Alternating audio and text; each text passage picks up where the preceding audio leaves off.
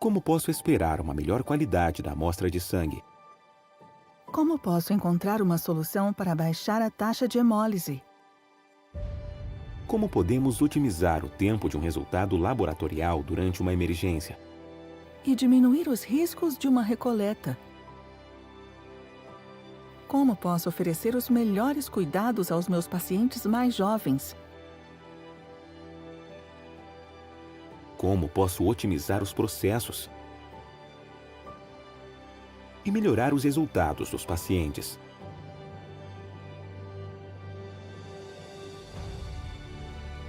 Como posso reduzir o desperdício? E otimizar os meus custos operacionais? O sistema de coleta de sangue S-Monovet, pronto para usar assim que sai da embalagem. Uma técnica de aspiração suave leva a taxas de hemólise mais baixas. Pequenos volumes de amostra para minimizar o desperdício de sangue no diagnóstico. Volume reduzido de descarte das embalagens. E excelentes resultados para o paciente.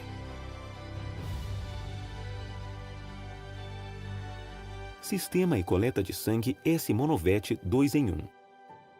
Técnicas de aspiração e vácuo num único dispositivo.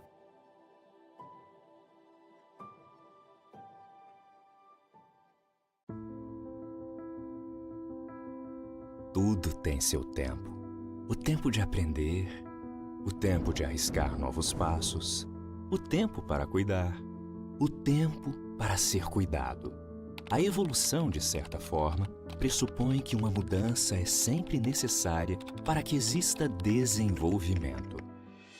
Por isso, nosso serviço de medicina de transição agora tem uma nova marca, Rede Altana. Uma mudança que chega para reforçar o nosso jeito único de cuidar.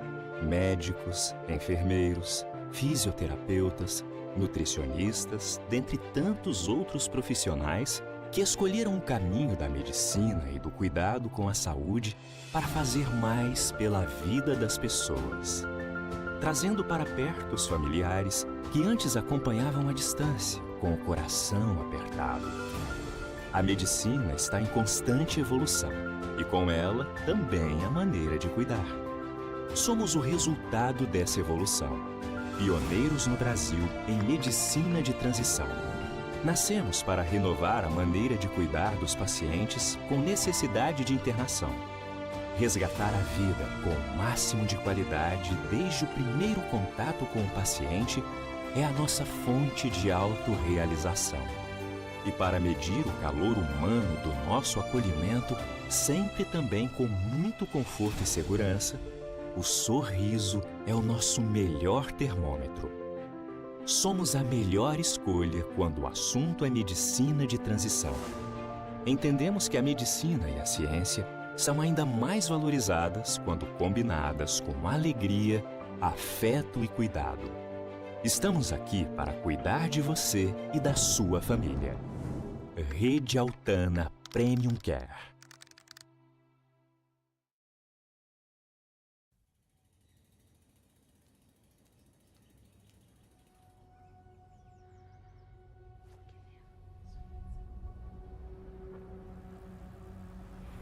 Um futuro mais saudável. É isso que nos move. À medida que o mundo evolui, nós também evoluímos.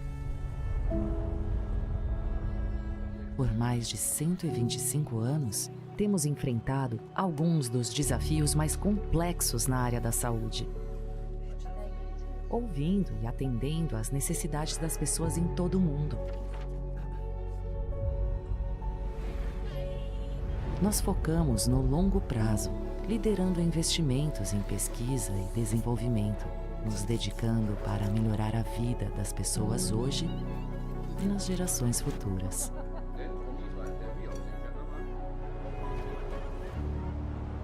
Estamos avançando na ciência para garantir que todos tenham acesso aos cuidados de saúde que precisam. sempre inovando, reunimos pessoas dedicadas e perspectivas diversas de toda a nossa rede global, capacitando uns aos outros para continuar quebrando novas barreiras. Mas não podemos fazer isso sozinhos. Para evoluir, colaboramos uns com os outros, com nossos parceiros, com governos e com pacientes. Orgulhosos do que fazemos, estamos aqui porque nos importamos. Nosso trabalho cria um futuro onde todos nós teremos mais tempo com as pessoas que amamos. Isso é o que nos torna quem somos. É isso que nos faz Roche.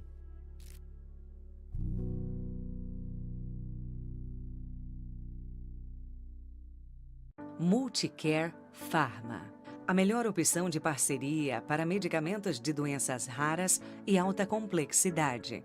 Parte de um grupo que há 40 anos possibilita acesso a medicamentos inovadores. Oferecemos uma ampla gama de serviços, desde o licenciamento até a distribuição em toda a América Latina, trazendo soluções inovadoras para garantir uma melhor qualidade de vida aos pacientes raros e seus familiares, com cuidado, qualidade e agilidade no menor tempo possível. Os produtos que viabilizamos são provenientes de parcerias com multinacionais, com garantia de segurança e qualidade em todo o processo. Na Multicare, nós tornamos o futuro possível.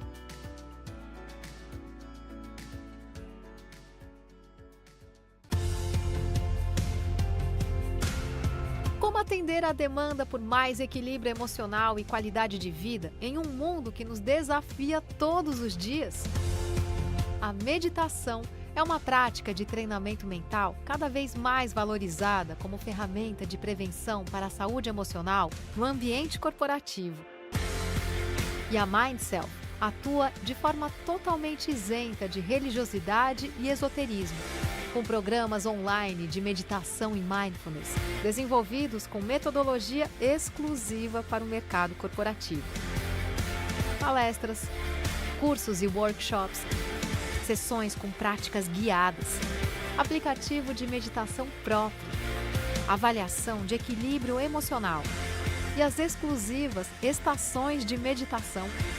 Conheça mais sobre a Mindself e descubra como ter uma equipe mais presente, equilibrada e com muita energia.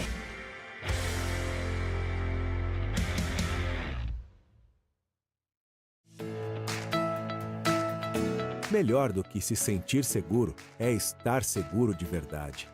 É saber que a sua segurança e o seu bem-estar não dependem de sorte ou acaso, mas de uma decisão que você pode tomar hoje.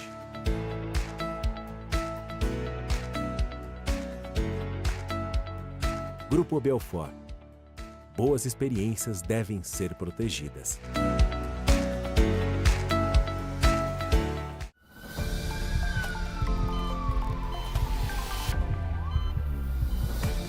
Nos próximos anos, o setor de saúde será ainda mais personalizado, digitalizado e apoiado por inteligência artificial, com soluções perfeitamente integradas à vida diária dos pacientes.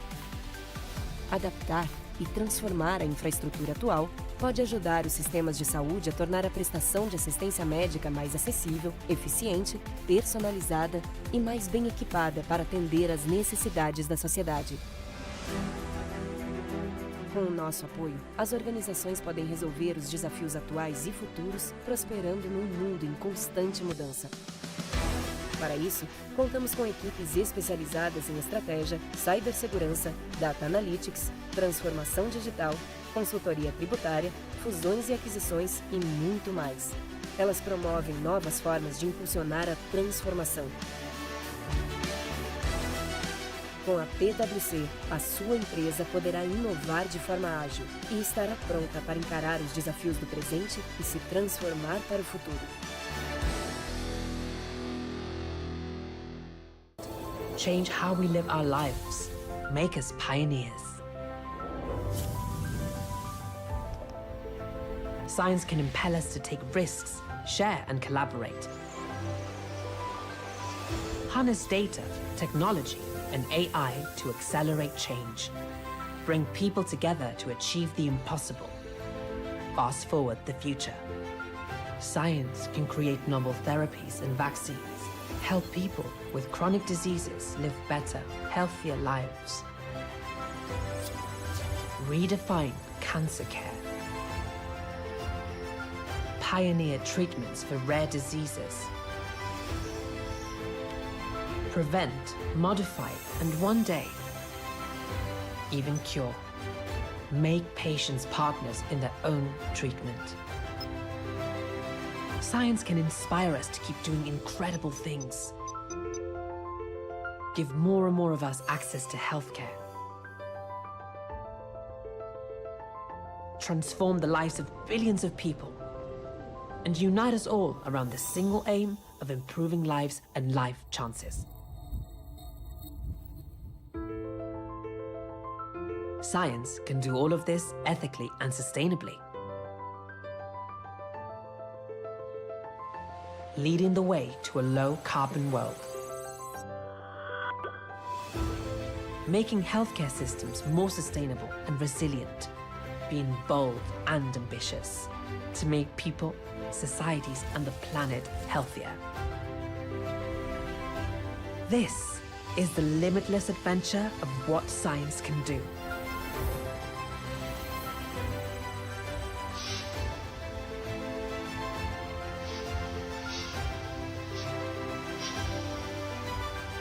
This is AstraZeneca.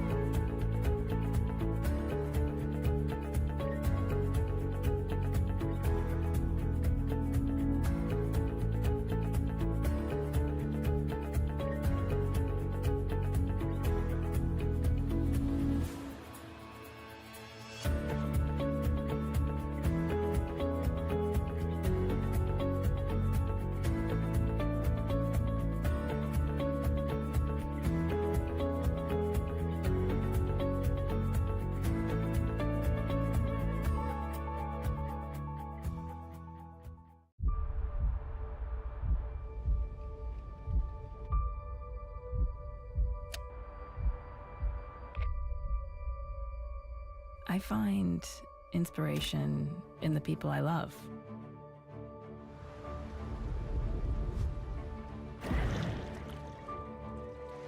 If you haven't failed, you aren't pushing hard enough.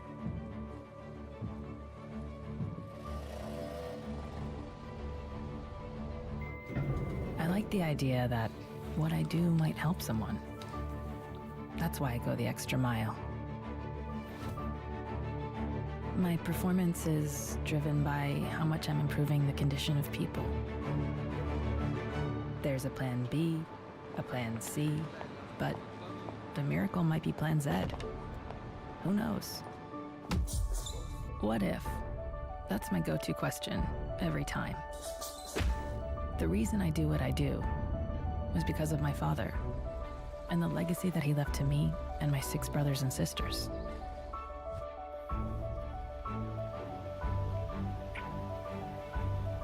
Be proud of yourself, like they're proud of you. We chase the miracles of science to improve people's lives.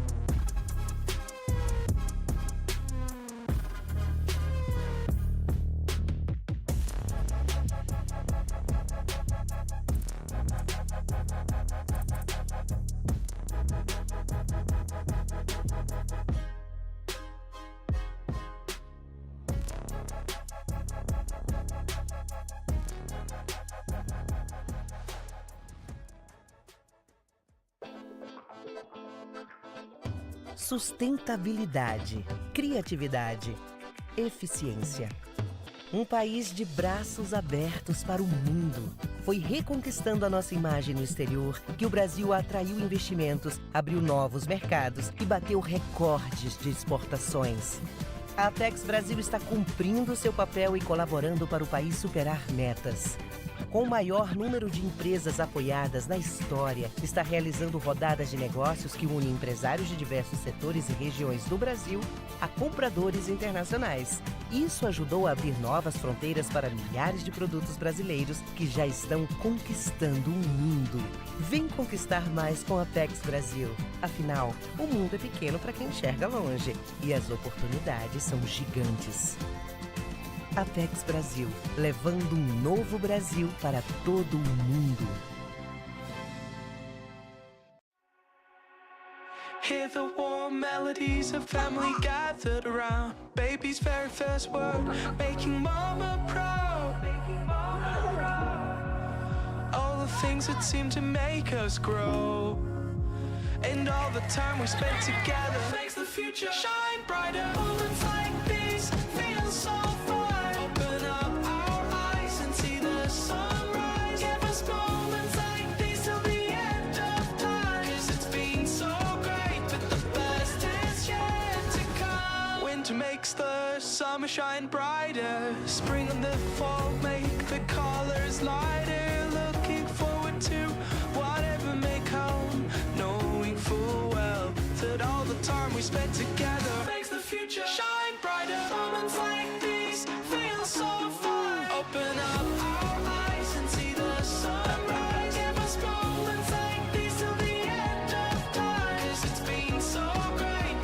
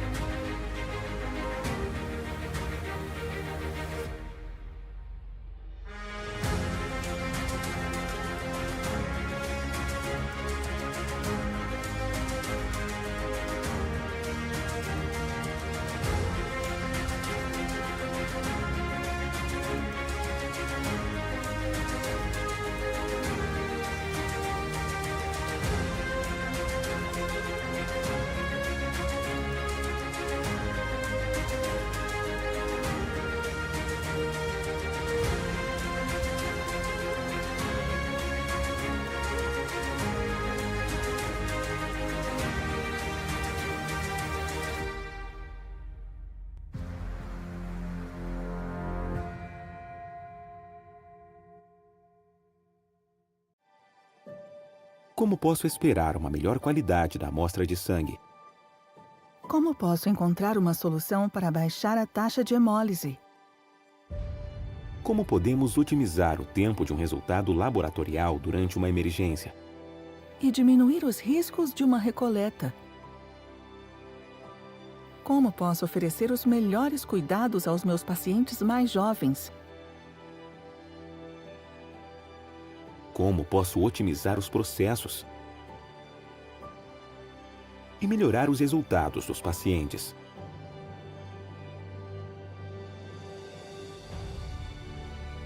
Como posso reduzir o desperdício?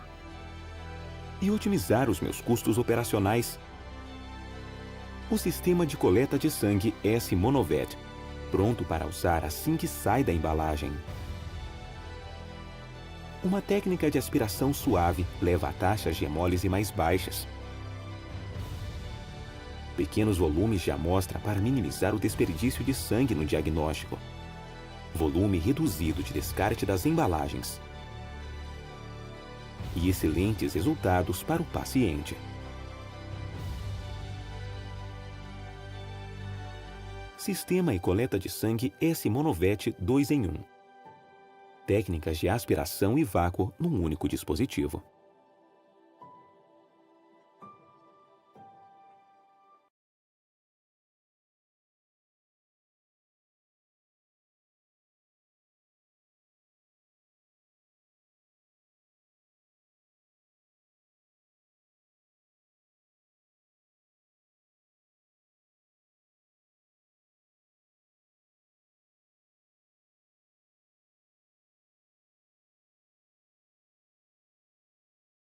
Anti-pânico. Se necessário, basta empurrá-las. Os acessos dos corredores e escadas estão sinalizados com placas de rotas de fuga.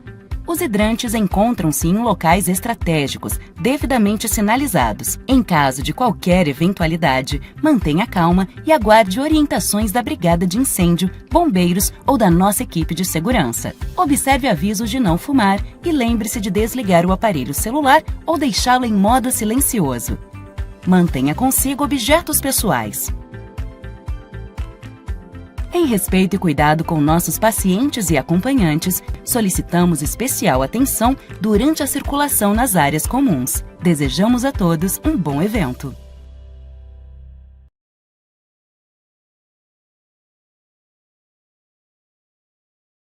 We are now going to start the Journey for the Future Transformation and the Experience in Healthcare. This is one of the tracks of the 9th Latin American Forum on Quality and Safety in Health, Technology for Equity. We would like to invite Milene Ferreira.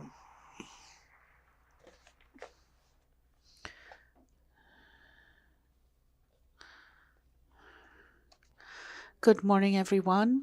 It is a pleasure to have you here with us today. There is a topic that's very dear to me, which is the matter of technology applied to foment equity. Everything that's tied to information and digitalization. I would like to read a small text, a short text about my recent thinkings, the hypercomplexity of healthcare. I didn't come up with that idea myself. There have been some works published on that, half a dozen papers. And also, there is a work about the quality abyss. We have an appendicitis when it comes to dealing with the healthcare complexity. Human body is continuously changing, requiring recurrent updates about the strategy on care. Organizational contexts are fluid, constantly changing people, having new evidence from studies and technology. Therefore, we are influenced by economical and political contexts, rendering the healthcare system one of the more complex industries. Managers are trained to evaluate the pros and cons, evaluate the trade-offs. Understanding the complexity of the dynamics is very important. Delays on feedbacks about the system sometimes cause long-term answers to a certain intervention to become different from the short-term responses. Continuous patient care is highly dependent on the history and the importance of having patient information available is paramount so that we can compare past and current status. That's an essential characteristic for the healthcare industry. For example, the decrease in number of hospital beds will limit the possibility of future action. During the pandemic, the restriction on hospital beds, the scalability was reduced within its environments, regardless of how much they try to flexibilize or add to the number of hospital beds. This is all interconnected and actions had unexpected effects. National Congress will decide that we no longer can do things in a certain way, so this small decision will have huge implications about the system as a whole, how it is run and how it is funded. So there are major difficulties finding the sources of issues and how to solve them because the segregation of the elements of the agents and processes are constantly interacting and impossible to take apart. So you add complexity levels to this very huge system. Additionally, non-linearity prevents the improvement of the system. Sometimes these actions are random, so small actions deregulate previsibility. The same way, major investments in initiatives for improvement could have a very good effect. So this characteristic of how a health system is built and how we think about it will lead us to have difficulty about acting upon it. Everybody has an answer for primary action or for compensation models or line of care. There are several approaches, but I think the most modern view is about the hypercomplexity of the system. Today, we are here to talk about information, and information perhaps is one of the elements that has the greatest capacity of understanding this hypercomplexity and reducing it to something manageable.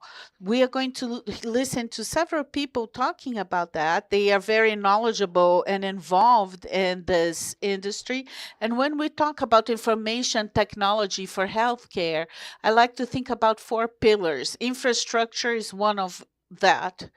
Of those pillars that become the physical systems, the clouds, the capturing of data, and all of the equipment and physical assets that are connected to the treatment of this information. Then we have the applications that receive the information and distribute it within a system for the organization, to the exception of some that are integrated. We have layers of integration, and then we also have a third pillar, which is data. You have to treat that data, normalize that data, and make it consumable.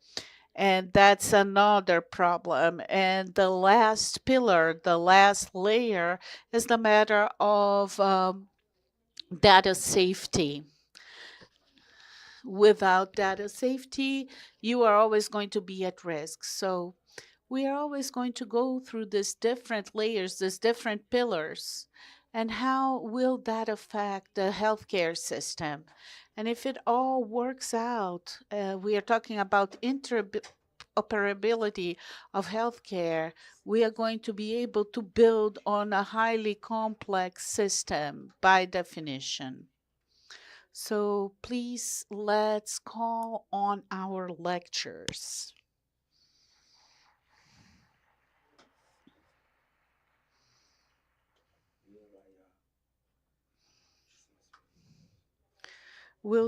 Thank you, Mr. Henrique Neves, for your opening words. And for our first topic, we are going to talk about data beyond healthcare.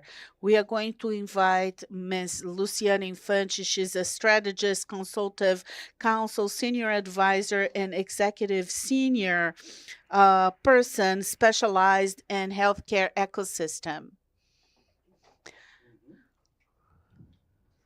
Good morning, everyone. Good morning, Enrique. I was going to talk exactly about hypercomplexity, but before anything, I would like to thank you for the invitation. I'm very honored on behalf of Juliana, Flavia. They are very courageous for having invited me. My topic precedes a very important thing, which is the interoperability, and I'm going to add some sauce to this hypercomplexity discussion. When we talk about data beyond healthcare, we are looking at all the complexities of a system regulated as a healthcare system, and we start looking at a transformation beginning with the individuals after the pandemic.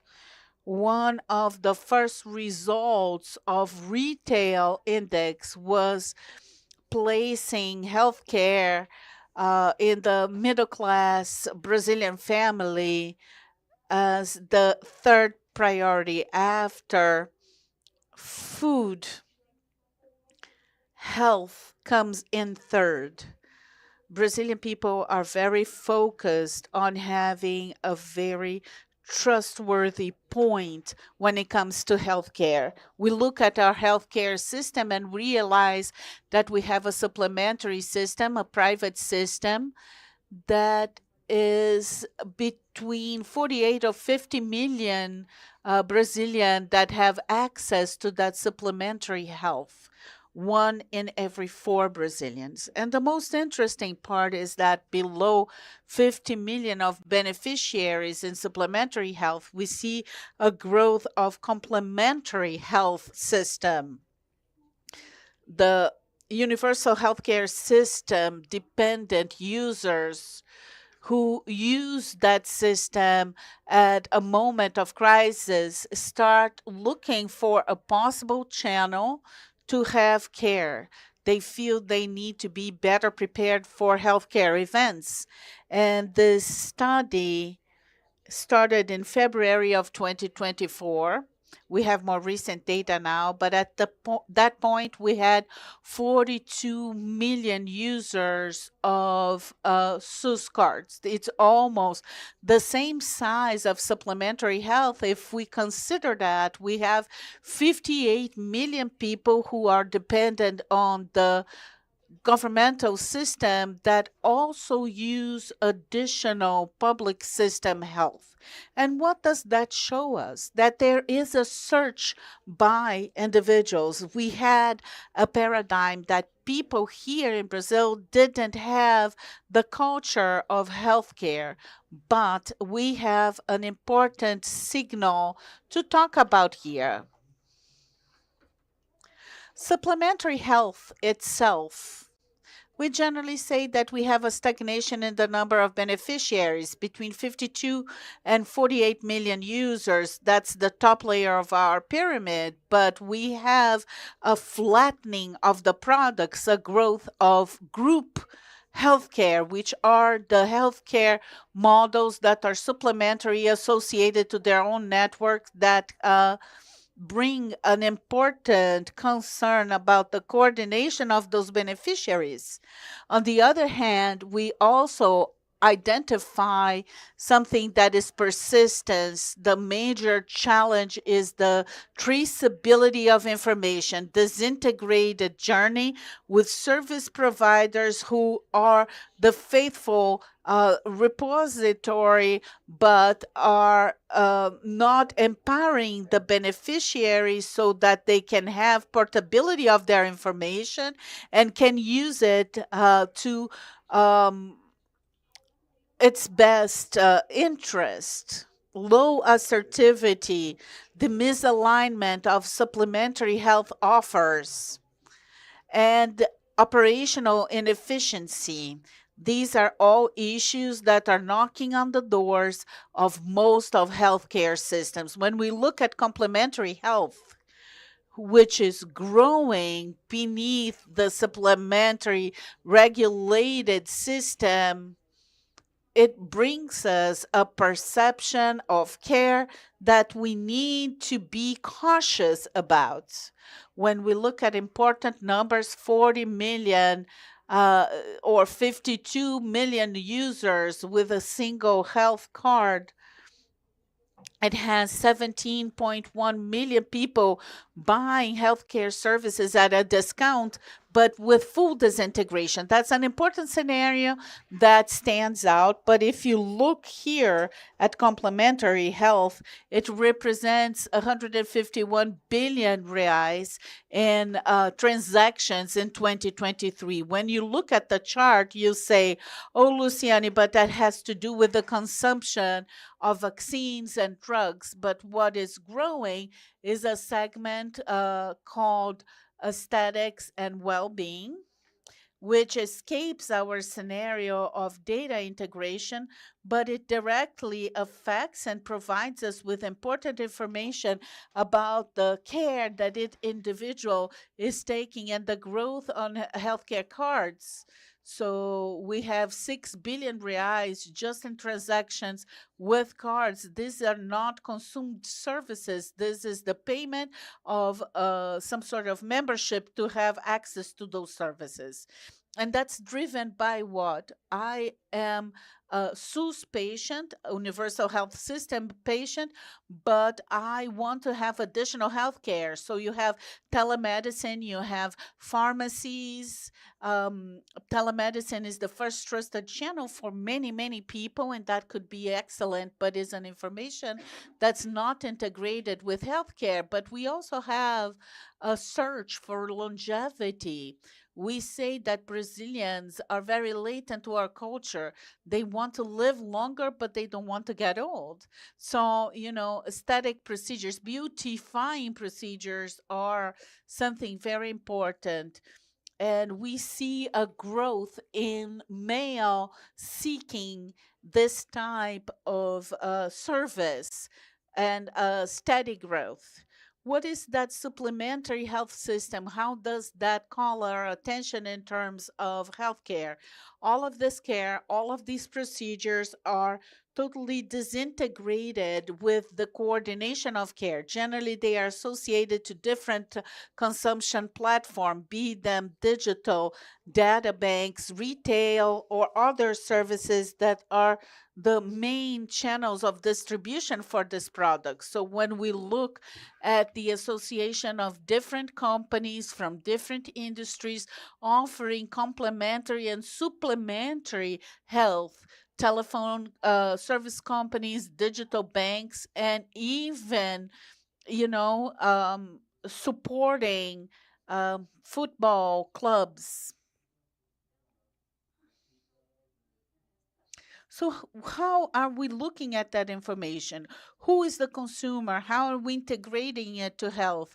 This is far from the reality of people who are in an institution of high reputation such as this.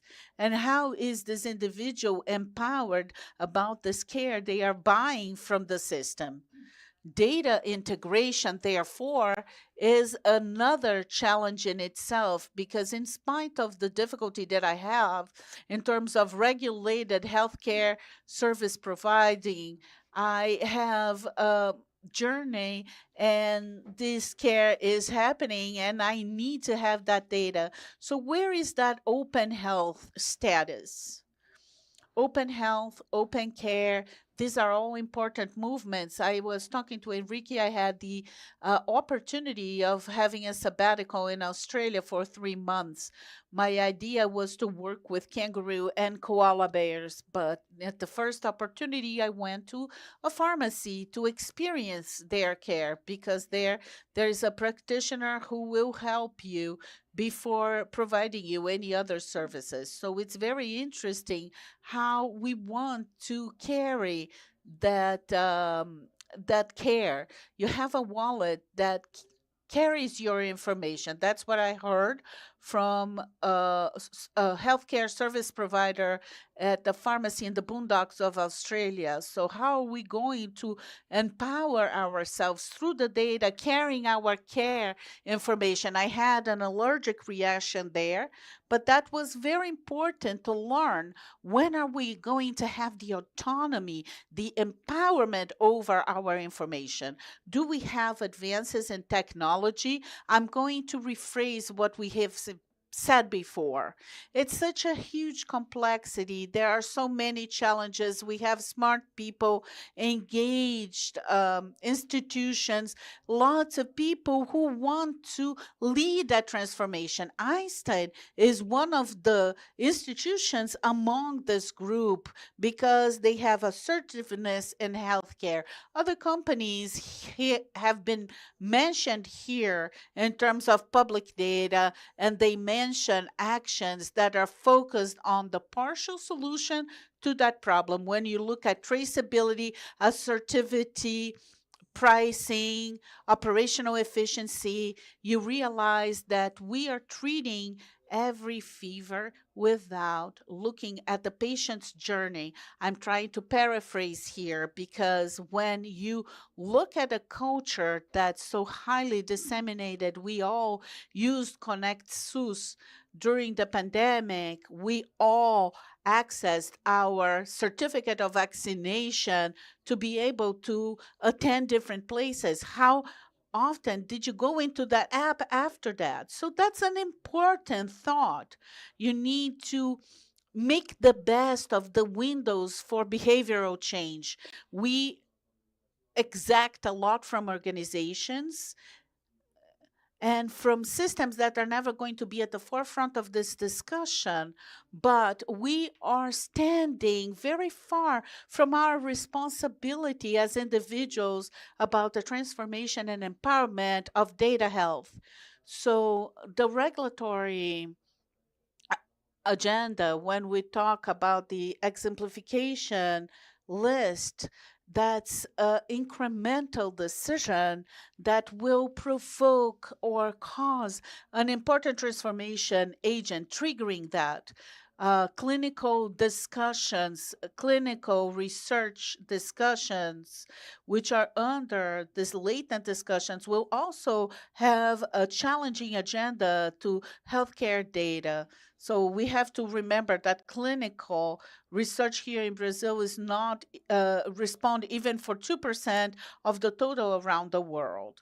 So if the goal is to leverage the data of the country with the size of Brazil and the number of ethnical groups in Brazil, 8 of the ethnical groups are present in our territory. So we have to ask why we don't have the availability of resources and the capacity for innovation.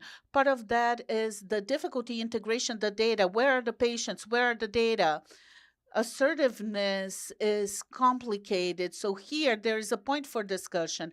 And the regulatory agenda is also looking at that universe.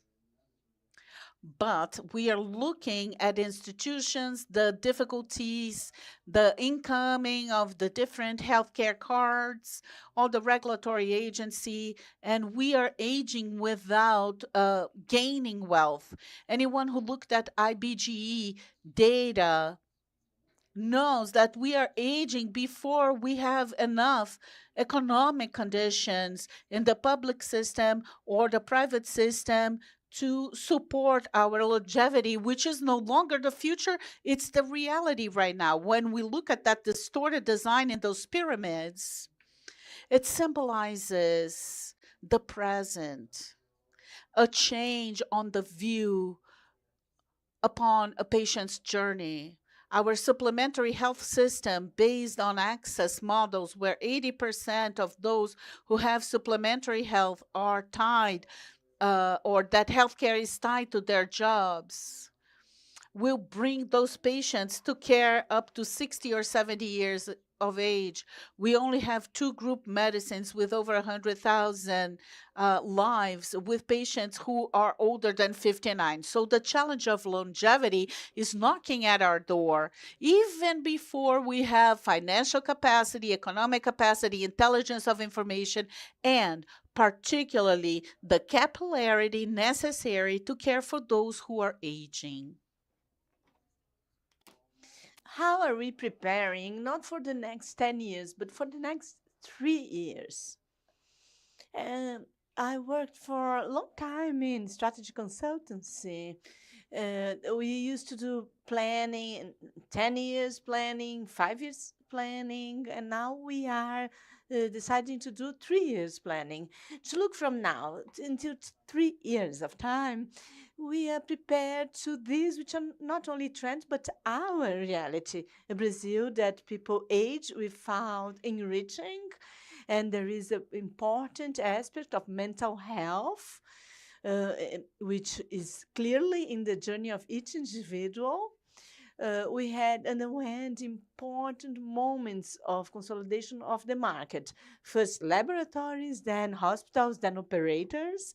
And now we see in the next few years, 24, 25, 26, the investments towards healthcare services and supply chain.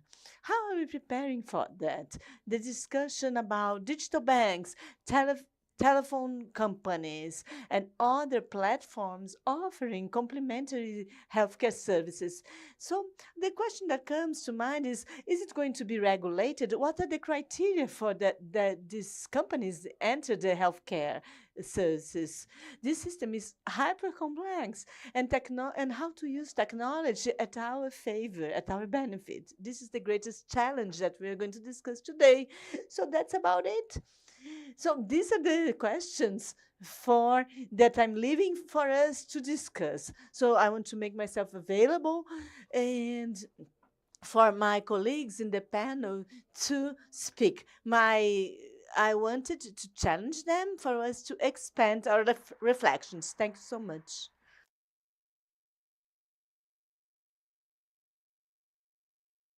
Para o próximo. Now let's move to the next theme, patterns of interoperability in healthcare services. Teresa Olivia Pereira Saqueta graduated from the University of São Paulo in the medical school, and he also had specialty from the Executive International from the Getúlio Vargas Foundation, as well as training for the Council of Administration by the IBGC. She's the Vice Coordinator of the Governance in Health of the IBGC. And today she's a counselor and mentor of startups. So let's welcome Teresa Helena Pereira Sacheta.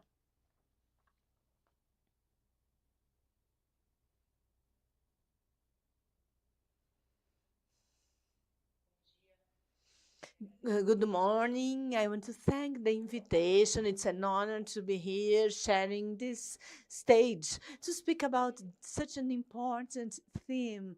Recently, I was reading an article from 2010 speaking that over half of the population of the world, 4.5 billion of inhabitants, has no access to basic healthcare services. This is incredible. And myself, as a person that since very early had bet in investing in information technology as a tool from very first moment, for me, it was very clearly the huge potential of technology to bring in efficiency, safety, and to support the work of the healthcare professionals. So to me, it's hard to verify that still little is invested and little is done in these regards, and specifically in Brazil, knowing the huge potential that this has to improve the access. So I'm very happy to be part of this panel to speak about this topic, standards of interoperability in healthcare. Well, this is an arid theme. I'm not a technical person, and the public is not technical, so my challenge here is to bring this theme into a more digestible way. It's an arid theme, and those that have questions, there are more technical people here to better explore the theme later on. So let's start with a panorama of interoperability. This is a big word. Some people have difficulties even in speaking it. What it means, it's nothing more than the ability of different systems and organizations to work together, interoperate, in order to exchange and use information. So it's not just about integrating. The idea is that this information can then be later on used in an effective way. This word is very important, effective way. More recently, this has been spoken about in the healthcare area. Nonetheless, this idea of interoperability has been used in all areas. For you to be able to access in Google Flights, the agenda of flights, for you to be able to do a reservation for a flight, having access to information of different airlines, you need that the data is being interoperable, turned interoperable. This was created in the 1970s in the aviation industry. It was an American airline. It was American Airlines that had understood that they needed to think in a more intense way of how to exchange data. So they invited a technology company, and throughout time, they noticed that not only inside one airline, but within different airlines, it could bring about efficiency in the sector. So the companies gathered and started to create codes.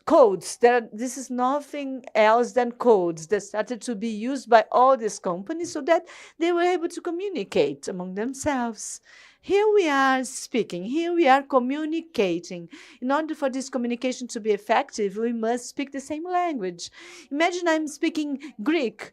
You wouldn't be able to understand me. You wouldn't be able to use the information I'm passing for your own results. It wouldn't be important. It would be just an exchange with no meaning.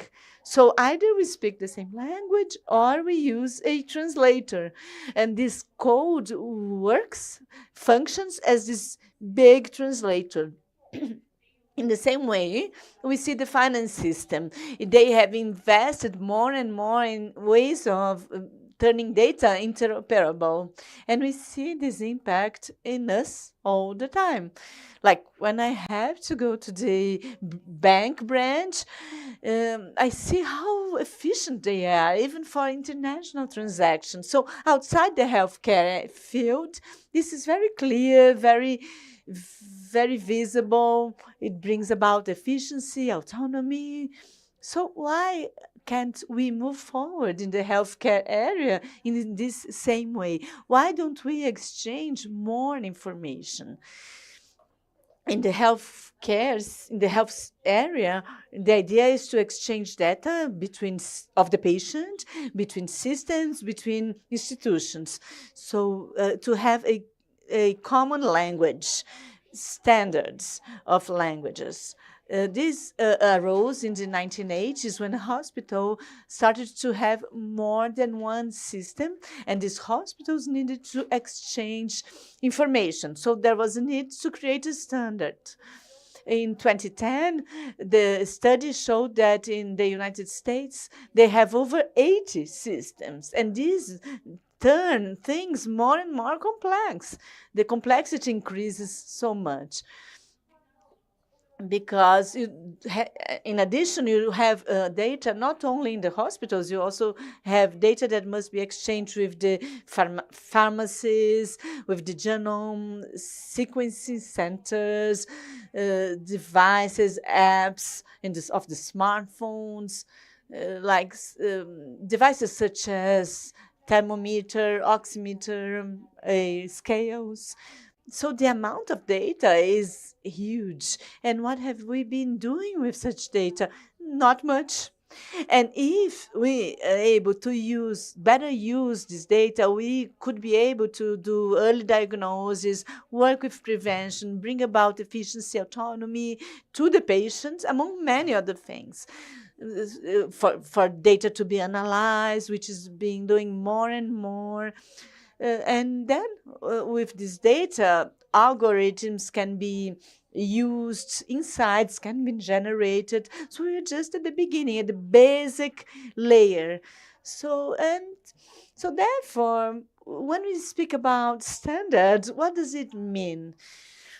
Well, let me show you some ideas. International standards in health. Those are agreements. It is as if we are creating a new language, a way of communication. So therefore, it's an agreement about methods so that the information can be exchanged in different levels. There are standards related to safety and security, to data transportation. So these are the same standards that are used in all different industries that the healthcare industry is using. So we have content, information, the meaning of codes and terms, which are specific of the health industry. So terms, words specific of exams regarding health. And a long time, due to this evolution, such codes, such standards have been evolved. And so we do this based on consensus. Usually it's not just one institution that has an idea and then create them. No, they are created in a consensus mode between institutions that get in touch, and there is an expectation that the standards are adopted by the largest amount of suppliers of technology or hospitals or institutions as a whole. Such standards then become mandatory. In the United States, for example, it's mandatory to use standards in the healthcare sector. And some of them are also mandatory here in Brazil.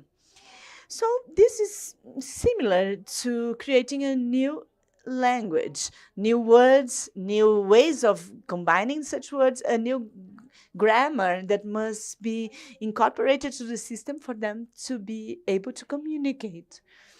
It's an alive language, like any other language. It evolves all the time. This belongs to yesterday.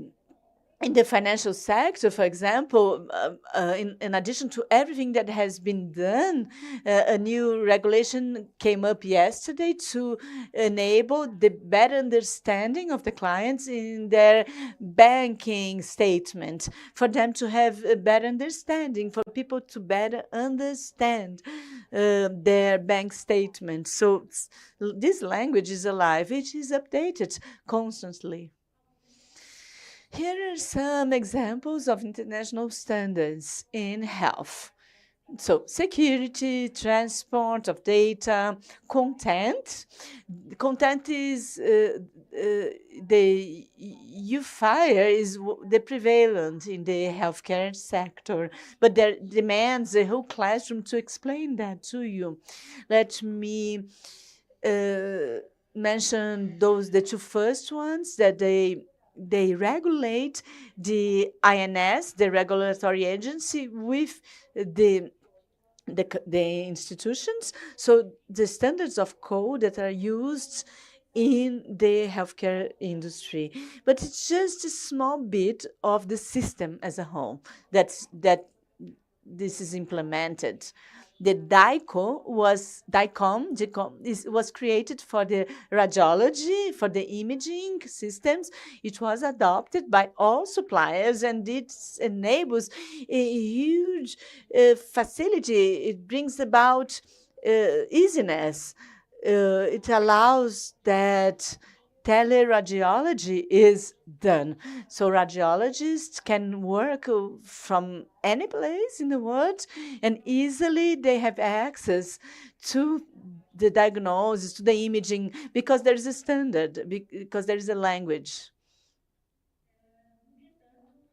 Well, nonetheless, health sector has some challenges ahead. A few years ago, I have worked in the Fleury laboratory, and I remember to having the following thought: why can I reserve a seat to the movies and pay, and I cannot do the same schedule, an exam, in the same way? There are aspects in the health industry that increases the complexity. Now I'm going to speak about challenges that are technological, but the fact is that technology is there. The real challenge is not here. I will speak about challenges. Where lies the difficulties? There is such a diversity of exams, content. Sometimes there are videos, a complexity of formats. It's much higher, and the variability of the sector is more and more complex. Different entities are related. There are different interested in the processes.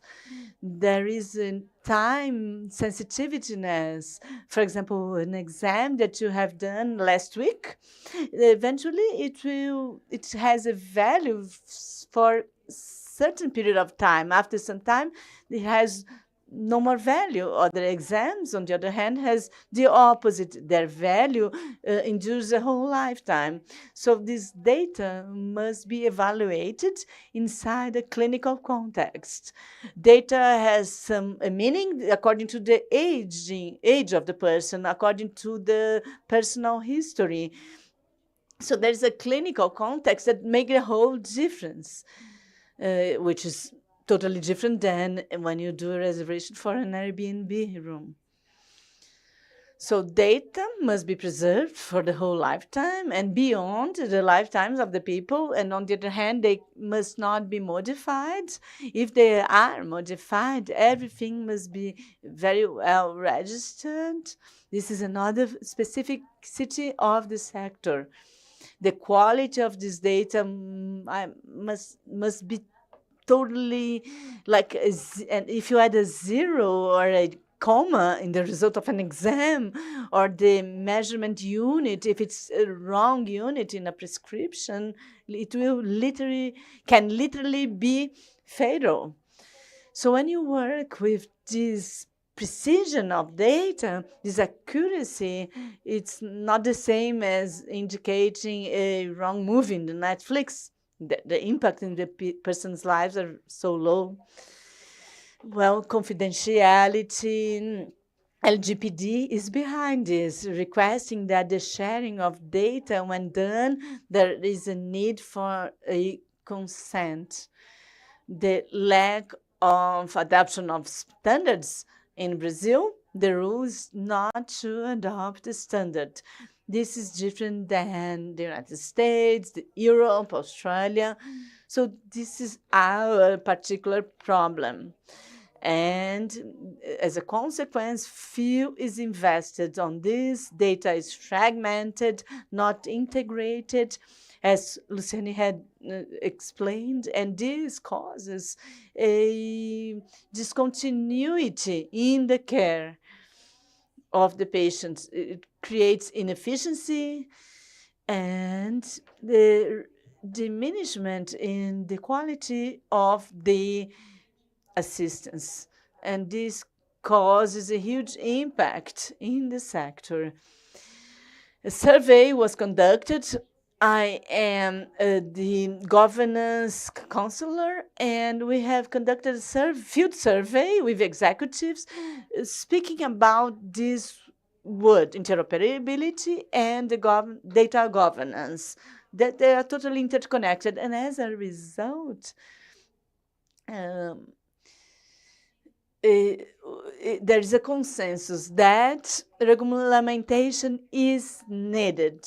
Due to this precision aspect of data, there must be a lot of clarity of which data can be exchanged and among whom. There is the ethics aspect of the data. Who would have access to this data? There's a lot of concern for accessing this data, what can be done with this data. And there is also a cultural aspect. The healthcare sector is almost against technology. The health sector sees technology as a cost and not as a benefit. They don't see as something that will bring about efficiency. There is a cultural resistance in this sector, in Brazil specifically. And also there is a concern regarding the education of the teams. The patient themselves also, they don't have an active voice. The very name patient means they're passive. They don't have an active positioning. They don't understand what could be for them to have this data interoperable, how the autonomy they could achieve. So the symmetry of information, the asymmetry of information, some people make use of that, and how the patient could benefit from having access to this data. Eduardo is going to be talking about that. That's a very important, critical topic, but it's not related to interoperability. From the moment that you decide to have an e-chart which data is on digital format, safety becomes even more important. I lived through the moment that hospitals started talking about digitalization and data information. I was from a time when people would come in a gown, would get an electronic chart and walk away with it. So we are looking for a reason for the resistance that we have. There are the technological aspects of it, and there are many ways of promoting interoperability. You can do it system by system, point by point. That's very inefficient. I'm talking about healthcare institutions overall. There are more efficient ways of doing that through borrowing that monitors this exchange of information, avoiding further surprises or avoiding things that are very common in hospitals when the systems go down and IT teams are not aware of why that happened. A change in the system will bring another systems down. When someone complains about ICUs, doctors, who are they going to call? Anyway, how to deal with all this integration so that you can have a clinical repository to have healthcare history. And when we think about unifying data and created a unified repository through this interoperated data, the data from Teresa with an S that was cared for at Samaritano Hospital are the same as Teresa with a Z who was treated at Einstein at a different time, or that was cared for at DASA. So how can I ensure that this Teresa is the same Teresa that we are talking about? I mean, there are several technologies that will allow you to do that automatically.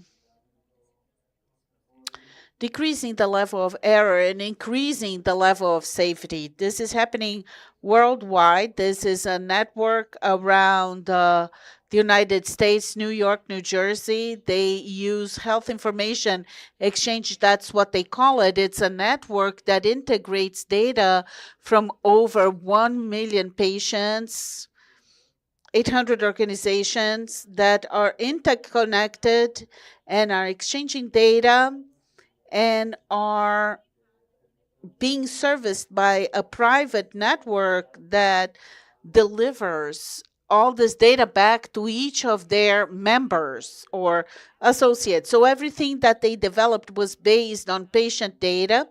They used AI and machine learning to create risk prediction algorithms. So when a patient comes to the ER, you already know how prone are they to have asthma or heart failure or to be readmitted or to die.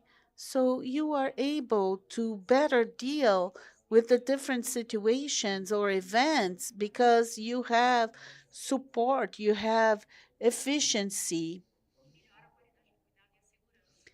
You improve the quality of care and safety. During the pandemic, that was essential. You could get alerts and reports about a patient with COVID when they needed to get in touch with those patients. This is another health information exchange in Houston, the third largest city in the US in terms of this healthcare. They share information with MD Anderson Center. And in the US, a new concept is coming about, which is adding information above this system. We are creating regional systems. So you have the trusted exchange framework, and you now have this queens, this major networks of data so that everybody can benefit from safety, quality, and assurance that are made easier in this exchange of information. Europe is adopting that too. The Dutch have a regional system. They are unifying their data into a unified system, and patients need to provide consent, and there are tools that allow that to be done. Currently, 13 million out of 17 million patients total in Holland are already using that. They provided the consent to exchange this data because they understand the added value on that. And what is that value? I'm going to reinforce some points. Efficiency, for one. When you have a tool that makes it easier for the professionals to care for you, you increase productivity, you decrease waste.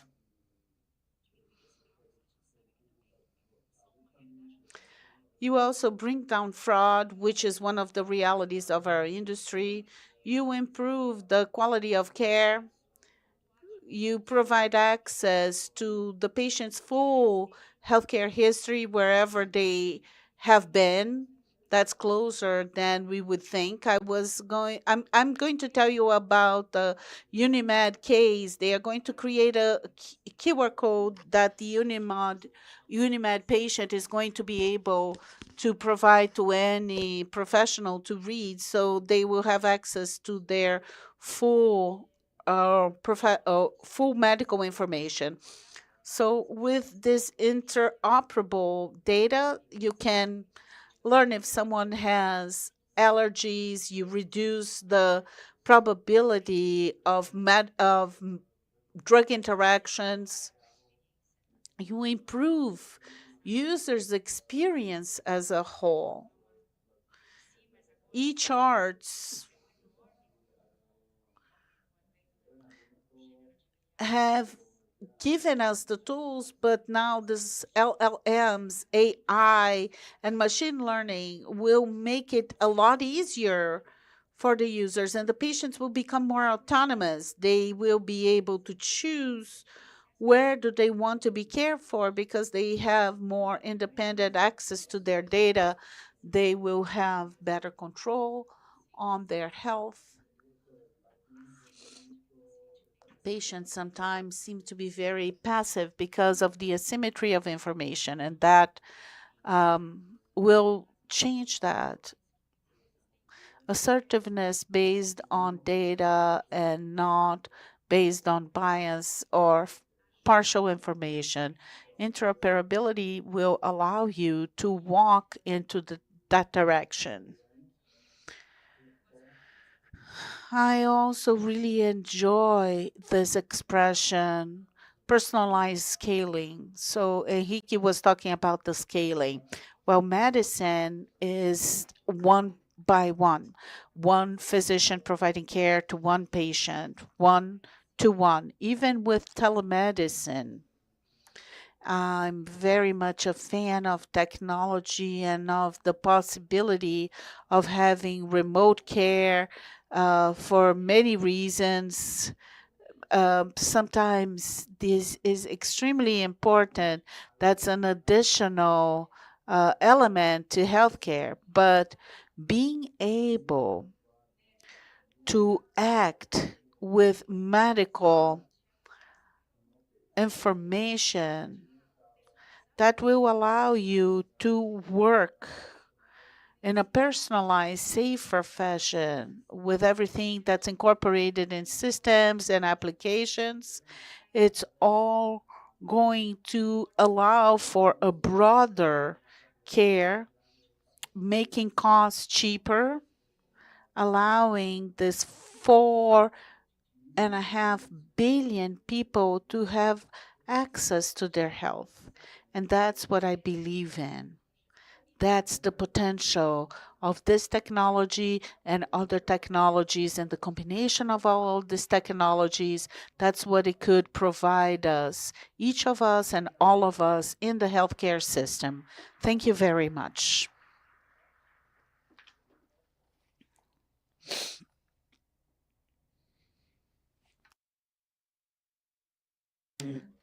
Now, continuing with our next topic, interoperability strategies for diagnostic medicine private institutions.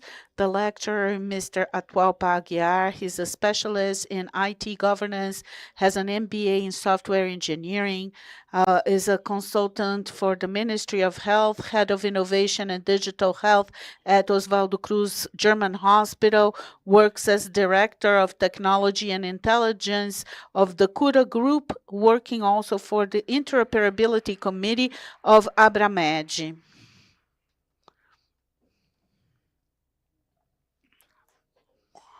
Good morning, everyone.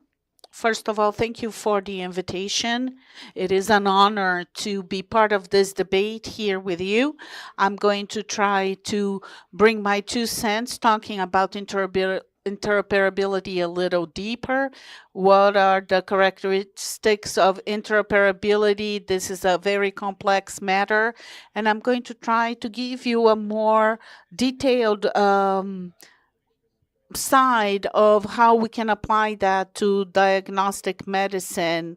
We work for the Cura Group. There is a complexity that's natural to this industry. Diagnostic medicine is present with the Cura Group in the southeast and south of the country, metropolitan region and capital cities of the south of Brazil, and there's a complexity in care and connection between these units. We have an operational unit that is consolidated with quality criteria and everything that has been implemented with some certification and auditing committees that have been well established. And at some point that gave us a need to allow us to get this clinics that were spread throughout to have one single characteristic with a more individualized concept, and in the corporate side, a possibility of observing the group as a whole, no longer as an individual business. So at some point, we were trying to understand that the implementation of a corporate LP not only would give us a corporate centralized view, a PACS tool would provide us with this bias as well, but we would need to talk about the context of digital transformation in an institution that has been through a moment of acquisition as an investment fund, providing this corporate bias and understanding how things would connect this scattered systems. So our challenge was to clearly understand the size of the institution and understanding how this data that is manufactured locally by each of these clinics could be consolidated in a clear, accessible structure that would provide a more ample complex for the operability of the group, giving us an outcome that would be more adequate. So what did we do initially? Initially, we tried to talk about the context. So how can we bring to a group with a investment fund behind it, with several clinics that have been allocated without any standard? How can we provide a digital future that's more and more interoperable, that is lacking data, and that's bringing autonomy?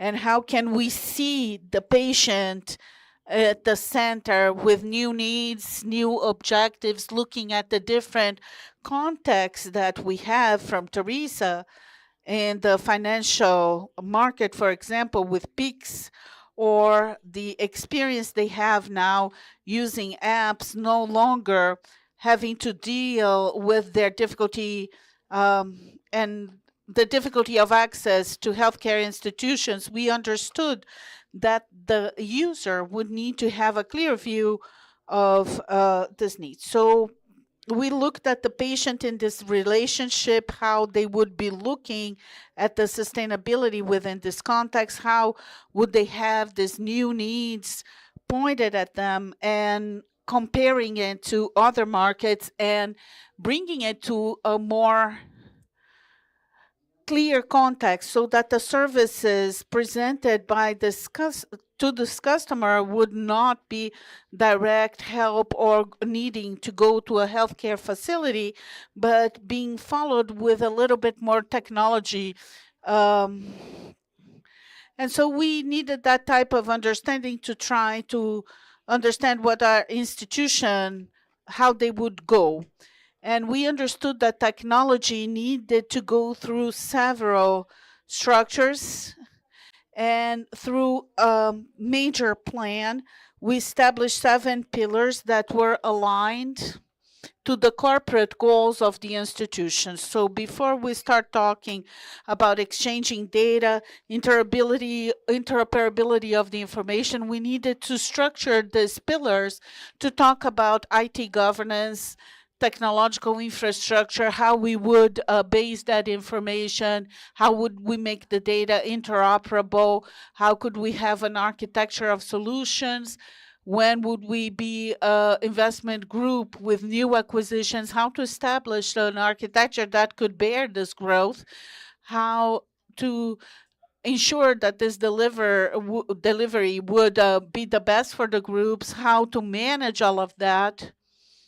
So we started having a data-driven culture, making the people in the institutions use this information to the best care of the patient. So a very interesting agenda in terms of user experience.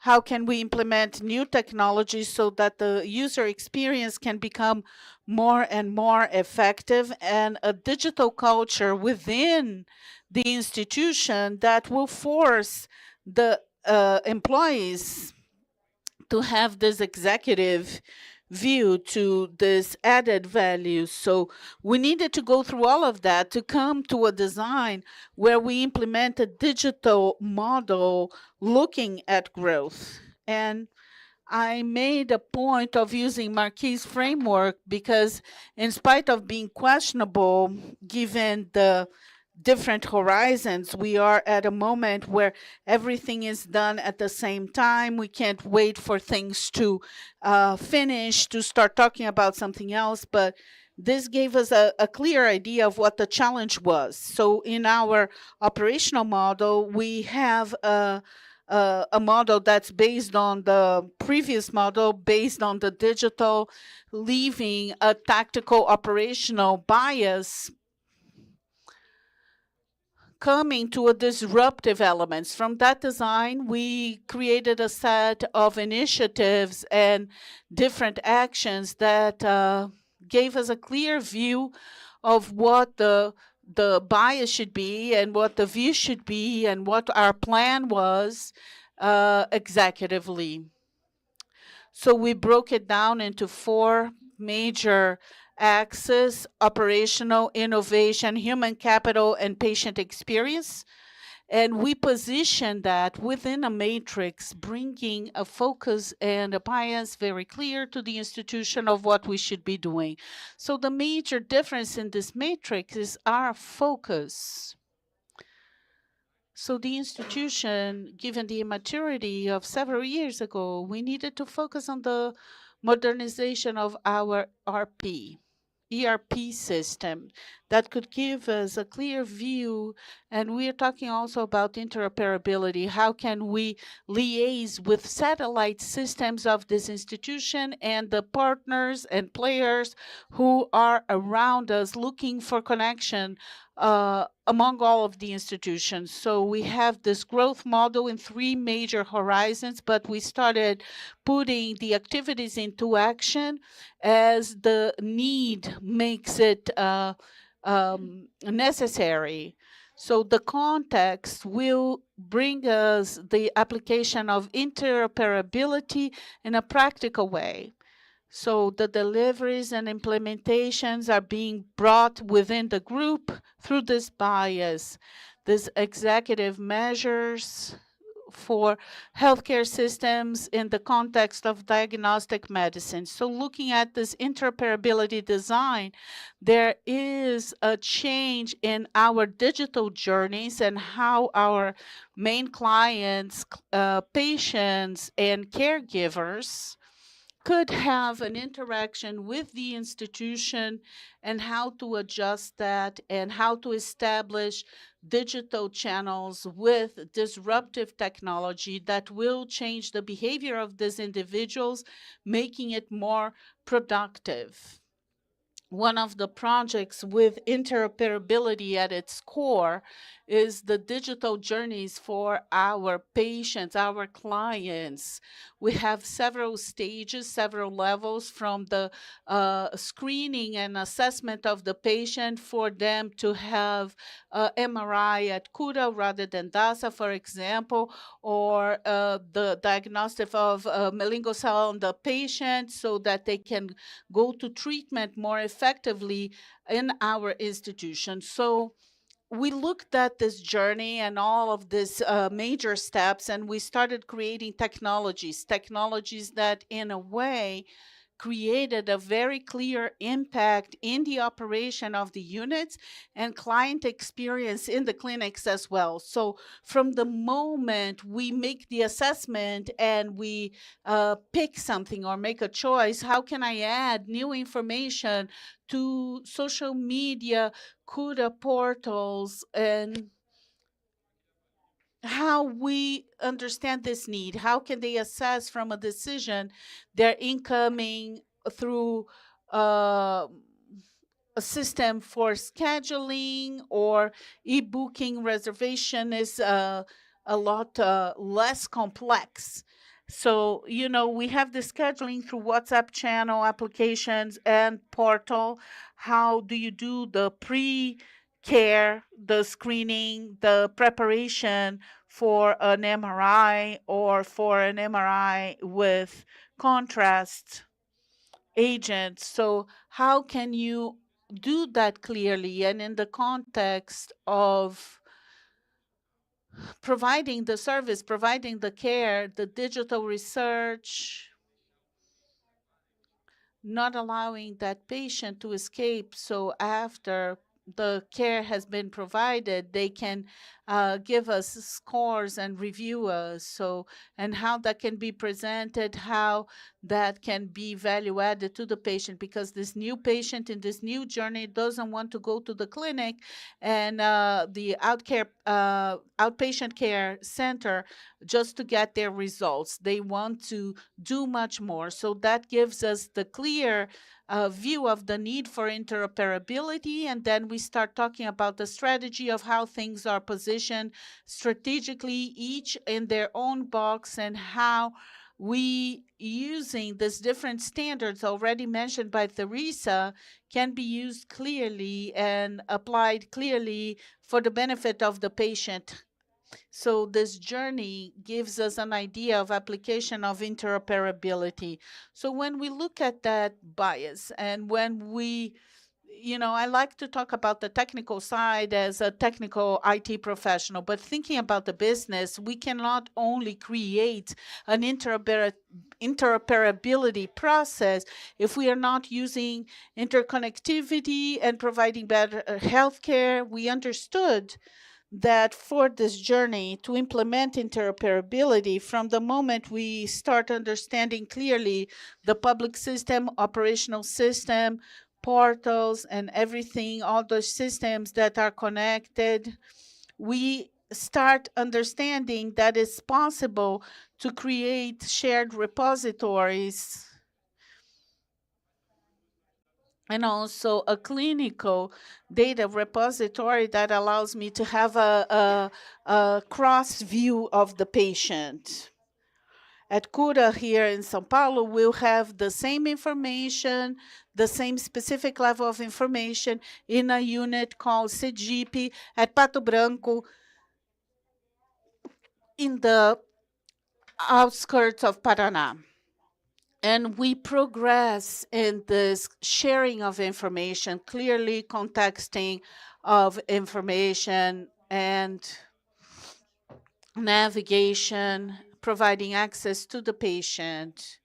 So we can clearly talk about providing of care and support to outpatient clinics so that in the following moment, we will have the content produced at the service of patient and everything. So in a timeline that gives us the context of efficiency and the production of this consumption, and that enables new capacities. So if the work is effective, if you are bringing context through this information, new capacities are provided. The integration of the access, transparency, support to the models, challenges, multi-capillarity of healthcare institutions, all these new models from new information and the support to research, as I've already mentioned, palpable improvements to the institutions.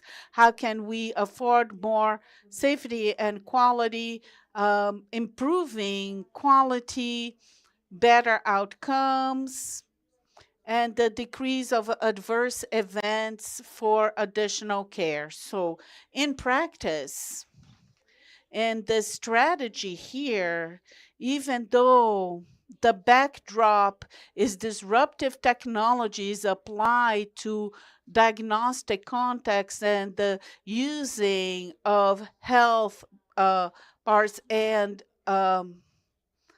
data that's interoperable, we look to connect the topics to the system so that we can effectively deal and go forth with this implementation and the reaping of the benefits. So the lack of interoperability and the idea to have a project such as this for the benefit of the business. Thank you very much. I was very quick on my presentation about clinical diagnosis. I don't have time for questions and answers. Sorry.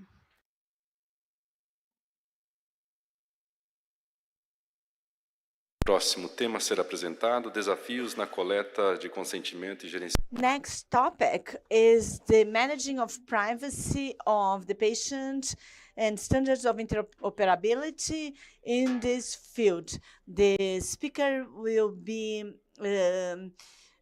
Rogéria Leone. She's the legal director and committee member of ethics and research of Einstein. She's the coordinator of data protection of the ANAHAP and Abramed. Currently, she's at the law school, and she's an expert in medical law from the University of Coimbra.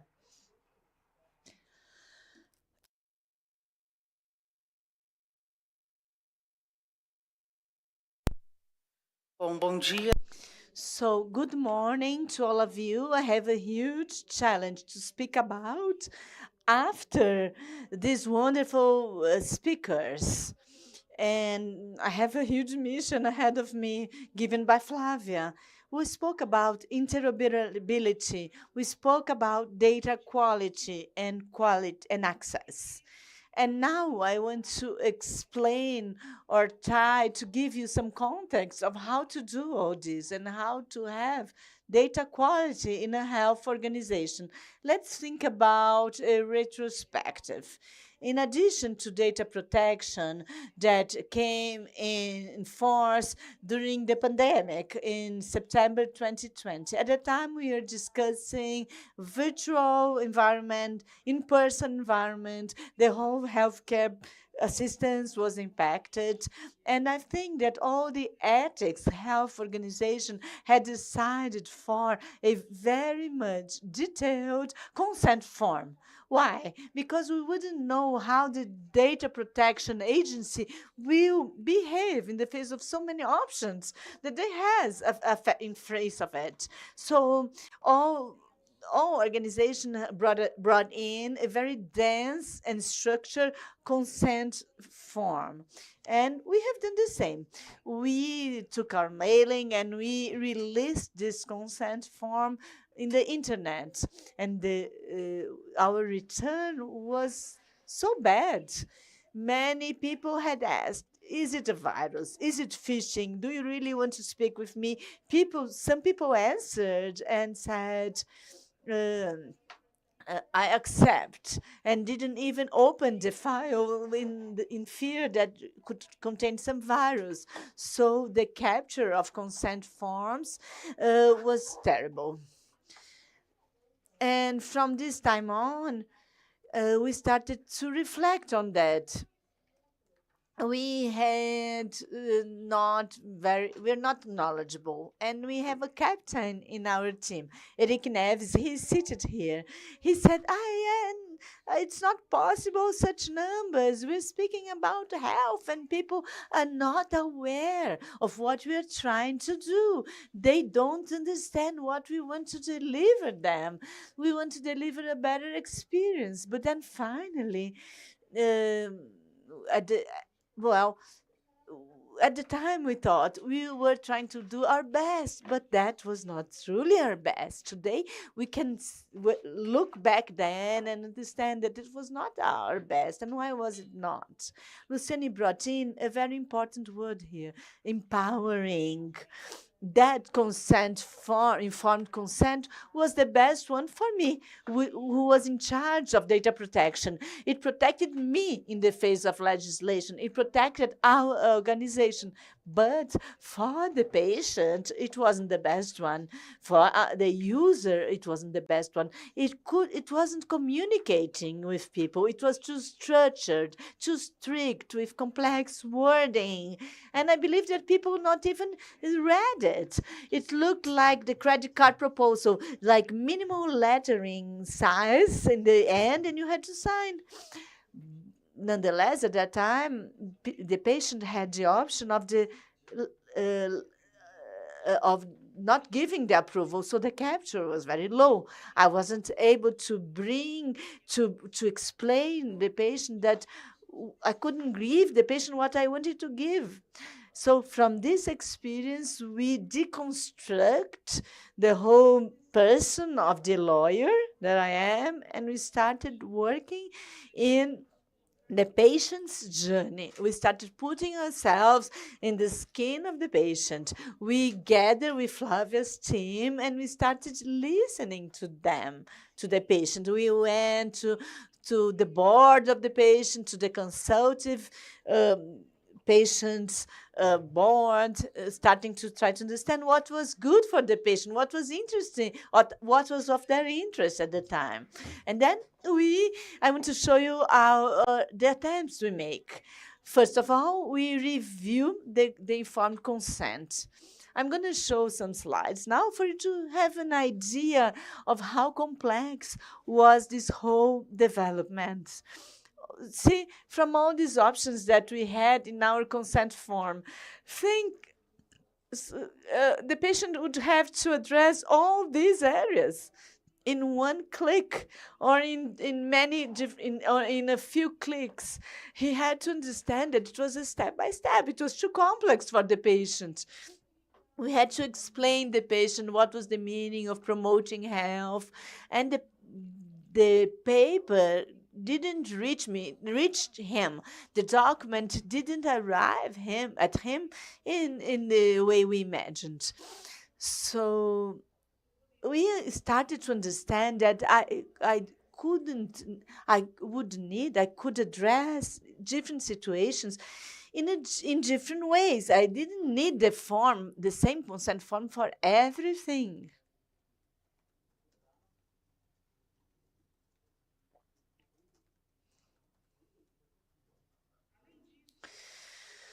So in addition to review all these informed consent form, we also created documents in the umbrella of health. Some were in the umbrella of agreements, so I no longer had the need to collect the consent forms. And so who would manage all those consent forms? Imagine that consent with 5 situations. The patient could give consent for 3 situations and for 2, no, don't.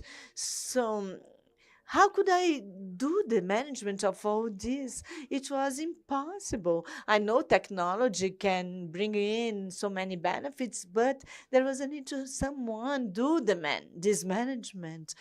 In addition, in what way could we speak with our user?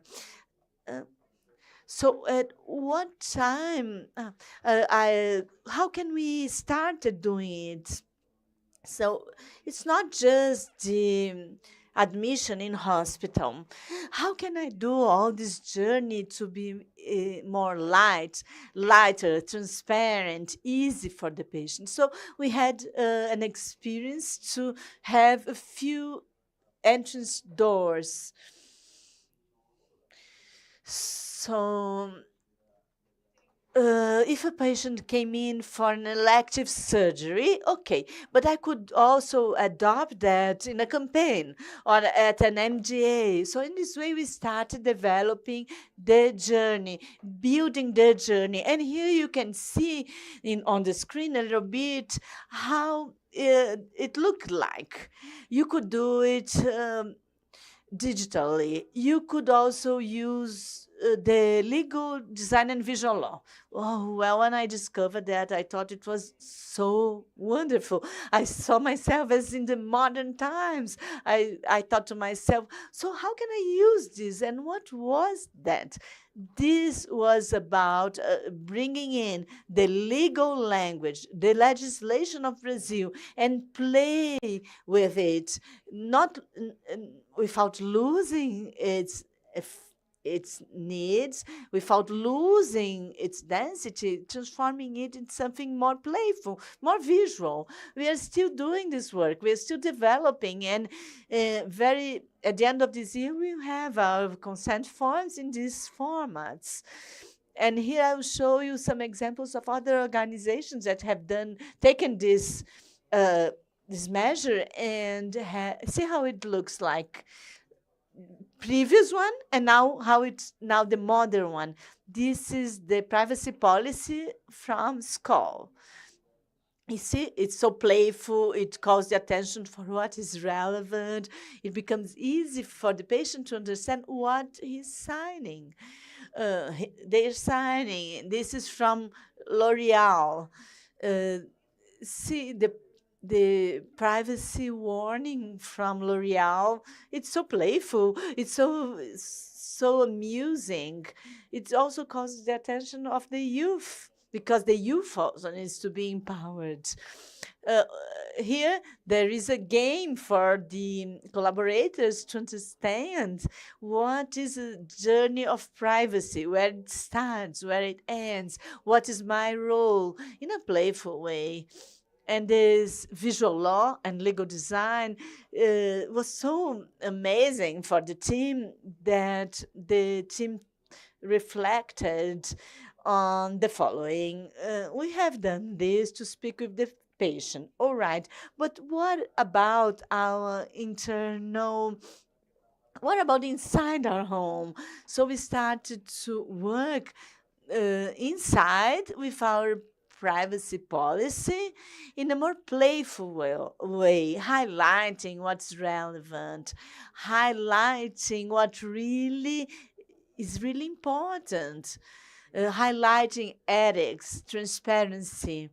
And what is important is that our patients have access. He must know how I work with privacy. He must know how I develop my technology, because the law of privacy speaks not only about data collection, it speaks about also the development of technology. It talks about processes of transparency. And so we've done this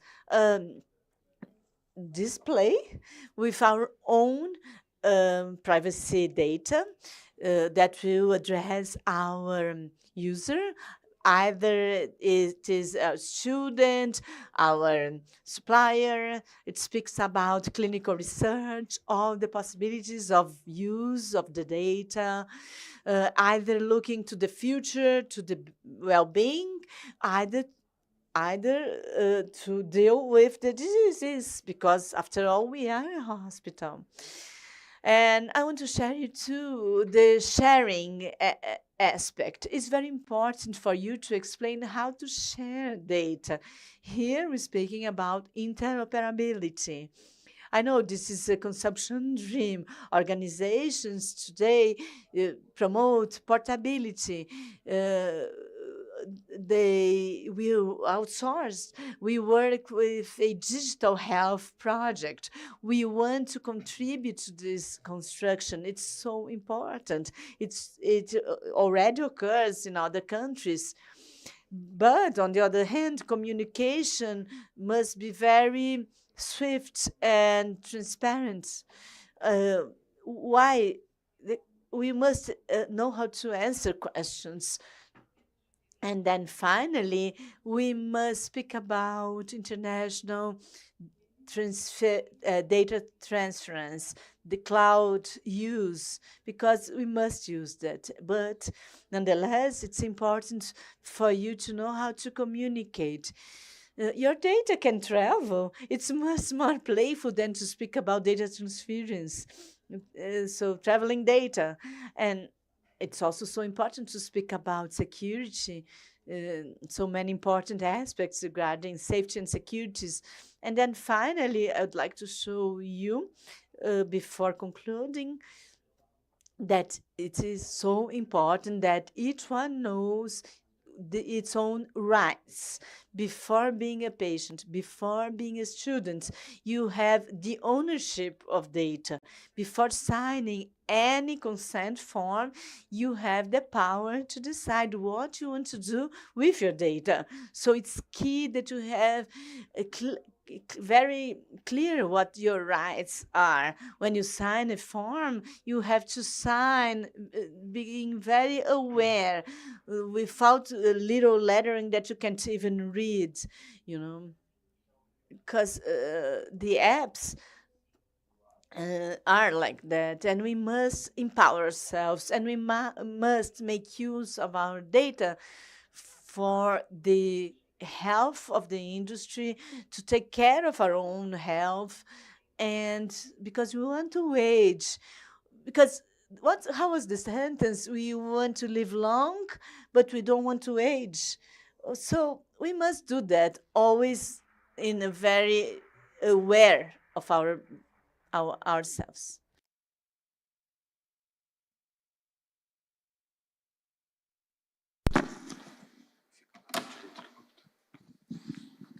Bem, nossa próxima aula. So, for next class, sponsored by PwC on cybersecurity in the home hospital world. So we invite Mr. Eduardo Batista, leader and partner on PwC Brazil.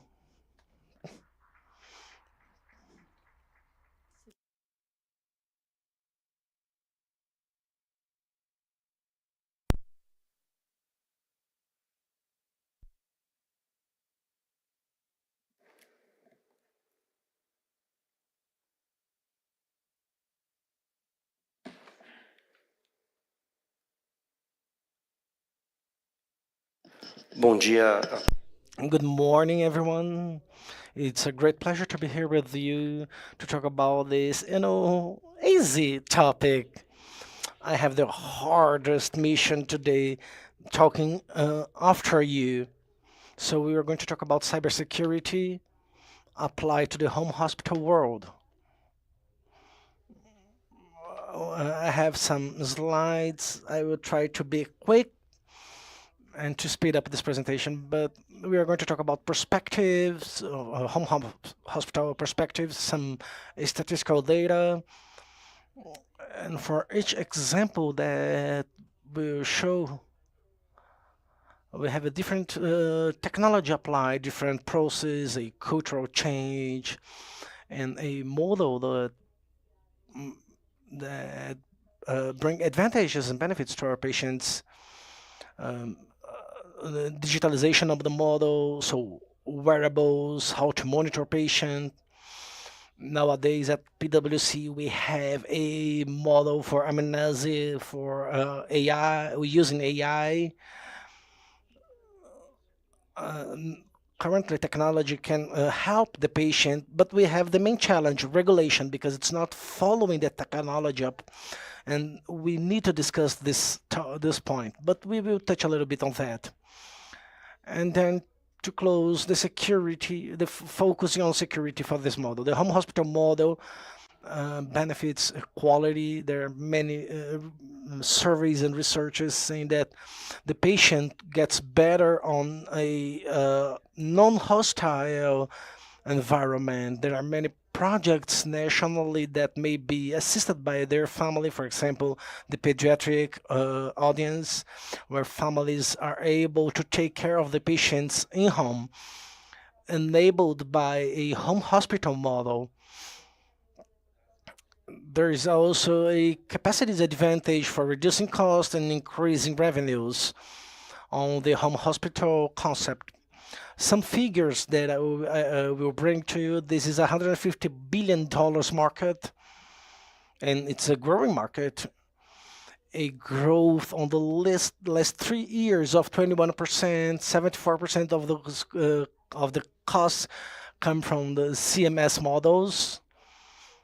We have a decrease on the readmission rate, about 10%, so we have a direct and indirect benefit, and about $378 million on savings based on the CMS model. and every day we have 10,000 people reaching 65 years of age, so increasing longevity and quality of life.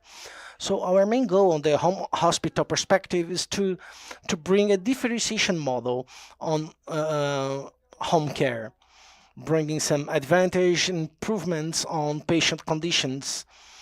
So when we look at the patient as a consumer, increasing revenues driven by models and assets, we have the legacy and the innovation living together, coexisting. So we need to promote the care view, but also focusing on this complex world that may overcome the barriers reaching the households. We have some projects that are being accelerated with the 5G. We have 2 labs at Einstein for public and private 5G. We have the clínicas, Hospital das Clínicas, providing tests for remote areas and communities. So it's all arriving households. So now we have a more complex ecosystem. We've mentioned complexity on a specific context.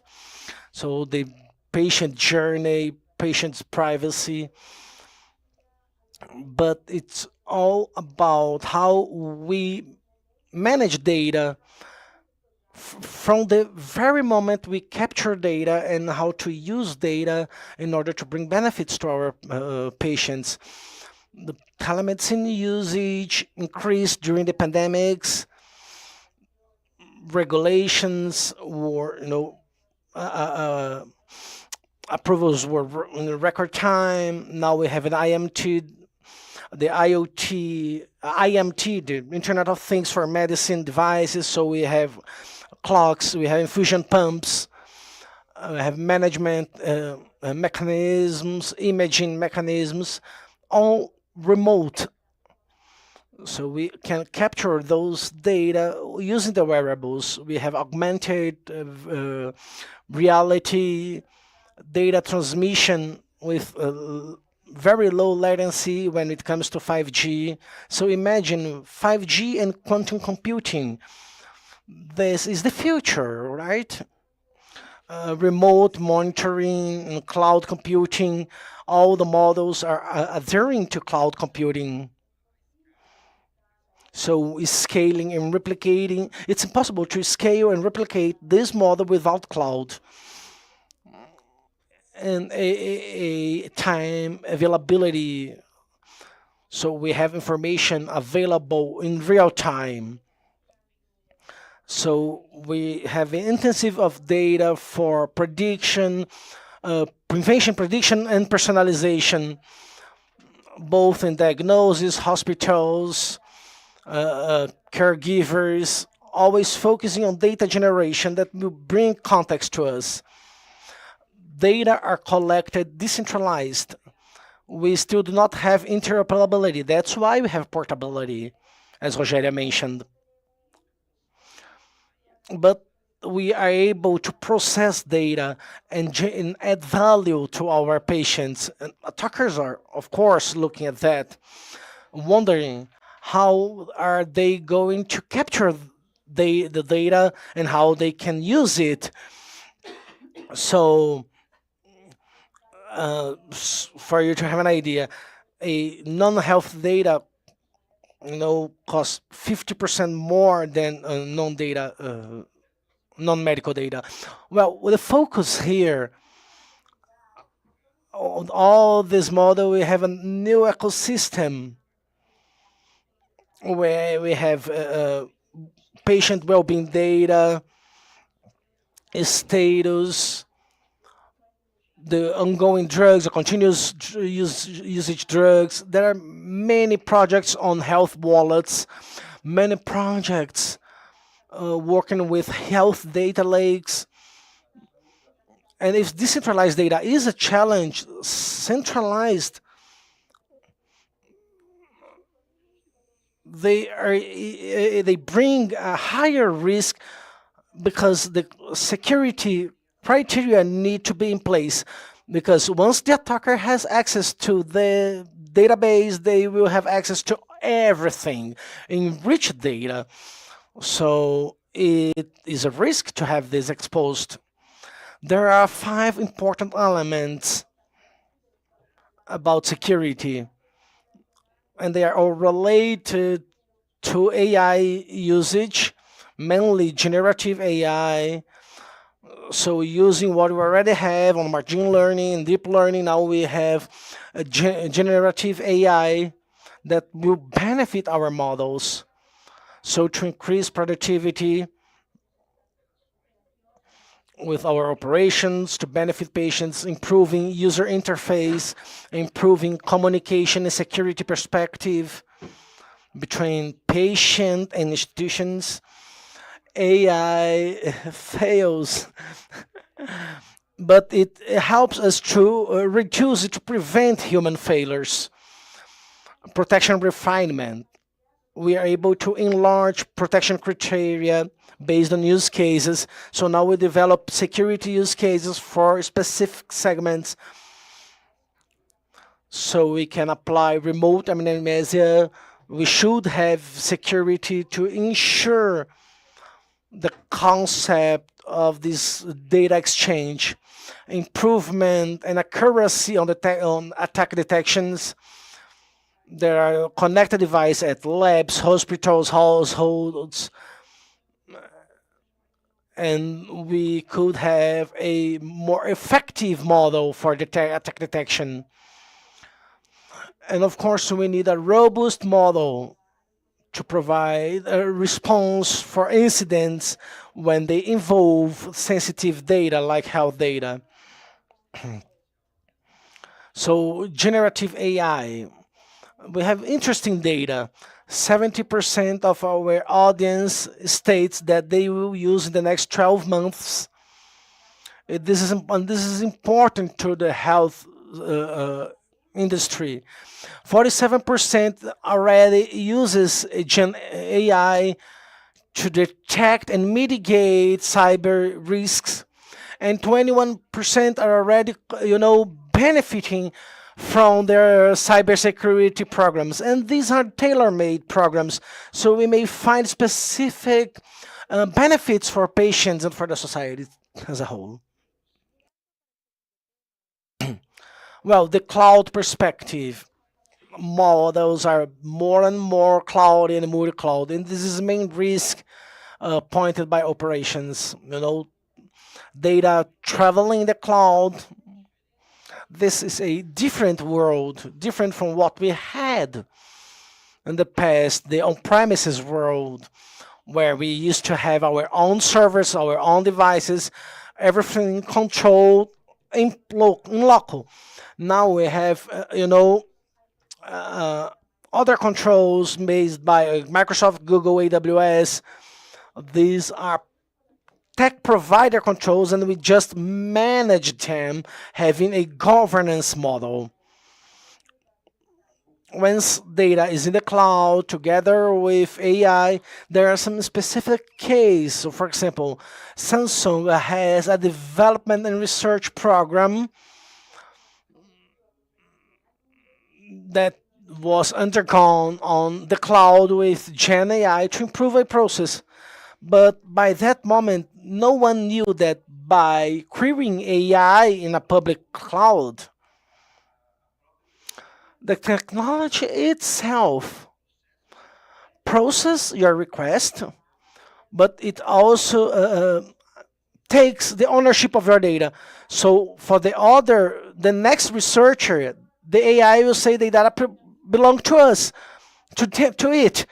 So our data may be shared without our consent. Let's just speed up a little bit. 3 major risks. The first one we've mentioned, cloud adoption and multi-cloud risks. So when you have more than one cloud on your productivity chain. The second main risk, connected device attack. So it may be a smartwatch, sensors, and other devices. And the IOMT, they cannot be updated. And why? Because regulation agencies like the FDA and the European Community, they have set out standards for security. And we to follow this legacy, but not due to lack of available models, but because we have regulations. And the regulation, blocked us in the cybersecurity. So we have some controls that impact directly some situations, like the third risk, hack to leak. It's a market condition where the attacker, through an invasion, they aim to extract data. So they have an interoperability between attackers, and it's so fast you cannot even imagine how it happens. And these are the main risks. And the most attacked industries on cyber attacks, they focus, but well, they are much more expensive to respond. The average cost is about $1 million. I'm not talking about profit. I'm talking about the cost of the response. And they are at least $1 million. And the most attacked industry is the health industry, our industry. Recently, we had a major incident with an American operator with a loss of about $2 billion, a cyber attack that ended up in a data leak. So we are thinking about new concepts to avoid leaks. Well, 1/3 of the market prioritizes the adoption and execution of investments to address cloud cyber risks, but only 3% have those preventions in place. So this is a greenfield. There is a risk related to this subject, but we need to deal with that. On the third item, I've mentioned about living with different worlds, the legacy, the innovation, on a completely different ecosystem. So now it's the moment of simplifying things. Cybersecurity is complex, and interoperability without standard is complex as well. So we need to consolidate and to simplify our defense criteria so that the home hospital can benefit in the future. When we simplify and we consolidate, well, there are 4 elements for that. First, risk visibility increase. The more complex the environment, the harder will be to have full risk visibility. It is quite common on health industry not to have full visibility because we have a heterogeneous environment, and it's hard to integrate and generate visibility. Here we have a great challenge. So it would be much different with that visibility. So we need simpler models, new process, and with that we would be able to adopt controls, protection controls and executions that would be much more advanced and much more smart. So the intellectual capital of humankind needs to bring more intelligence in the face of our future assessors, future helpers, which is the co-pilots, in which we will have here a new era of where we go from a past context where we need professionals of high level engineering, coding, to prompt operators when they only need to make the right questions so that the technologies will give the efficacy answers. Regarding costs, there will be reduction. So why won't we invest such as other sectors in technology? Because today we have a very complex environment. So on the other hand, we can make use of the reduction of cost using 3, 4, or 5 technologies that do the same thing in complementary ways. So instead of having one technology doing everything from end to end. So we have this opportunity to validate these models in the market. And finally, here you can see that 49% of the market continue to see that they are going to do modernization. So we have a lot of space, and we will also do that in the home hospital to focus on the human element. Here we speak about 5 important elements. What are you going to do in the future with the people, especially regarding cybersecurity? So to qualify this labor is very important. In the face of the request of the organization, our portfolio of services to our patients, we have outsourced services, we have internal collaborators, so there is an agenda of internal services and of outsourced services. So we must balance that, and we must rectify the model so that you have the better professionals for cybersecurity. And lastly, is the key talents retention. No?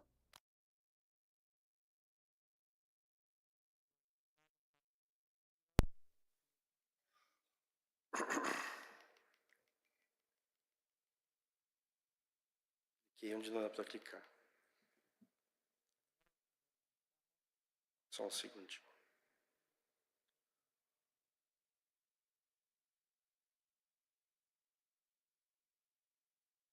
Pronto. E por fim, aqui os direcionadores estratégicos, um novo. So, a new model of governance for the strategy. So, in the past, security was seen as a blocking device, but now it's a condition for survival, for any business to have security embedded in it. All the existing threats, we see technology, we must identify the challenges, the threats, and answer to them, and also work in compliance with new regulations. It's expected from us that we have regulations for artificial intelligence in a very short amount of time in Brazil. Here you see that companies that have open capital abroad, they have devices implemented to this end. And here in Brazil, our stock market also requests that we have security. Our National Authority of Data Implementation has been very active recently, including they have stated that in artificial intelligence is trained with data, including children data. So we need new regulations, and we are going to do so. There is a framework of laws in Brazil, but we intend to do a rationalization of them. And so to ensure cybersecurity in hospitals, laboratories, and also home hospitals.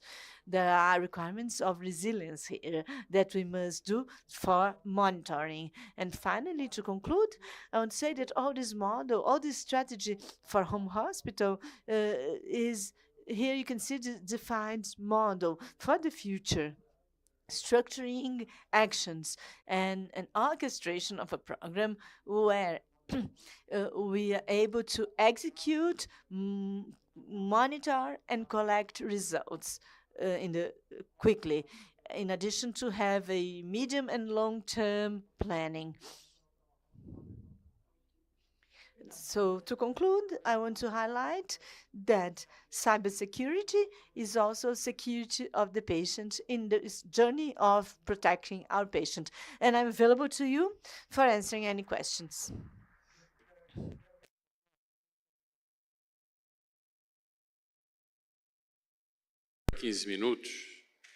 Eu vou.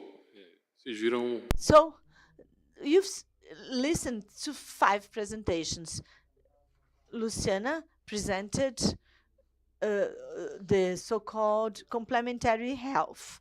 Here, information are not visible. They are under protection. Then Teresa spoke about interoperability in health with all its complexity. Atarulapa spoke about a digital model, and Rogéria spoke about informed consent and the importance of such documents and the need to communicate it in a proper way. And then finally, Eduardo spoke about cybersecurity in the current world. In this case, applied to home hospital and the benefits. So we benefit of all this knowledge. So now I want to mention that interoperability, it functions through multiple layers. Public policies, patient, institution, all interactions are dynamic, and many times they are not predictable, and they go beyond the mechanicist's model of current times. So sometimes we see just aspect of the issue. So first of all, I want to ask Teresa. Teresa, what can we do to increase interoperability in the Brazilian health system? Well, how do you see, can you mention 2 or 3 aspects that you see as key? There is this huge amount of information that you pointed out to that generate daily operations that can be used for the benefit of service providing, operability, efficiency of all the agents involved, to the benefit of the patient. Well, thank you for the question, and I'm going to answer a simple question. Seems simple, but we know it's not simple. It's just about prioritization. It's about understanding that this, despite the incentives, the encouragements, despite there is the lack of incentives the companies have, all the sector would benefit. So what we hear is always that until it is mandatory, I wouldn't do it. Data is power. This data is mine. Many companies, they still have this approach. So it's much more about, and I don't see that the government will do that. They are doing that for the public health system. They are moving forward. They are carrying out a maturity process. But they're going to do that in the public health, but they will leave the private health either to the future, or they will say, I'm not going to deal with this complexity. So until there is not a raise in awareness of the companies, seems to be much more of a cultural or political mindset to, in fact, put the interest of the patients as a priority, instead of thinking, well, I'm going to lose for the competition, I'll have to invest, because there's a need of investment to do this translation, which is not a cheap thing. But when you invest millions in your strategic planning, in an equipment that costs millions for resonance, for example, or opening another unit, for example, millions, and they lack of investing a few thousands for a platform that will contribute for the whole. There's a lack of trust. It seems easy, but it's not. It's a change in mindset. sometimes the companies think I'm going to give information about my patients to the competition. So they think the data I have is so valuable and I'm going to transfer them for no cost. So, but we know that the data belong to the patient and there is a need for curatorship of this data. You need quality data. Data in itself, raw, there is no value. So information will only be meaningful if it's curated. So I'm sure this debate must start. And we know that public health are doing their homework. So good, thank you. So now I'm going to provoke Luciane. So Luciana, you spoke about this complementary market. How you see the information of this market? How can we incorporate this into a broader vision? According to your description, there's a huge amount of people, 70 million people. No, 42 million officially, but 58 unofficially. How do you see the incorporation of this information to the system's structure so that you can understand and make use of that? I don't know. So it was a very difficult question. I don't know if I'm going to thank you for that. I'm just joking. Well, the so-called market of complementary health encompasses 58 million people. So there is a health consumption below the radar. So the challenge I want to make, Henrique, is that this patient is an active user. He's an agent of transformation. So beyond being a passive patient. So if you notice that the second service that of the cards, first of all, is the telemedicine. And the first service that is acquired with the card is a diagnosis medicine exam. So it is inserted in an alternative system, and he buys the system, and the information is brought to somewhere, like an ultrasound or an MRI. So I see the patient as the integrator.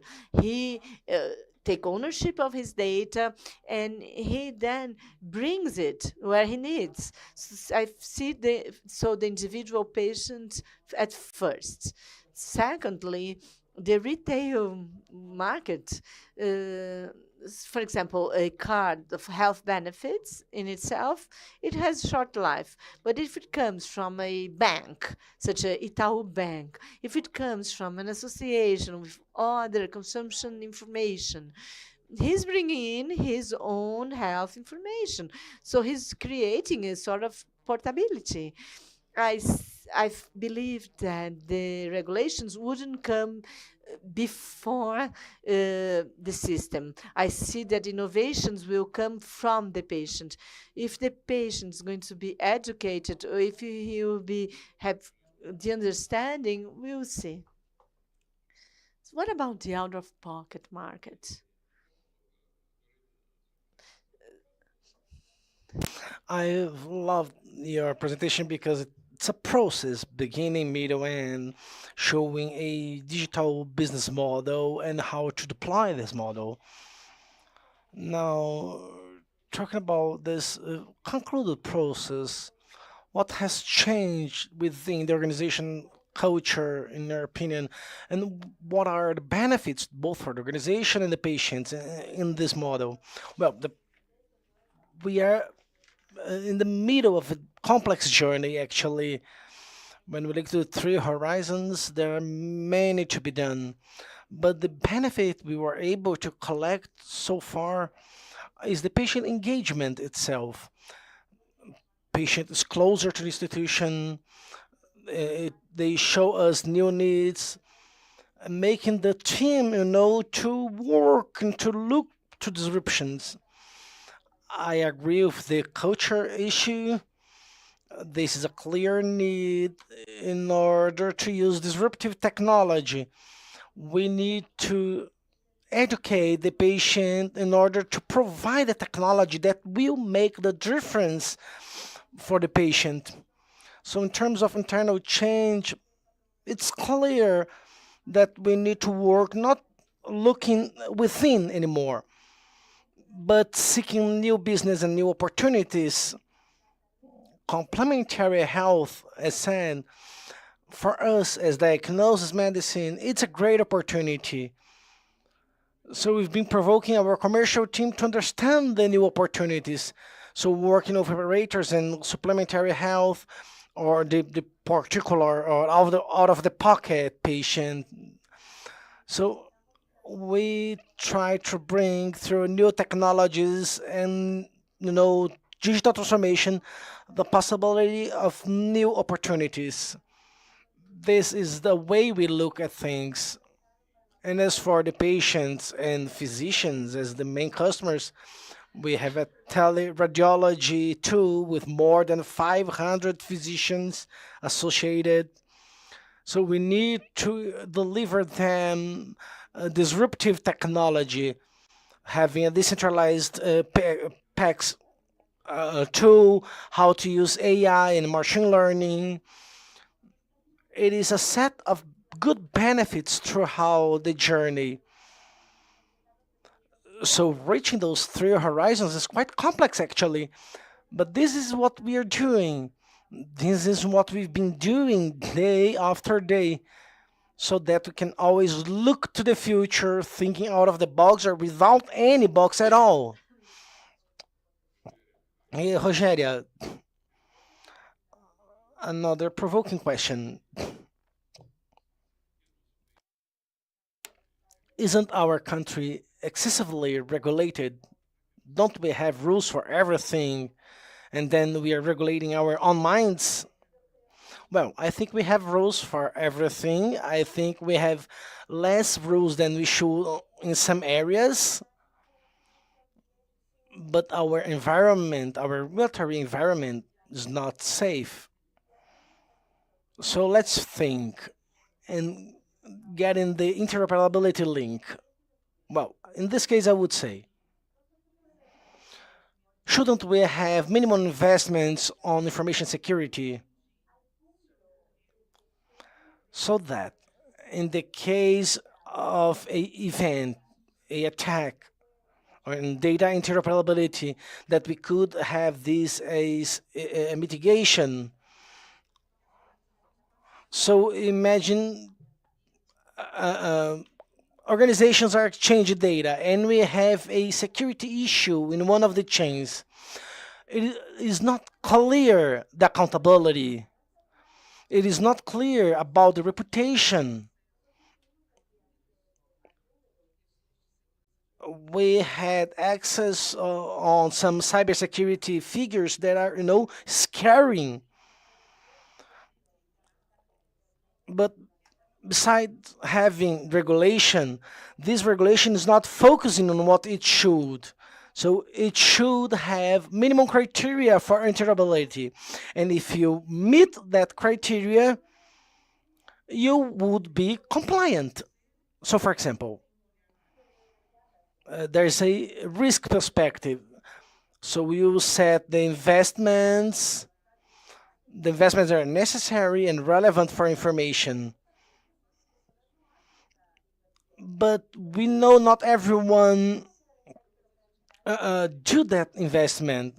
And for those who are not investing, what will happen? We need to think about it, and it goes through regulation. At least for the Data Protection Authority to say, this is the minimum. If you're doing more, great, wonderful, congratulations, but this is the minimum to be accepted.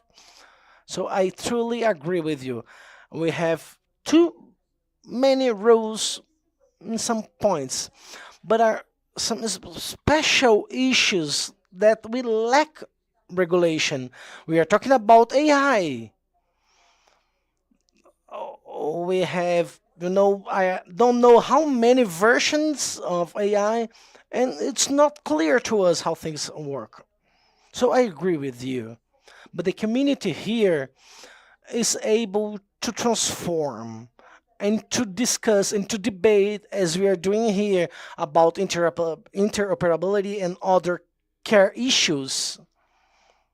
Eduardo, you've mentioned a security incident that cost $2 billion. I don't know if it was UHG or Kaiser. UHG. Well, they are integrated companies. These are the two major. One is an insurer, and the other is a service provider.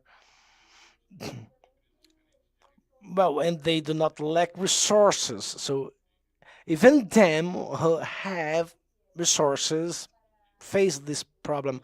So, in your opinion, what is the starting point? What piece of advice you could provide for the organizations, the smaller ones, but they are also in charge of taking care of data? So, how to deal with that? Well, there are some challenges in order to manage the security issue or subject. Differently from other industries like energy or finance industries, they have the regulatory enforcement with minimum requirements. Requirements that demand a plan or security actions to ensure operation security and data privacy. As for the energy industry, there is a model. FEBRABAN, the bank agency, shares information as well.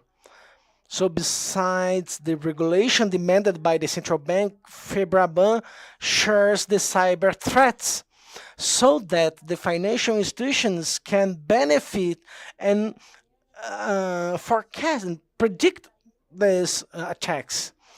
So we need to share more information, and we are not doing that because the reason you said, I will share my vulnerabilities with my competitor, and I will lose competitive advantage in the market. So information sharing is important. And the third subject will be corporate governance.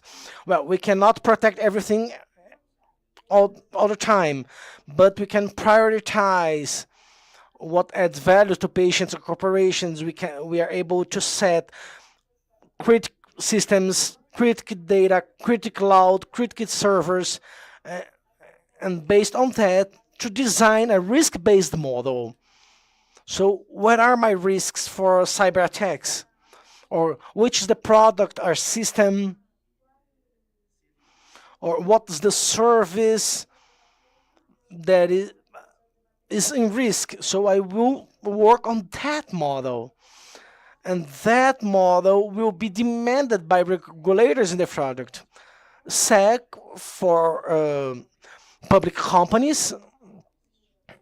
So when you have a cyber incident, you are able to provide a self-disclosure of the incident. But this is not the hardest question. The two other are even harder.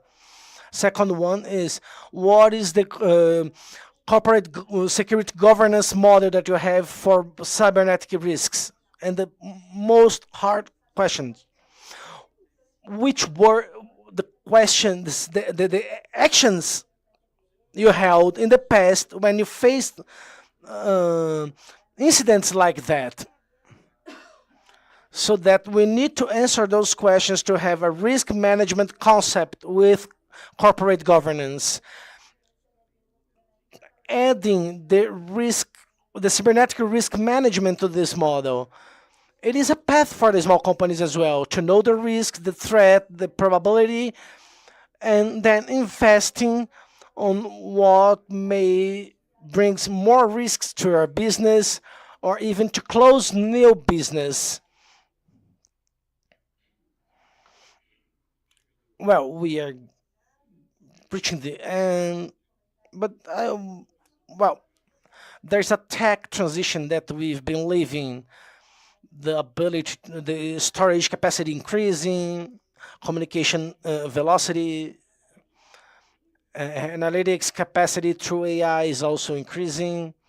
There is a clear tech transition process that will impact the future. And all these data discussions are in this context. This is all talking about data, organizing data, ensuring quality, ensuring criteria and taxonomy that makes sense and that it's related to external environment. This is preconditions to share data. So we've been developing a project with a milk clinic. In a federative perspective, data will be anonymized, but they would be able to be queried. Now imagine using this national information to check to types of treatment, to identify pandemics or epidemics, how given treatments on given circumstances will have given results. We would know in 2 weeks that chloroquine didn't work for COVID. We spent 3 months researching so that we could, show the results. If we had more intelligent and smart data, it would be easier. This is the threshold of new era. And the amount of data generated by the health industry can be positively used for individuals in terms of personalized medicine, but at the same time, in the collective perspective, we will be able to make researches or treatments or even other perspectives, alerts or other things much quicker than we could in the past.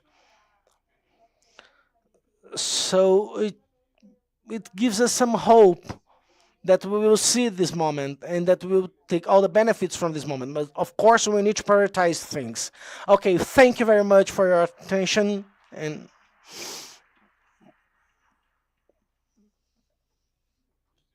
well, the floor is yours. Thank you, everyone. We will be back on the Journey to the Future at 1:30 p.m. We have a break here outside at SEP. We will have the Julia Lima Award that's now in the main stage, and we have satellite symposiums on Camila Bueno Auditorium. We invite you all to be back 1:30 p.m. with Dr. Sidney Kleiner's speech, president from the Brazilian Society from here on our hospital. Thank you very much.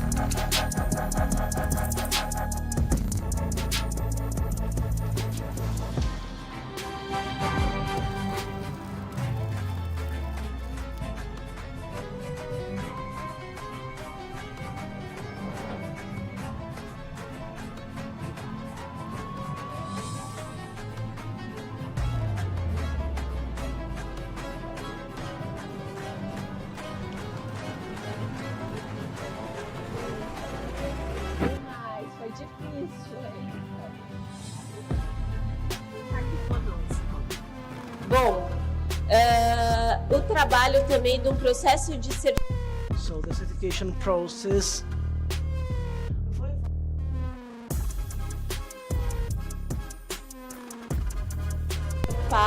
da Clínica Alemanha Santiago, Chile.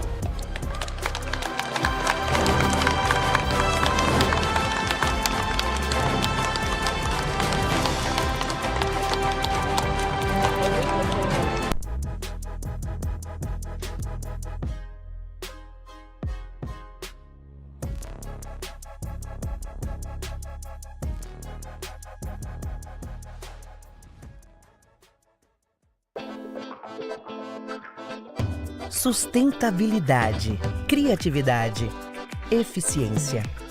Um país de braços abertos para o mundo. Foi reconquistando a nossa imagem no exterior que o Brasil atraiu investimentos, abriu novos mercados e bateu recordes de exportações. A Apex Brasil está cumprindo seu papel e colaborando para o país superar metas. Com o maior número de empresas apoiadas na história, está realizando rodadas de negócios que unem empresários de diversos setores e regiões do Brasil a compradores internacionais.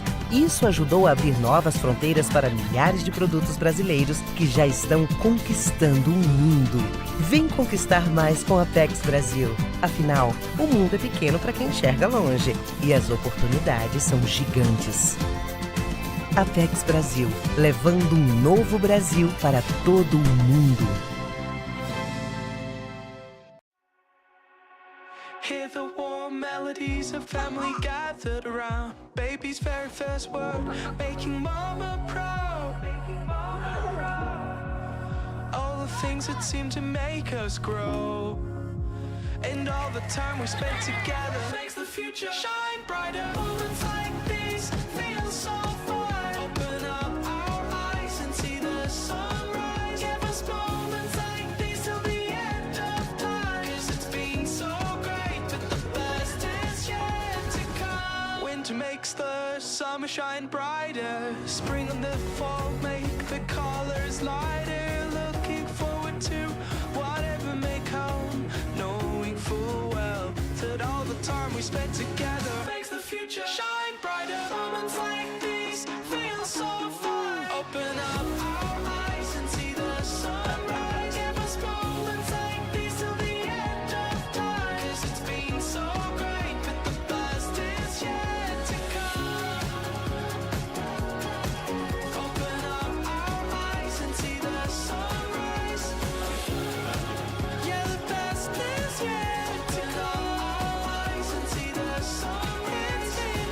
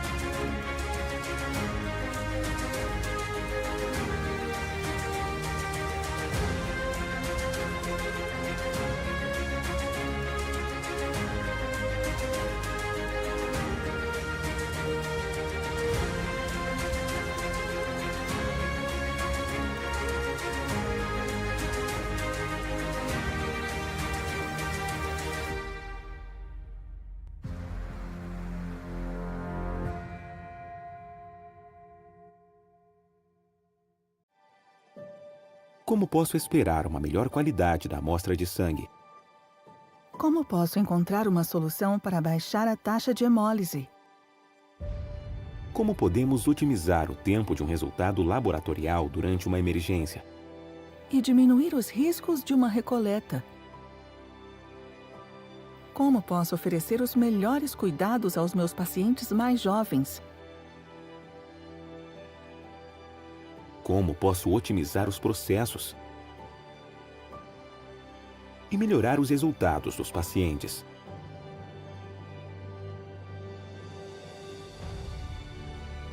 Como posso reduzir o desperdício? E otimizar os meus custos operacionais? O sistema de coleta de sangue S-Monovet, pronto para usar assim que sai da embalagem. Uma técnica de aspiração suave leva a taxas de hemólise mais baixas.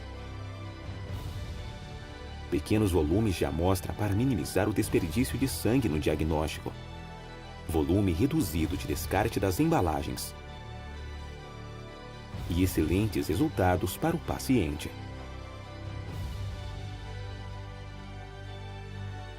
Sistema e coleta de sangue S-Monovet 2 em 1. Técnicas de aspiração e vácuo num único dispositivo.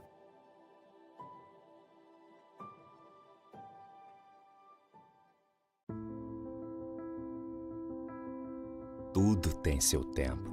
O tempo de aprender, o tempo de arriscar novos passos, o tempo para cuidar, o tempo para ser cuidado.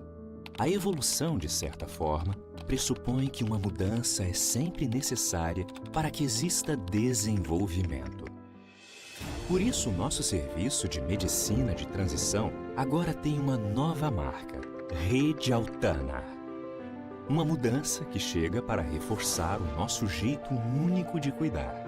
Médicos, enfermeiros, fisioterapeutas, nutricionistas, dentre tantos outros profissionais que escolheram o caminho da medicina e do cuidado com a saúde para fazer mais pela vida das pessoas. Trazendo para perto os familiares que antes acompanhavam à distância, com o coração apertado. A medicina está em constante evolução e, com ela, também a maneira de cuidar. Somos o resultado dessa evolução, pioneiros no Brasil em medicina de transição. Nascemos para renovar a maneira de cuidar dos pacientes com necessidade de internação. Resgatar a vida com o máximo de qualidade desde o primeiro contato com o paciente é a nossa fonte de autorrealização. E para medir o calor humano do nosso acolhimento, sempre também com muito conforto e segurança, o sorriso é o nosso melhor termômetro. Somos a melhor escolha quando o assunto é medicina de transição. Entendemos que a medicina e a ciência são ainda mais valorizadas quando combinadas com alegria, afeto e cuidado. Estamos aqui para cuidar de você e da sua família. Rede Altana Premium Care.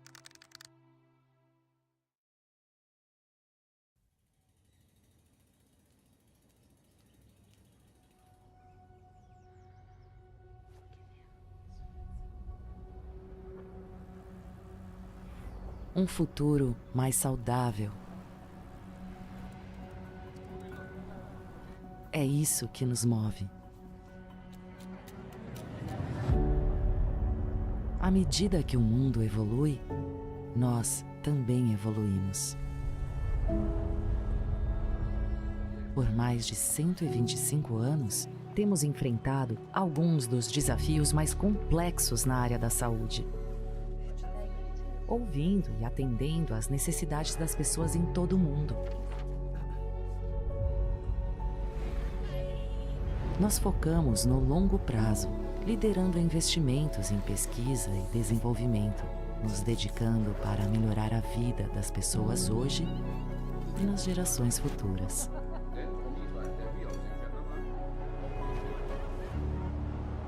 Estamos avançando na ciência para garantir que todos tenham acesso aos cuidados de saúde que precisam.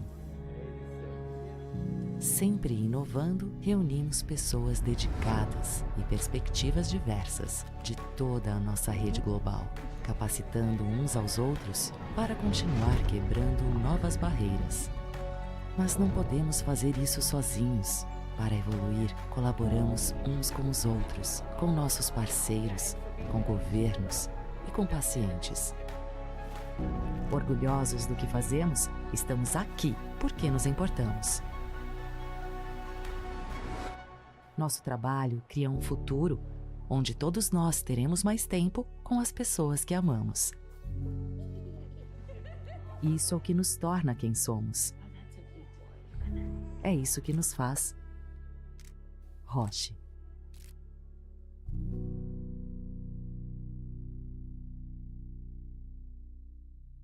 Multicare Pharma. A melhor opção de parceria para medicamentos de doenças raras e alta complexidade. Parte de um grupo que há 40 anos possibilita acesso a medicamentos inovadores. Oferecemos uma ampla gama de serviços, desde o licenciamento até a distribuição em toda a América Latina. Trazendo soluções inovadoras para garantir uma melhor qualidade de vida aos pacientes raros e seus familiares. Com cuidado, qualidade e agilidade no menor tempo possível. Os produtos que viabilizamos são provenientes de parcerias com multinacionais, com garantia de segurança e qualidade em todo o processo. Na Multicare, nós tornamos o futuro possível.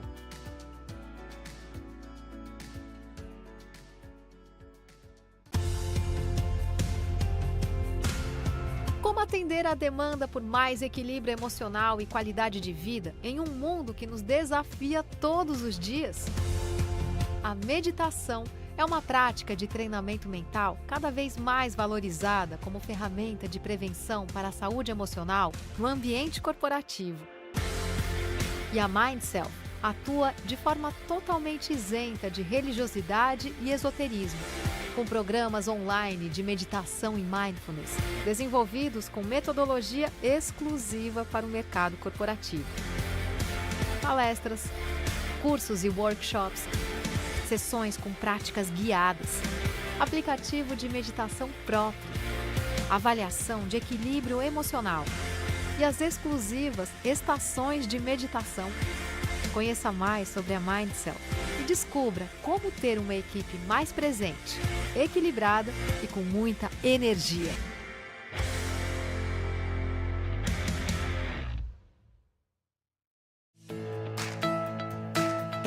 Melhor do que se sentir seguro é estar seguro de verdade.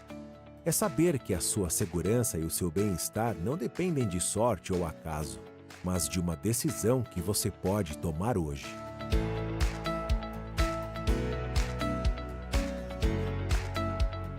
Grupo Belfort.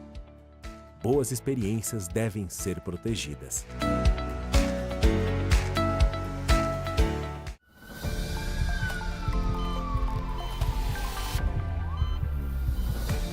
Nos próximos anos, o setor de saúde será ainda mais personalizado, digitalizado e apoiado por inteligência artificial, com soluções perfeitamente integradas à vida diária dos pacientes. Adaptar e transformar a infraestrutura atual pode ajudar os sistemas de saúde a tornar a prestação de assistência médica mais acessível, eficiente, personalizada e mais bem equipada para atender às necessidades da sociedade. Com o nosso apoio, as organizações podem resolver os desafios atuais e futuros, prosperando num mundo em constante mudança. Para isso, contamos com equipes especializadas em estratégia, cibersegurança, data analytics, transformação digital, consultoria tributária, fusões e aquisições e muito mais. Elas promovem novas formas de impulsionar a transformação. Com a PwC, a sua empresa poderá inovar de forma ágil e estará pronta para encarar os desafios do presente e se transformar para o futuro. Change how we live our lives. Make us pioneers. Science can impel us to take risks, share and collaborate. Harness data, technology and AI to accelerate change. Bring people together to achieve the impossible. Fast forward the future. Science can create novel therapies and vaccines, help people with chronic diseases live better, healthier lives. Redefine cancer care. Pioneer treatments for rare diseases. Prevent, modify, and one day, even cure. Make patients partners in their own treatment. Science can inspire us to keep doing incredible things. Give more and more of us access to healthcare. Transform the lives of billions of people.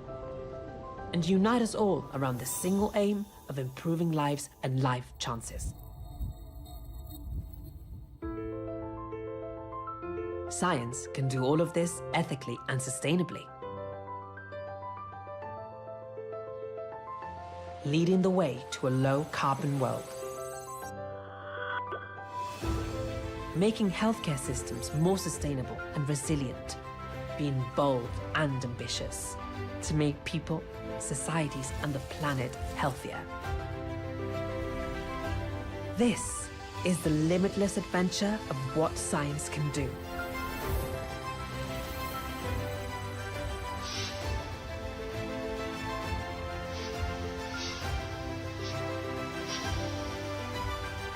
This is AstraZeneca.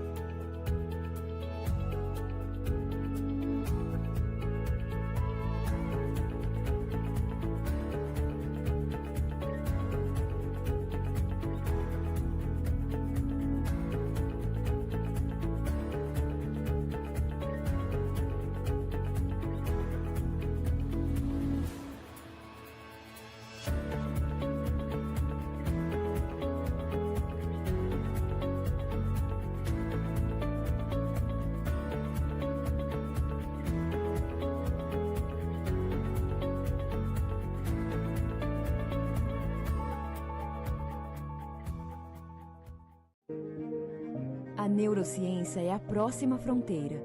O risco de falhar pode manter outros afastados. Mas na Biogen, não temos medo de ir aonde ainda não se foi. Não porque podemos, mas porque devemos. Na Biogen, somos pioneiros em ciência inovadora. Ciência que nos leva ao profundo conhecimento do sistema nervoso e que se estende por redes digitais e por comunidades de pacientes para melhor entender e preservar as qualidades inerentes à nossa natureza humana.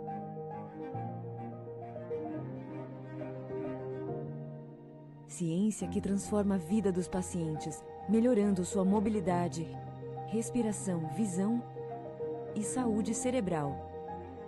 Ciência que busca resolver problemas sociais e criar acesso à inovação. Ciência cujo propósito é superar os desafios urgentes e os de longo prazo que a humanidade enfrenta. Ciência inspirada na diversidade e paixão da nossa gente. coragem, resiliência e esperança. Essas são as qualidades que procuramos preservar. São também as qualidades que nos levam a preservá-las. Biogen, onde a ciência encontra a humanidade.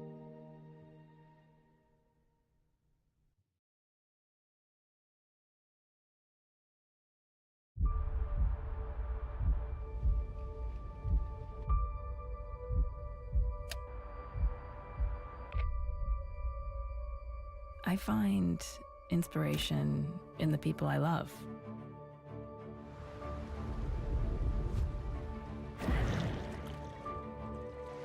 If you haven't failed, you aren't pushing hard enough.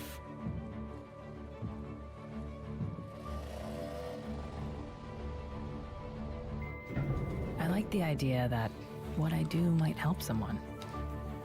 That's why I go the extra mile.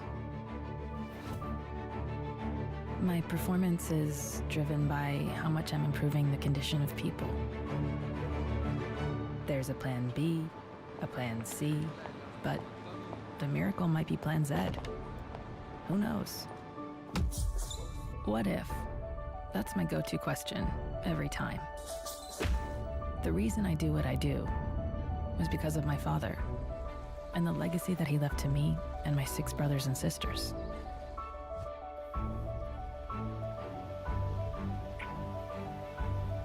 Be proud of yourself, like they're proud of you. We chase the miracles of science to improve people's lives.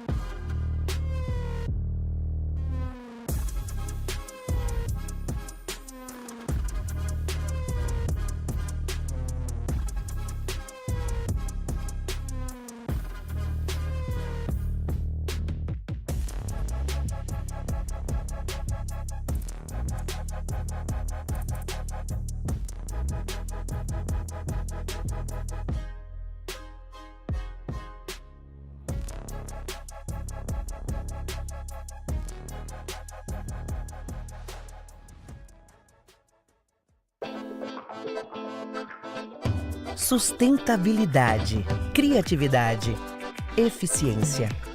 Um país de braços abertos para o mundo. Foi reconquistando a nossa imagem no exterior que o Brasil atraiu investimentos, abriu novos mercados e bateu recordes de exportações. A Apex Brasil está cumprindo seu papel e colaborando para o país superar metas. Com o maior número de empresas apoiadas da história, está realizando rodadas de negócios que unem empresários de diversos setores e regiões do Brasil a compradores internacionais. Isso ajudou a abrir novas fronteiras para milhares de produtos brasileiros que já estão conquistando o mundo. Vem conquistar mais com a Apex Brasil. Afinal, o mundo é pequeno para quem enxerga longe e as oportunidades são gigantes. Apex Brasil, levando um novo Brasil para todo o mundo. Hear the warm melodies of family gathered around. Baby's very first word, making mama proud. All the things that seem to make us grow, and all the time we spent together makes the future shine brighter. Moments like these feel so fun. Open up our eyes and see the sunrise. Give us moments like these till the end of time. 'Cause it's been so great, but the best is yet to come. Winter makes the summer shine brighter. Spring and the fall make the colors lighter. Looking forward to whatever may come, knowing full well that all the time we spent together makes the future shine brighter. Moments like these feel so fun. Open up our eyes and see the sunrise. Give us moments like these till the end of time. 'Cause it's been so great, but the best is yet to come. Open up our eyes and see the sunrise. Yeah, the best is yet to come. Eyes and see the sunrise. It's been great.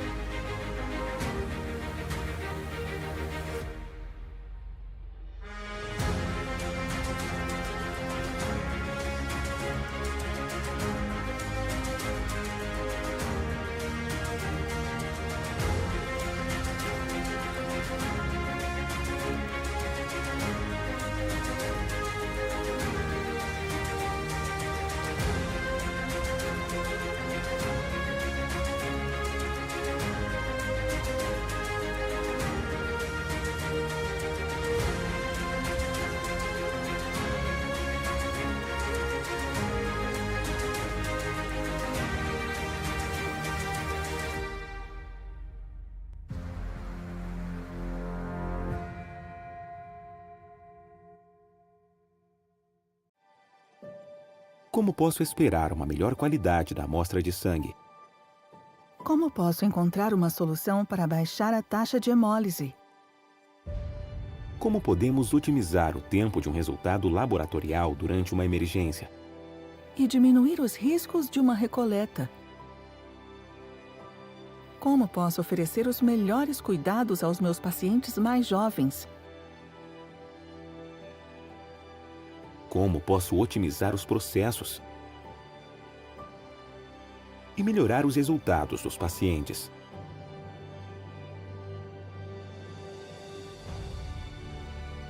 Como posso reduzir o desperdício? E otimizar os meus custos operacionais? O sistema de coleta de sangue S-Monovet, pronto para usar assim que sai da embalagem. Uma técnica de aspiração suave leva a taxas de hemólise mais baixas. Pequenos volumes de amostra para minimizar o desperdício de sangue no diagnóstico. Volume reduzido de descarte das embalagens. E excelentes resultados para o paciente.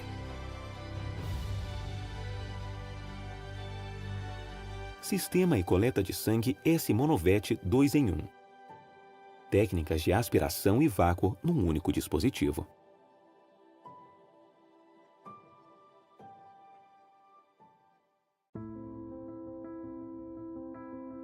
Tudo tem seu tempo. O tempo de aprender, o tempo de arriscar novos passos, o tempo para cuidar, o tempo para ser cuidado. A evolução, de certa forma, pressupõe que uma mudança é sempre necessária para que exista desenvolvimento. Por isso, nosso serviço de medicina de transição agora tem uma nova marca, Rede Altana. Uma mudança que chega para reforçar o nosso jeito único de cuidar.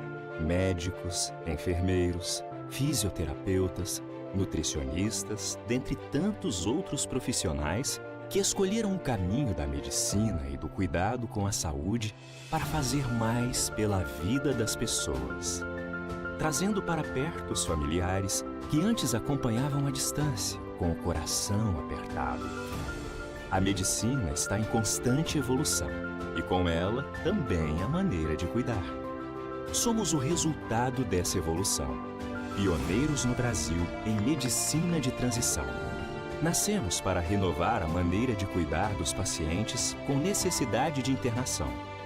Resgatar a vida com o máximo de qualidade desde o primeiro contato com o paciente é a nossa fonte de autorrealização. E para medir o calor humano do nosso acolhimento, sempre também com muito conforto e segurança, o sorriso é o nosso melhor termômetro. Somos a melhor escolha quando o assunto é medicina de transição. Entendemos que a medicina e a ciência são ainda mais valorizadas quando combinadas com alegria, afeto e cuidado. Estamos aqui para cuidar de você e da sua família. Rede Altana Premium Care.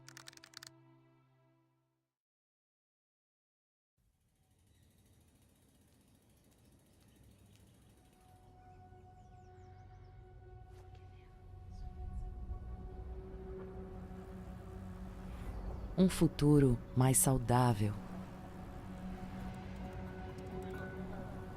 É isso que nos move. À medida que o mundo evolui, nós também evoluímos. Por mais de 125 anos, temos enfrentado alguns dos desafios mais complexos na área da saúde. Ouvindo e atendendo às necessidades das pessoas em todo o mundo. Nós focamos no longo prazo, liderando investimentos em pesquisa e desenvolvimento, nos dedicando para melhorar a vida das pessoas hoje e nas gerações futuras.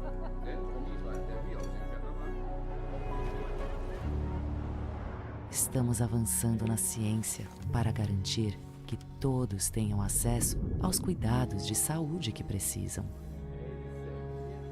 Sempre inovando, reunimos pessoas dedicadas e perspectivas diversas de toda a nossa rede global, capacitando uns aos outros para continuar quebrando novas barreiras. Mas não podemos fazer isso sozinhos. Para evoluir, colaboramos uns com os outros, com nossos parceiros, com governos e com pacientes. Orgulhosos do que fazemos, estamos aqui porque nos importamos.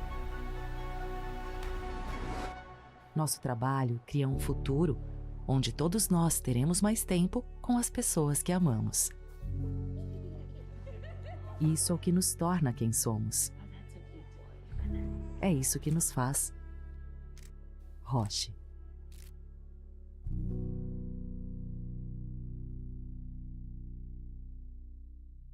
Multicare Pharma. A melhor opção de parceria para medicamentos de doenças raras e alta complexidade.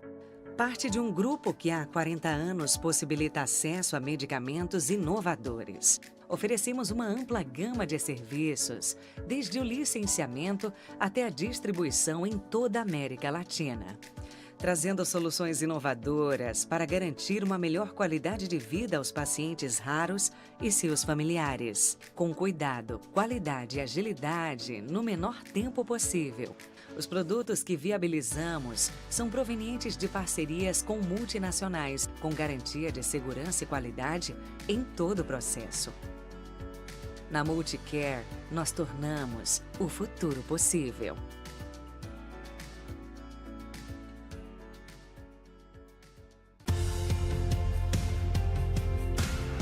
Como atender à demanda por mais equilíbrio emocional e qualidade de vida em um mundo que nos desafia todos os dias? A meditação é uma prática de treinamento mental cada vez mais valorizada como ferramenta de prevenção para a saúde emocional no ambiente corporativo. E a Mindself atua de forma totalmente isenta de religiosidade e esoterismo, com programas online de meditação e mindfulness, desenvolvidos com metodologia exclusiva para o mercado corporativo. Palestras, cursos e workshops, sessões com práticas guiadas, aplicativo de meditação próprio, avaliação de equilíbrio emocional e as exclusivas estações de meditação. Conheça mais sobre a Mindself e descubra como ter uma equipe mais presente, equilibrada e com muita energia.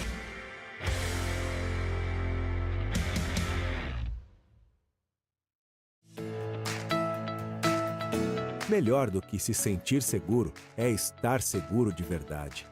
É saber que a sua segurança e o seu bem-estar não dependem de sorte ou acaso, mas de uma decisão que você pode tomar hoje.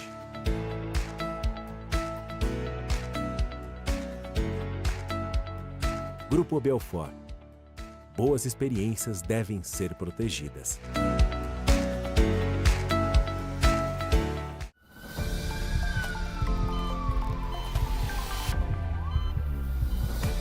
Nos próximos anos, o setor de saúde será ainda mais personalizado, digitalizado e apoiado por inteligência artificial, com soluções perfeitamente integradas à vida diária dos pacientes.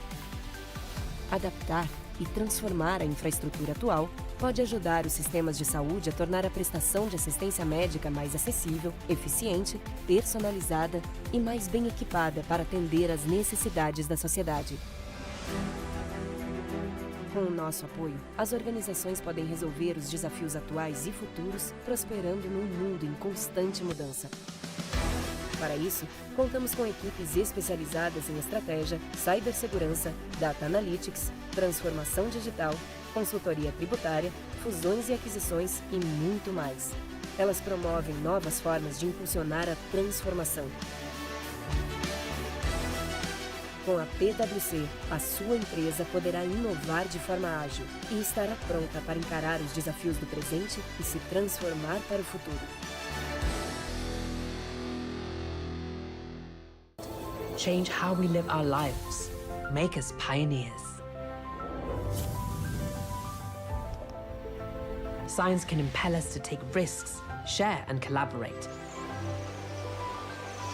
Harness data, technology and AI to accelerate change. Bring people together to achieve the impossible. Fast forward the future. Science can create novel therapies and vaccines, help people with chronic diseases live better, healthier lives. Redefine cancer care. Pioneer treatments for rare diseases. Prevent, modify, and one day, even cure. Make patients partners in their own treatment. Science can inspire us to keep doing incredible things. Give more and more of us access to healthcare. Transform the lives of billions of people. And unite us all around the single aim of improving lives and life chances. Science can do all of this ethically and sustainably. Leading the way to a low-carbon world. Making healthcare systems more sustainable and resilient. Being bold and ambitious to make people, societies, and the planet healthier. This is the limitless adventure of what science can do.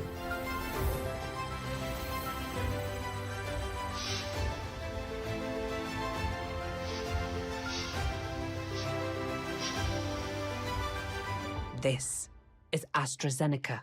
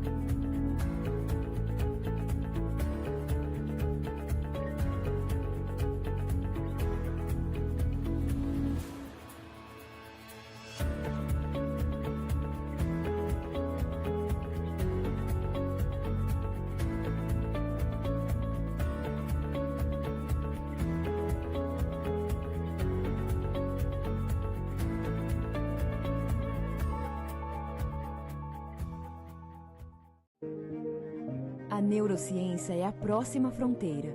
O risco de falhar pode manter outros afastados, mas na Biogen não temos medo de ir aonde ainda não se foi. Não porque podemos, mas porque devemos. Na Biogen somos pioneiros em ciência inovadora. Ciência que nos leva ao profundo conhecimento do sistema nervoso e que se estende por redes digitais e por comunidades de pacientes para melhor entender e preservar as qualidades inerentes à nossa natureza humana.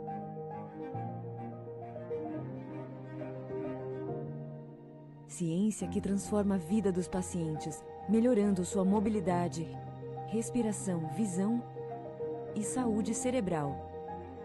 Ciência que busca resolver problemas sociais e criar acesso à inovação. Ciência cujo propósito é superar os desafios urgentes e os de longo prazo que a humanidade enfrenta. Ciência inspirada na diversidade e paixão da nossa gente. coragem, resiliência e esperança. Essas são as qualidades que procuramos preservar. São também as qualidades que nos levam a preservá-las. Biogen, onde a ciência encontra a humanidade.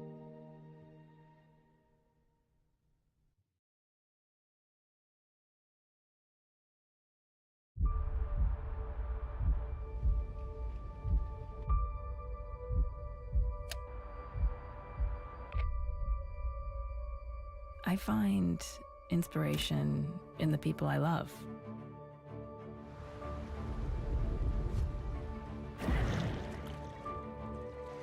If you haven't failed, you aren't pushing hard enough.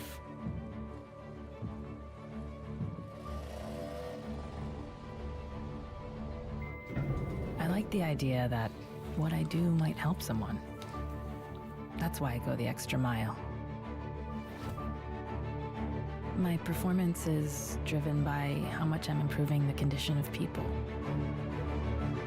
There's a plan B, a plan C, but the miracle might be plan Z. Who knows? What if? That's my go-to question every time. The reason I do what I do was because of my father and the legacy that he left to me and my 6 brothers and sisters.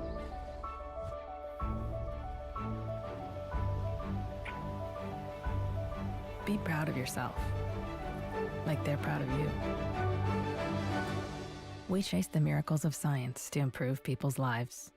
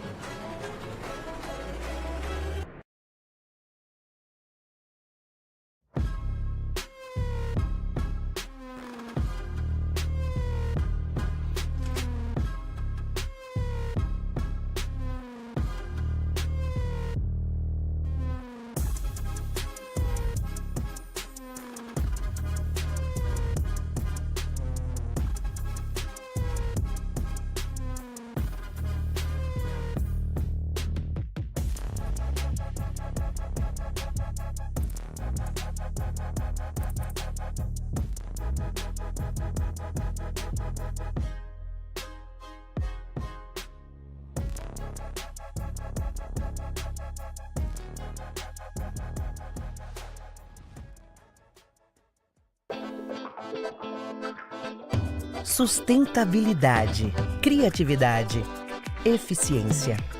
Um país de braços abertos para o mundo. Foi reconquistando a nossa imagem no exterior que o Brasil atraiu investimentos, abriu novos mercados e bateu recordes de exportações.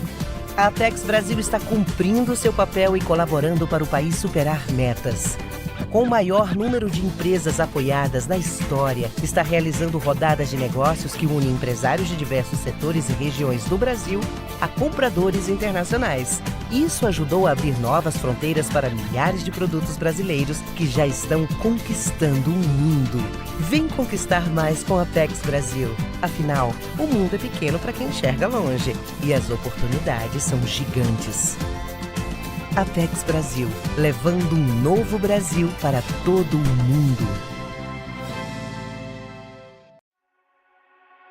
Hear the warm melodies of family gathered around. Baby's very first word, making mama proud.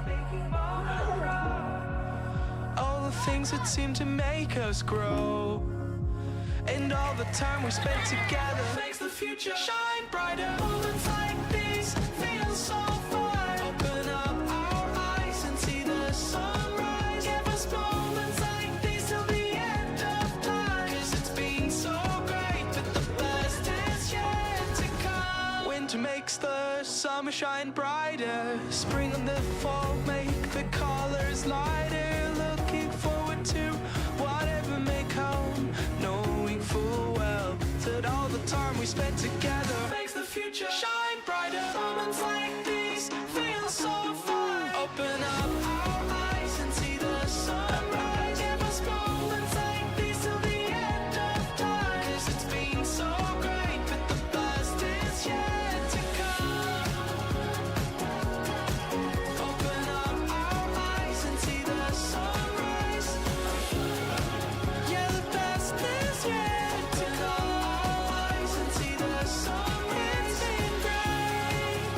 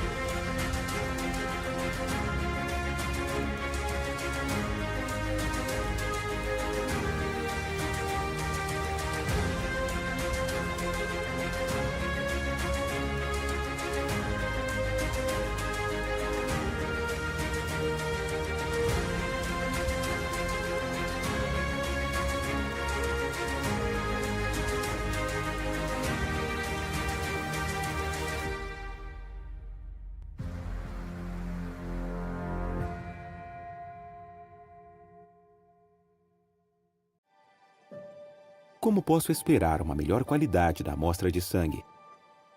Como posso encontrar uma solução para baixar a taxa de hemólise? Como podemos otimizar o tempo de um resultado laboratorial durante uma emergência? E diminuir os riscos de uma recoleta? Como posso oferecer os melhores cuidados aos meus pacientes mais jovens? Como posso otimizar os processos? E melhorar os resultados dos pacientes?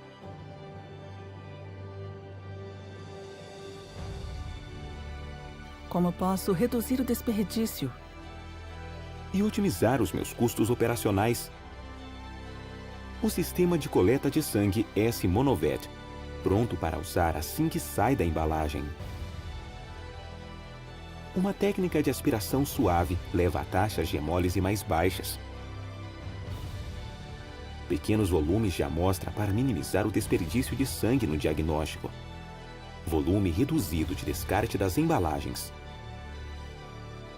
E excelentes resultados para o paciente.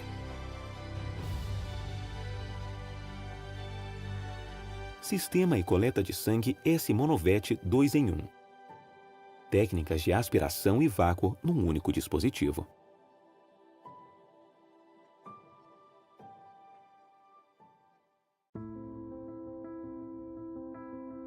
Tudo tem seu tempo. O tempo de aprender, o tempo de arriscar novos passos, o tempo para cuidar, o tempo para ser cuidado. A evolução, de certa forma, pressupõe que uma mudança é sempre necessária para que exista desenvolvimento. Por isso, nosso serviço de medicina de transição agora tem uma nova marca, Rede Altana. Uma mudança que chega para reforçar o nosso jeito único de cuidar. Médicos, enfermeiros, fisioterapeutas, nutricionistas, dentre tantos outros profissionais que escolheram o caminho da medicina e do cuidado com a saúde para fazer mais pela vida das pessoas. Trazendo para perto os familiares que antes acompanhavam à distância, com o coração apertado. A medicina está em constante evolução e com ela também a maneira de cuidar. Somos o resultado dessa evolução, pioneiros no Brasil em medicina de transição. Nascemos para renovar a maneira de cuidar dos pacientes com necessidade de internação. Resgatar a vida com o máximo de qualidade desde o primeiro contato com o paciente é a nossa fonte de autorrealização. E para medir o calor humano do nosso acolhimento, sempre também com muito conforto e segurança, o sorriso é o nosso melhor termômetro. Somos a melhor escolha quando o assunto é medicina de transição. Entendemos que a medicina e a ciência são ainda mais valorizadas quando combinadas com alegria, afeto e cuidado. Estamos aqui para cuidar de você e da sua família. Rede Altana Premium Care.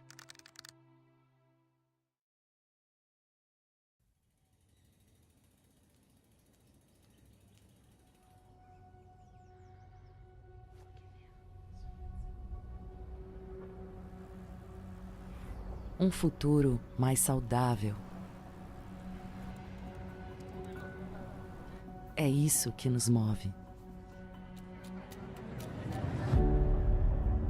À medida que o mundo evolui, nós também evoluímos.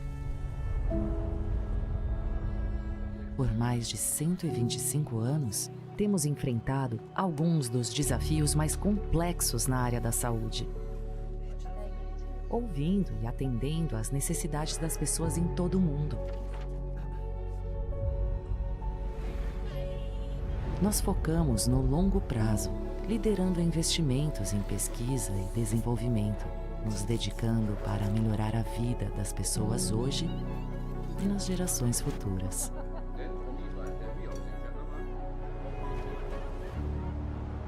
Estamos avançando na ciência para garantir que todos tenham acesso aos cuidados de saúde que precisam.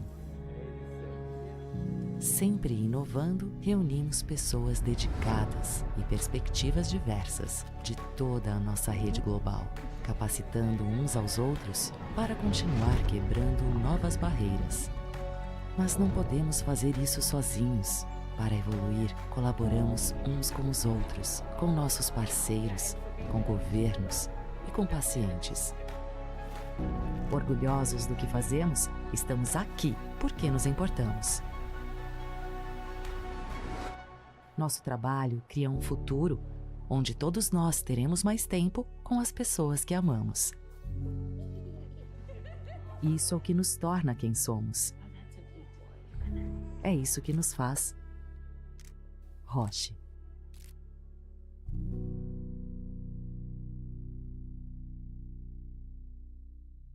Multicare Pharma. A melhor opção de parceria para medicamentos de doenças raras e alta complexidade.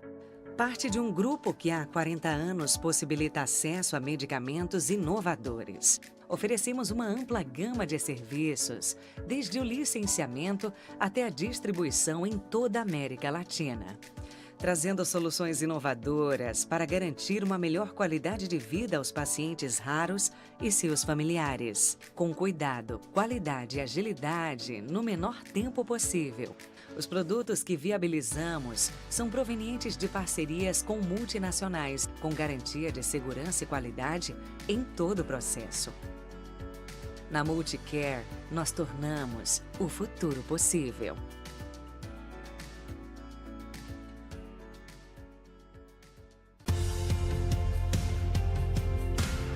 Como atender à demanda por mais equilíbrio emocional e qualidade de vida em um mundo que nos desafia todos os dias?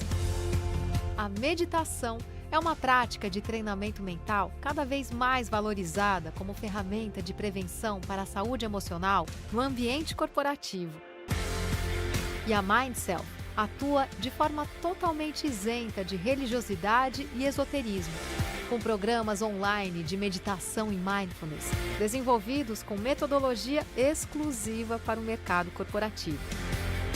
Palestras, cursos e workshops, sessões com práticas guiadas, aplicativo de meditação próprio, avaliação de equilíbrio emocional e as exclusivas estações de meditação.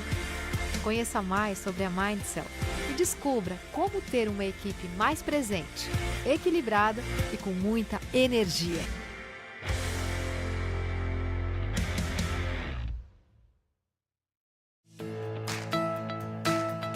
Melhor do que se sentir seguro é estar seguro de verdade. É saber que a sua segurança e o seu bem-estar não dependem de sorte ou acaso, mas de uma decisão que você pode tomar hoje.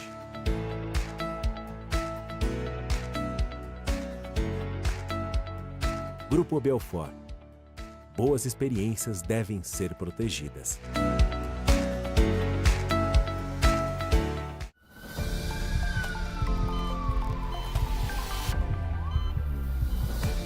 Nos próximos anos, o setor de saúde será ainda mais personalizado, digitalizado e apoiado por inteligência artificial, com soluções perfeitamente integradas à vida diária dos pacientes.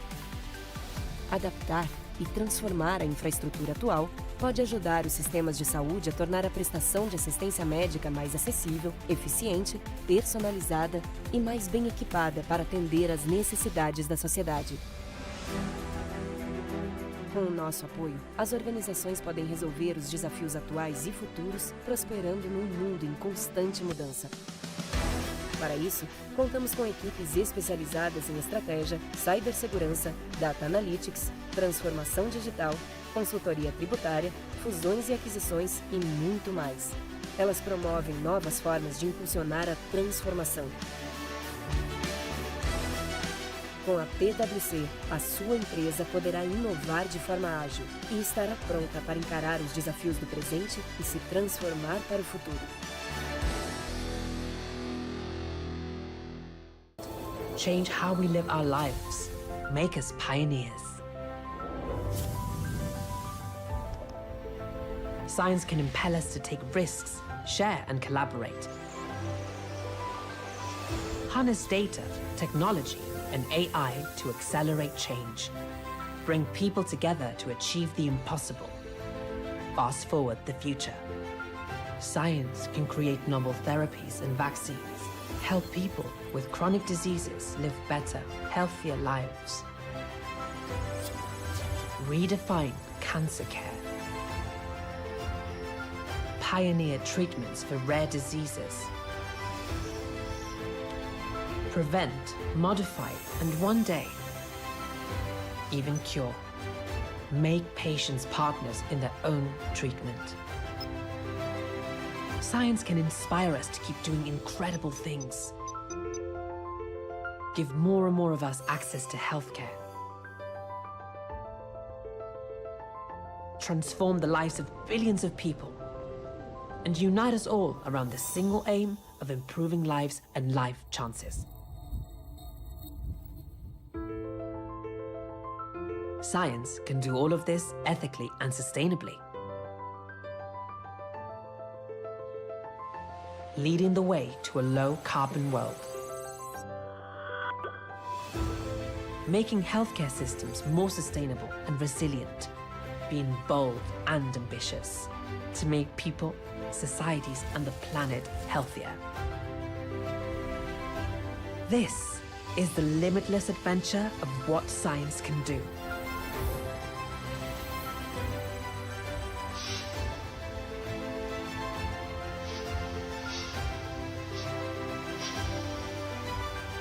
This is AstraZeneca.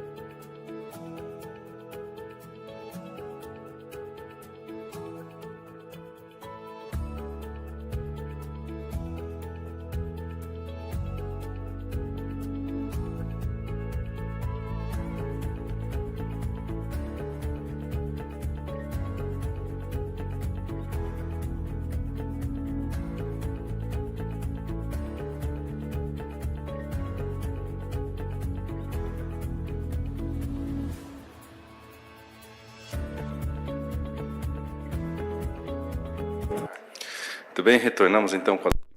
Very well. Resuming our activities, let's continue with our track, Journey Towards the Future, Transformation of Healthcare Experience. So let's now hear how technology impacts healthcare. We would like to invite Dr. Sydney Kleiner to come to the stage and open this session.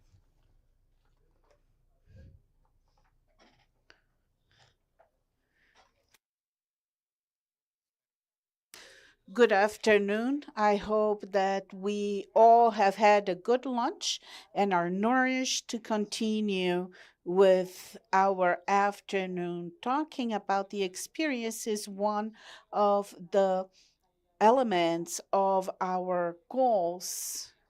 It's what comprises patient experience. Technology impacts the experience of patients, physicians, and healthcare professionals about the service and sharing of information that is also part of the patient's experience that not only is summarized or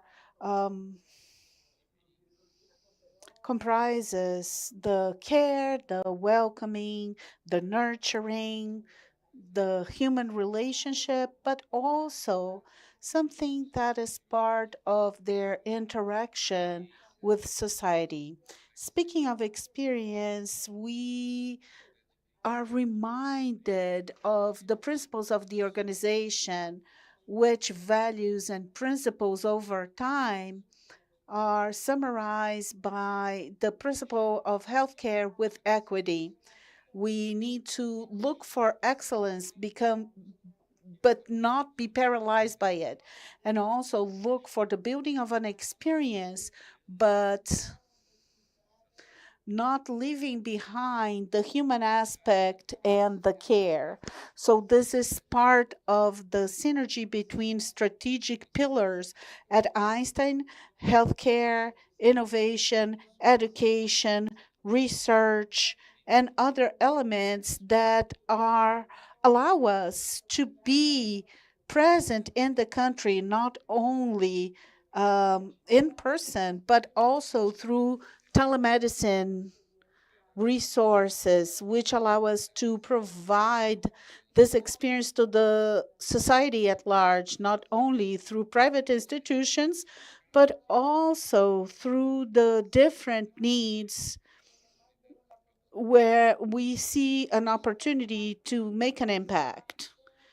Making an impact means facing our challenges, and these challenges are listed here. And I remember seeing that paper on JAMA.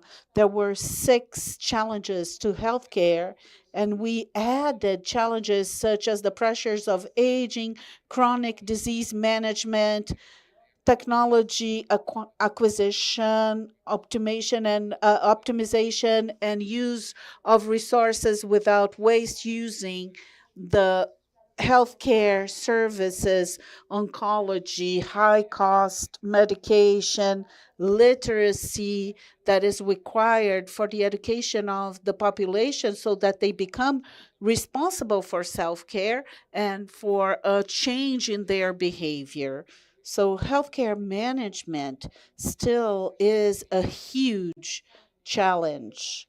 And if we think about the challenges that are at our doorstep to provide the best quality, safety, equity, we have trends such as technology, 5G, cloud computing that allows us to gather more and more data, allowing the transformation of all this data into a better experience.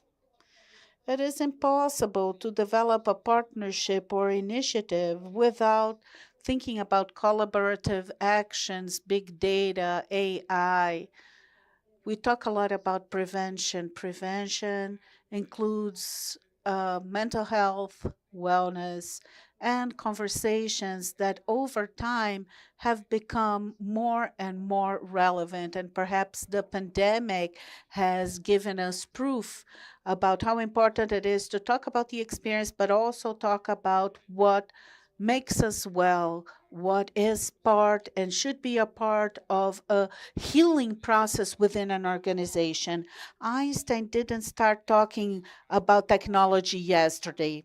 This is the cover of a very famous magazine here in Brazil, Negócios Magazine, and at the time, Einstein was already considered the most digital hospital at the time. That was May 2019.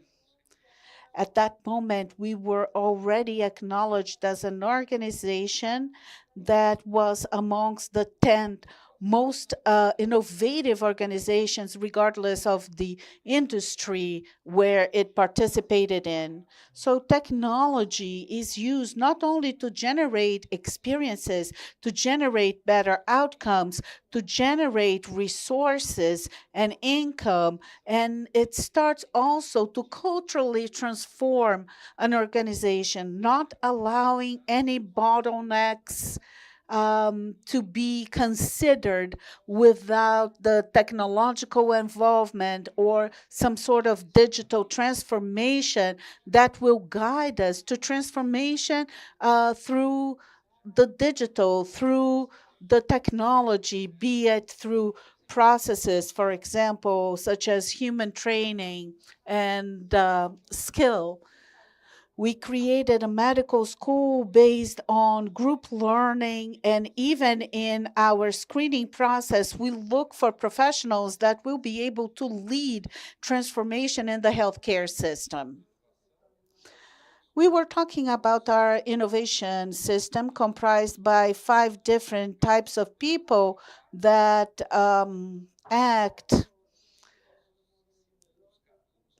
teaching the paths for patent generation, education, and allowing the participation of seed money that will empower that startup not to die right off the bat. So we will improve the validation of these new ideas, these ideas that will give us not only better outcomes, but also better experiences. This is how we have been doing.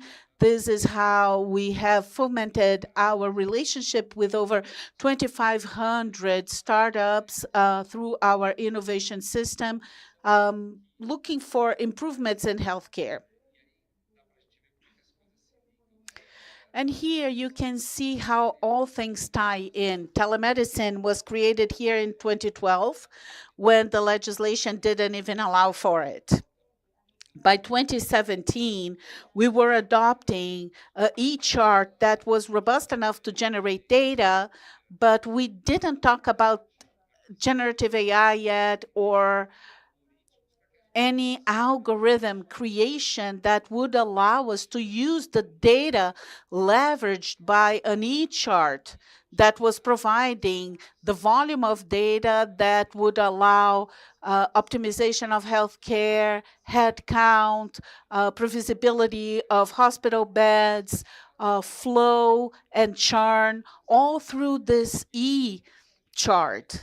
And when we talk about technology, oftentimes the adoption of technology will give us a view, a peek into the future, which at that moment might not be totally clear. And that has to do with a digital culture, innovation culture, because certainly when we are creating the expertise for the implementation of that innovation, this is going to be used for different means and ends. This is how the executives for big data and the area for big data started with 5 professionals. Now we have over 100 people, different algorithms, over 5 algorithms working here in the organization, aiming at transforming everything that we generate in terms of data, which is useful to direct our efforts and investments in an informed manner. And also everything that will allow us to get the data about the levels of satisfaction of the people that we are providing the care for and the people who work here. And here we are going to have an example of that in this track where we are going to discuss how we have been acknowledging what needs to be improved or not. Talking about precision medicine, attracting startups that improved genetic sequencing methods, and you cannot talk about customized healthcare without some sort of AI force that will allow us to coordinate genetic sequencing of tumors, for example, with the treatment and pharmacogenetics. This is all related to the diagnosis and the treatments, so that in the future, and I'm a firm believer that we are going to stop treating people in the one-size-fits-all approach. I believe that we are going to treat a specific patient with a specific medication and a specific protocol because genetic sequencing is going to guide us that way.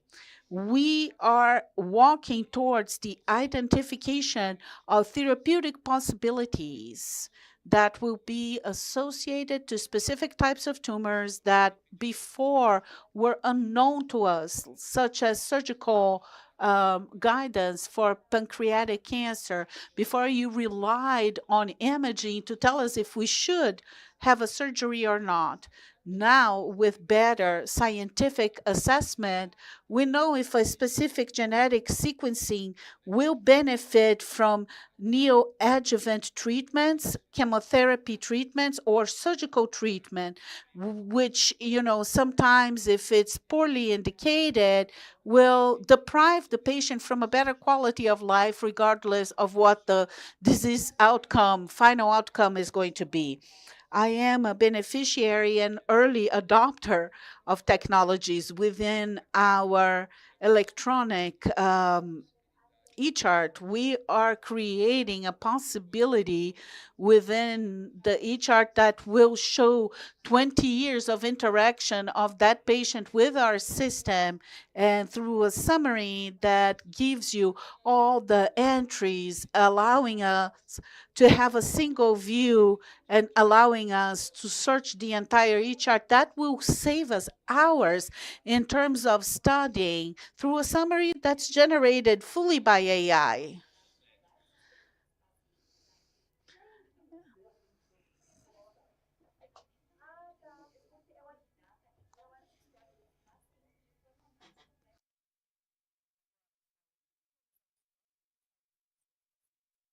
Também poderá interagir com soluções de inteligência artificial para personalizar sua busca de dados.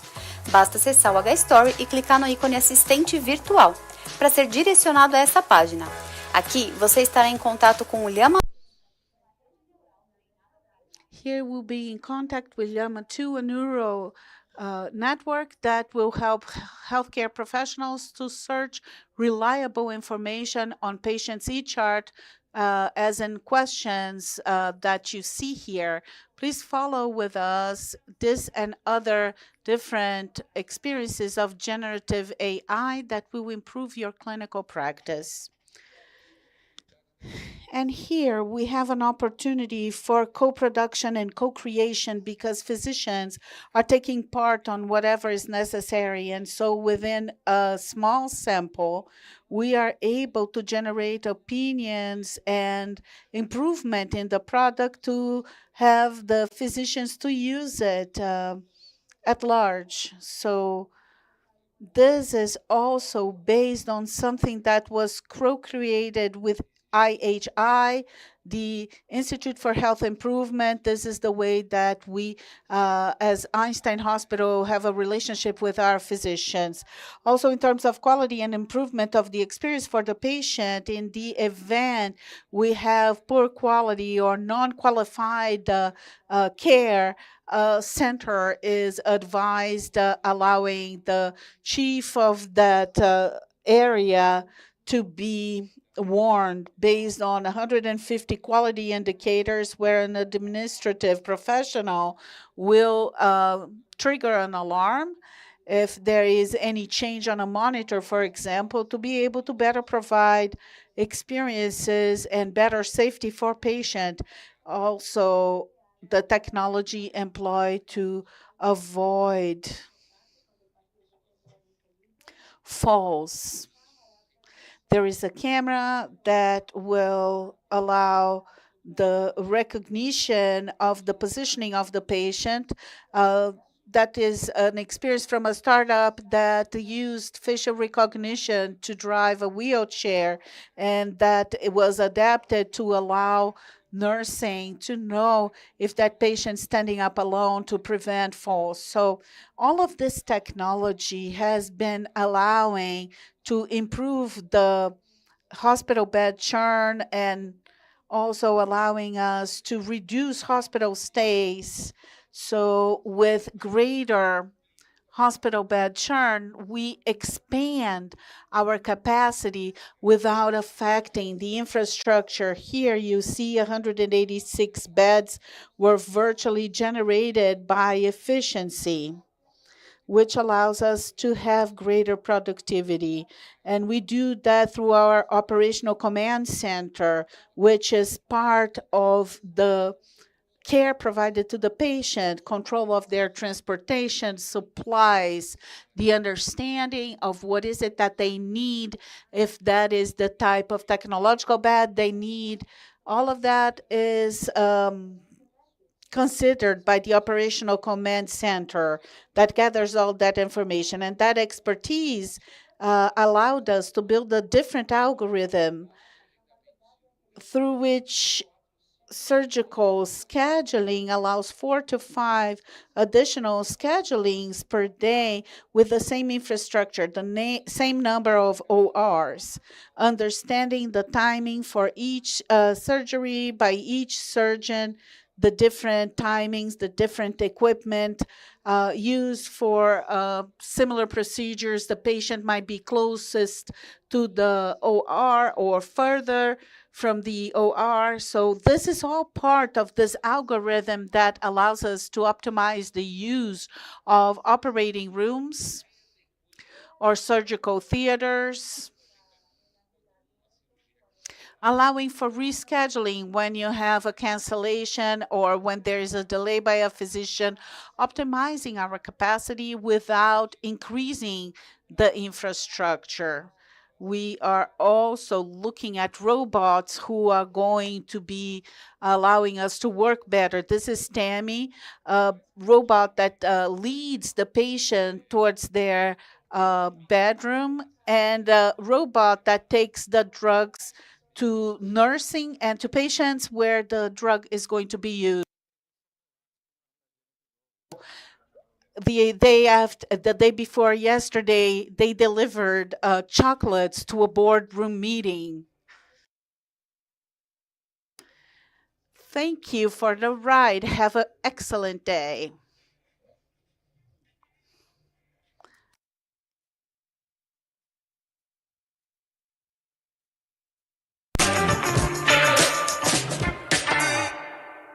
Interessante que It's interesting because the transformation is happening and people greet the robot on the elevators or when they come into a room. It's very interesting. The need for healthcare more and more, and that's the role of Flavia, who's organizing this track with us. It's studying to offer digitized experience and a contact with the organization that will allow for the scheduling through apps such as WhatsApp, which allow us to understand and provide the necessary information for that type of scheduling. So within the My Einstein app, the patient can interact and schedule their own telecom consultations with Einstein Connector. They can find their physician. They can have full and clear visibility about their treatment. I don't know if Flavia was already playing the role that she currently is at, but the diagnosis and the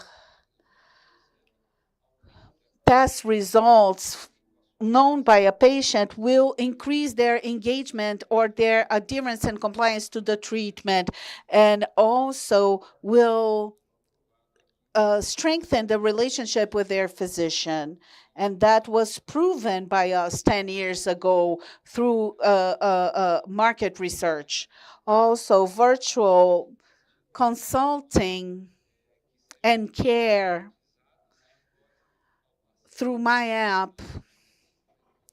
The patient through a tablet is going to be able to get in touch with support teams, be it a nursing team or if there is a need to request something from the kitchen like water or some type of meal that didn't arrive, or we have had the opportunity of adopting and testing automation models that will improve the experience of the patient in the hospital room where they are at, that will improve their communication with the nutrition, physical therapy, and nursing staff. We are also improving the experience with technology when you take tests that only used to be able to be run in a hospital setting, and now we are doing it at home. We went from 100 visits a day to 1,200 visits a day during the pandemic, and that was something that made people look at it aghast. Like, I would see the fleet leaving here at 5:30 in the morning, and it looked like a production line, like as if we were in Monsters movie, Monsters S.A., the cars leaving to treat the patients in their own homes. So at the peak of demand, we were able to transfer the best experience to our patients, allowing them to come to our organization the least as possible, only to get a vaccination or to perhaps draw some blood, because, the care would go to the patient's home. When you need physical therapy post-release after you have surgery for a hip replacement or a knee replacement, the patient and the care people in their home are prepared to deal with someone who have walking difficulties and that require physical therapy. So treatments that would only happen before within the hospital, like using IV antibiotics or taking tests or a collection of blood in the patient's home, is now possible. So we make a huge difference when we allow this type of care, taking the hospital into the patient's home rather than having the patient here, and when the patient needs to be admitted to the hospital, having their home be brought to the hospital. So this is something that Einstein Hospital is trying to provide, more and more solutions, more and more interactions within our organization. An ally at all times. You can have all patient data at the tip of your fingers. You can find your patients faster, optimizing the time of their visit. You have direct contact with the nursing station at the ward they are admitted to, and you have a more intuitive search system where you can look at the results of tests and the patient history and e-chart, not to mention the surgical schedule that is done more conveniently and intuitively. Please download our app created with you and for you. And obviously, the physician, when they have the best experience, they transfer that best experience, that translate that to the patient. I just don't understand how a physician is going to be notified 15 minutes in advance of a surgery. I think something will go wrong there. But anyhow, I believe that the people who are adopting this technology and who are thinking about this technology, they need to be very criterious about their technology never causing any harm. And I would like to go back to something that we talked about in the opening of this forum. Technology as a tool to deliver the best experience, not as an end on itself. So the mentality needs to be quite disruptive, allowing us to test new solutions. Finally, I had a lot of things to say. Thank God I was able to do it in 20 minutes. Thank you very much.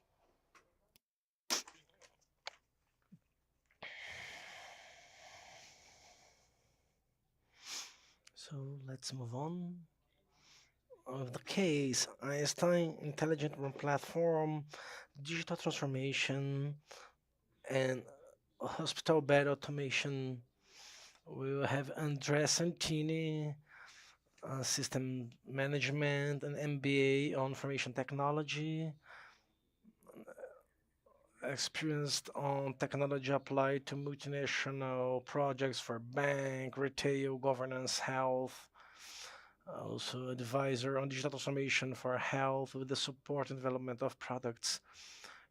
Works as a volunteer for training institutions and supporting chemical addicted people on underserved communities.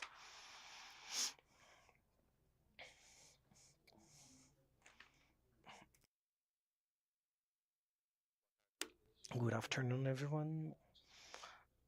Thank you for your attendance.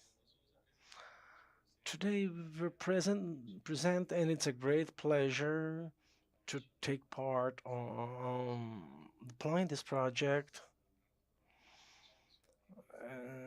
It's one of the most important digital transformation projects in hospitals, not only in Brazil but worldwide. Well, in order to enable this digital transformation, support Albert Einstein Hospital throughout this journey, we've brought a platform, a tool that was quite difficult to explain because it's so extensive in terms of features. So what type of platform are we talking about? What type of product? So we brought the concept of IRP, Intelligent Room Platform. I mean, a platform concept integrating the hospital bed, the room, to all the systems and services within a hospital or a health institution. So we've started this project with a patient centricity. The core is the patient, our focus is the patient. So how to improve this experience to the patient, a more feasible experience, a differentiated and an unforgettable experience once the patient is facing a complex situation. So how to bring a transforming experience so that a patient will say, oh, I've been so well treated here in all aspects. So as Dr. Sidney said, so bringing residents, bringing their home to the hospital. So how can we bring this feeling of the patient feeling he or she is at home? So we focus also on the family's experience as well. So how can we make them calmer? How can we be transparent to the family members on how the treatment agenda is, what is going to happen, what are the next steps, so that to make family members calmer, to bring transparency, visibility, and how do we deal with these teams, the service teams, so they can care better, they can be faster, and being in optimizing time, because we know that in the hospital, time is everything. So how can we contribute in this context and bringing robust indexes or indicators to support hospital management with privileged information, robust information that can support the hospital's decision-make process. So let's make it more tangible for you. So we have a flow of a process here. How have we optimized this process? So a request. So the patient needs to make a request. How is that done in a classic hospital? You click in the button to call the nurse. She comes, she needs to stop to do what she's doing. She needs to understand what the patient needs to call someone so that to serve the patient. Many times without visibility, without any SLA, without anything. And above everything, without understanding the patient's satisfaction level, how to measure it. So one of the main factors that we do in the platform is how to handle this request in an easier way, faster and agile way. so that we can bring autonomy to the team, security. We need to be compliant and ensure that everything that is requested by a patient will be given to that specific patient, customized experience, increasing productivity, cost reduction, robust data generation for decision-making process. So humanization and productivity, SLA management. Now we are able to follow the time lapse between the hospitalization or the time the collaborator, the employee entered the room, how long it stayed there, he or she stayed there, and collect all this data so the hospital can manage and make decisions based on data, increasing operational efficiency, errors, management, communication channels through SMS or video calls, creating mechanisms to make easier the communication between patient and the team, providing autonomy to the patient, being able to control AC, light, and also making requests, being able to check their own charts, their own tests, participating in the process, engaging on the treatment process. So providing autonomy to the patient. Customization, personalization. I will not say the name. I will change the name. I had a patient called Emerson, a boy, and we knew that he liked to be called as soldier. So we've built a picture with the name soldier, and he was so happy due to this individual attention, this individual care, far beyond, the common works. So we have many benefits that come with this platform.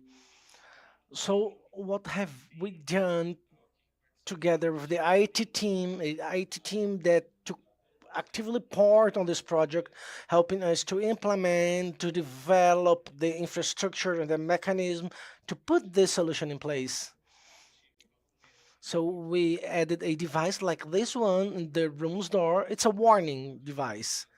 So in this device, we can show hospital campaigns so that I will have engagement on vaccination campaigns or treatment campaigns, everything customized in each room or in each area or in the whole hospital. As for procedures, I'm able to sign so that preventing someone to enter a room when they have something happening there, the nutrition, the diet for that patient, we are able to check this information, to check patient status, risks and allergies, and so on and so forth. Also managing activities. So by, touching the badge in the warning model, I will know who is the employee. I will have some features available for that specific professional, and that professional will select what the person is doing there, how long is expected me to be there, generating more and more information for other decision-making processes. All of these with SLA management, following closely these times for each team. Here we have some examples. So, for example, I'm not in the room yet, but I know the patient's status, the main information related to patient status. So this, and we have security here. The information is only displayed once I put my badge there. I can check requests or what type of activities I can perform in this room. And another example of do not enter. So it happens to me, I went to visit a family member and the nurse said, no, not now because we are bathing the patient or something like that. And here it will not happen because we have the warning. We also have the patient model.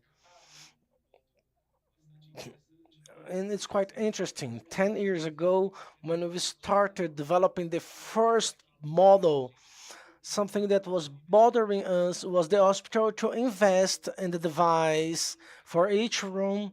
By the time it was only a automation module, for curtains or lighting, too few features.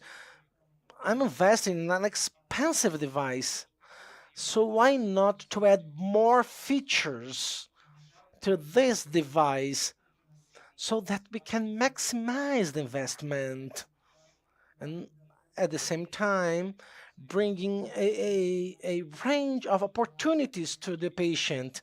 So requests, access, logs, streaming services. So I will show you.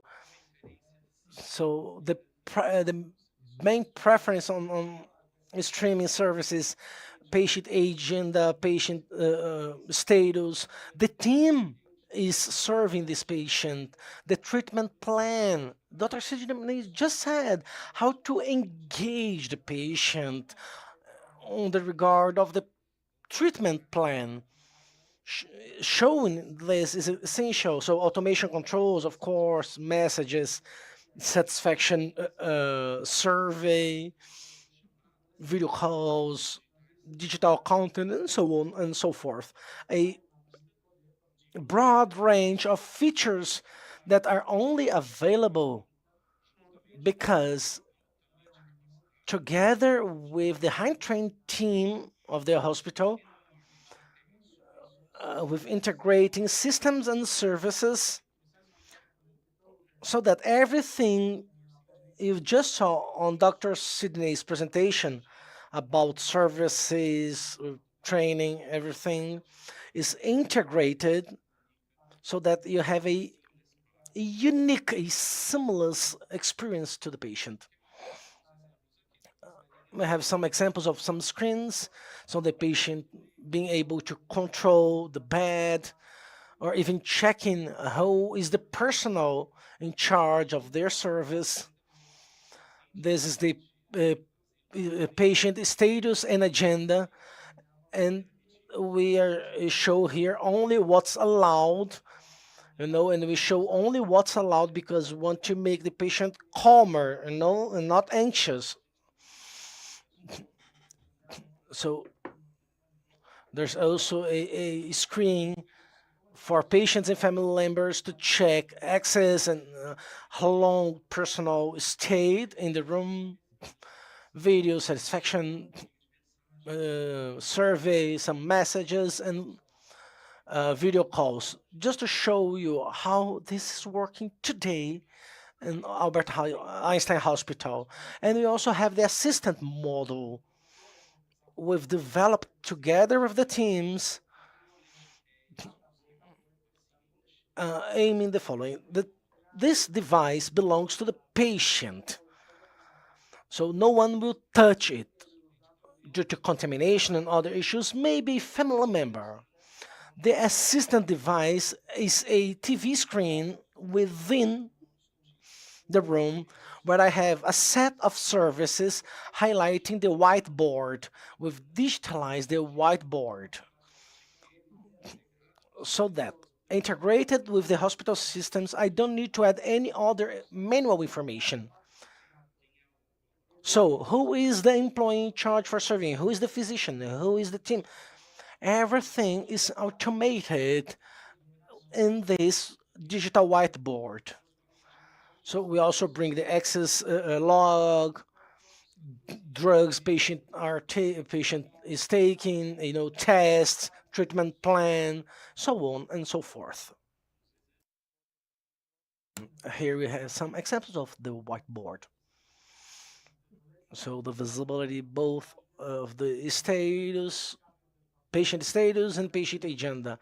In this case, well, we are able to engage the patient by showing him or her the stage they need to fulfill in their recovering process in order to reach the next step and then to leave, all in a clear and transparent way, being with the patient, or their family members, always engaging them on this cure process.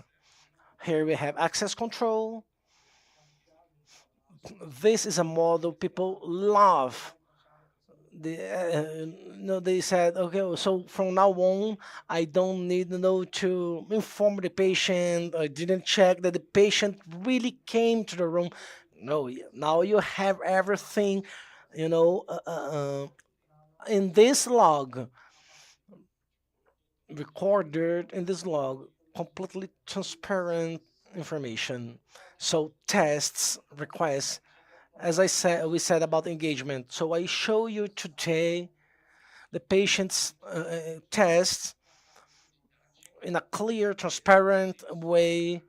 I may be able to show, to highlight, to underline something on the TV screen, showing this information in a more patient-friendly way, engaging this physician-patient relationship. Well, you may wonder how to deploy a platform this size in a hospital like Einstein, where we have all the beds, occupied. So how do we go bed by bed, room by room to do so? Well, in order to speed up this process, we've developed the Expert TV. So through a TV box in a conventional TV, to show all or to provide all these features to the room, speeding up the implementation process. So we are talking about a 4 minutes implementation process for each room. Okay, it's very fast, so that we can expand all the implementation throughout the hospital and all the features, requests, streaming, all the convenience part, streaming services, screencast, video, TV, so on and so forth.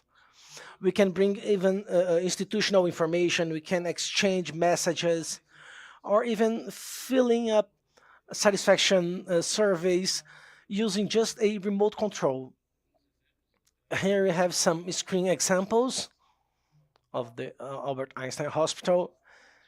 A high level of engagement. I will show you some figures. We had, a strong adoption by the patients. Even answering to the satisfaction surveys. So our sponsors are, of course, very satisfied with this implementation. So Claudia La Selva, the Pro Expert solution implementation provides more autonomy to our customers, patients, better comfort, and allows higher engagement of the patient on their own care. This is La Selva views. Leandro Cruz from IT infrastructure team. They were central to deploy this platform. So he says, in his perspective, to manage, control, and follow up what's happening in real time is central. In practice, we bring in an analog bed to a digital context. This is what we have done at Albert Einstein Hospital. We are pioneers, digitalizing each process, and it, pulled a movement to implement it so that Albert Einstein patients, they live a highly differentiated experience, a highly technological experience, but above everything, a highly humanized experience. So there is a extremely care towards the patient. Well, some figures here. So we got a area with 50 beds. In the first half, we had more than 18,000 requests made directly by the patient, register requests for drugs, almost 26,000 register visits, 12,000, almost 13,000, and vital signs, almost a little bit over 20,000. So we are implementing this new technology. That's why we have more than 200,000 for requests, so on and so forth. So today, this platform is the third larger information traffic within Albert Einstein structure. 92% of requests made by patients are not requests made by the supporting team. So we are, making these teams available so that each request goes to the respective department. 100% of uptime. We had never had any downtime in the platform. And a curious information here: 70% of patients prefer to watch streaming services rather than TV. So this is a paradigm change in our patients' style. So that's it. I hope I was able to tell you everything. A lot of information, but we are here for you to bring more details if you have any questions. Okay, it was a huge pleasure to be here to implement this project and to be part of this digital transformation story in the largest hospital institution in Brazilian market and one of the best in the world. Thank you very much.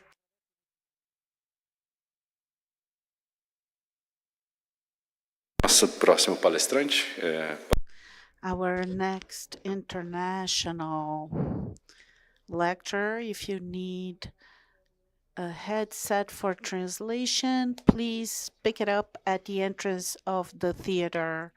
So it's a Mayo Clinic case digital platform.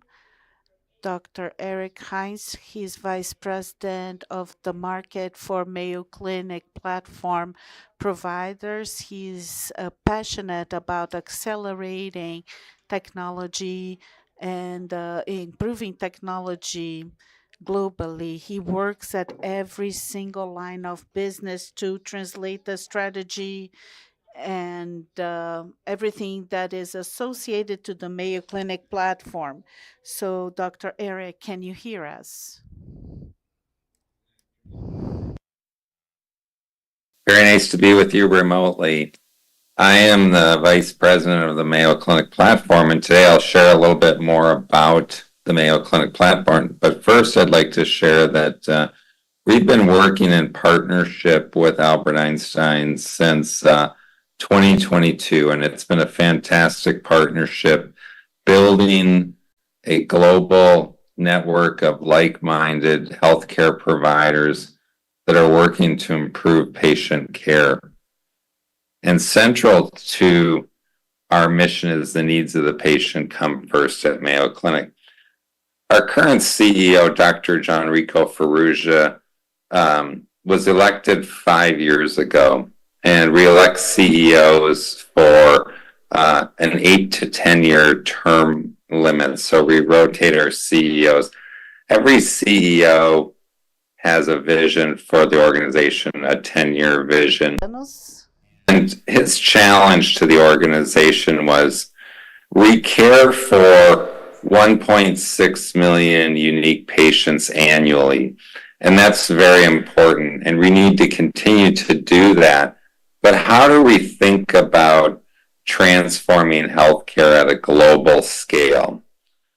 And he began using words like platform thinking, platform business models.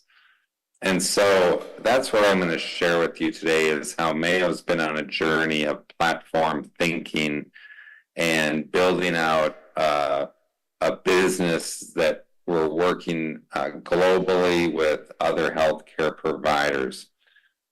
So I will share my slides here.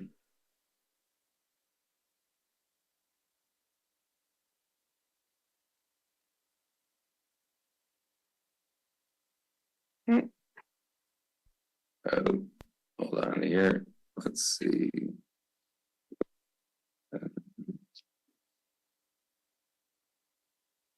Looks like I've got too many slides open. Here we go.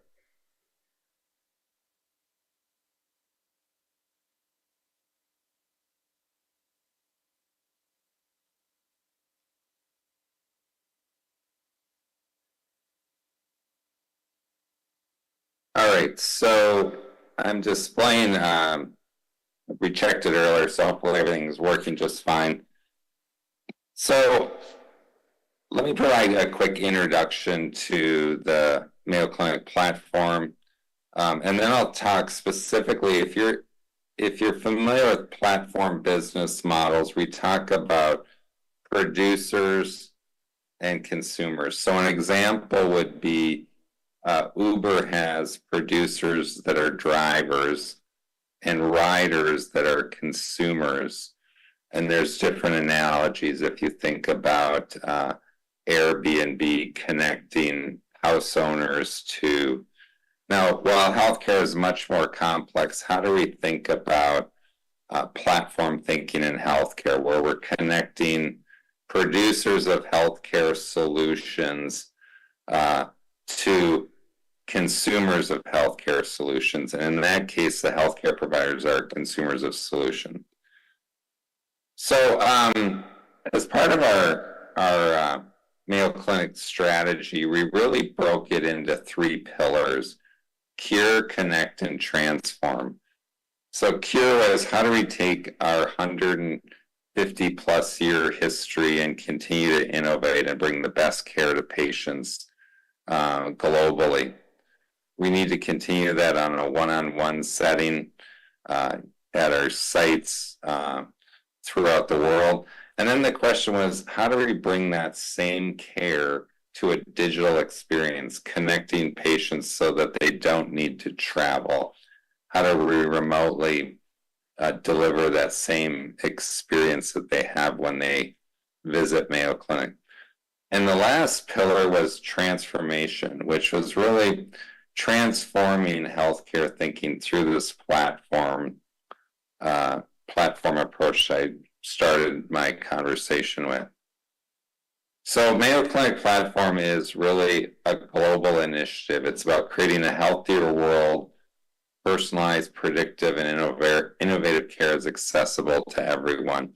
And that's why we started building these global partnerships with Albert Einstein, groups in Africa, groups in Asia, groups in Europe, groups in North America. And we're expanding this, and we'd love to chat more with the participants today.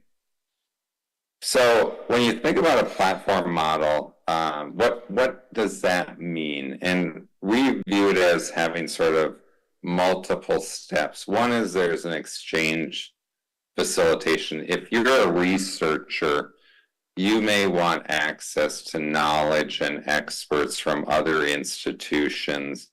And how do you do that at scale? Today, it's a quite complicated process with IRBs and so forth. And how can we streamline that by sharing our knowledge? That's one of the first ways that Mayo Clinic has worked, is to facilitate the exchange of information. The other piece is, how do you actually deploy the solutions, the things that you're working on together? So we built a series of deployment products. We've also created a business model where both those solution developers, which are the producers, and the healthcare providers that are the consumers, have a way to have value exchange between providing services and products.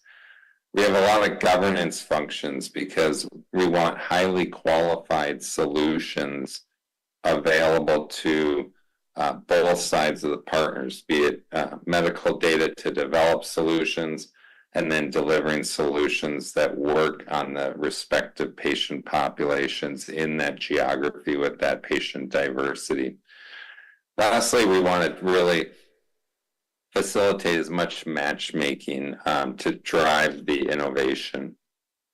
So if you just take a look at it, we view healthcare of today as being reactive, symptom-based, invasive, a lot of late-stage reactionary, as I mentioned, expensive. How do we spin that and bring that more to the preemptive, minimally invasive, and personalized healthcare? We think the platform is the process to do that, because we need to bring as many solutions to help patients. So here's a look a little bit at the way we look at our strategy and our ecosystem. So I mentioned these solution developers that are on the left that are building clinical administrative solutions for healthcare providers to consume. And we built these series of products and services in the middle to allow the seamless deployment of those to healthcare providers who are consumers.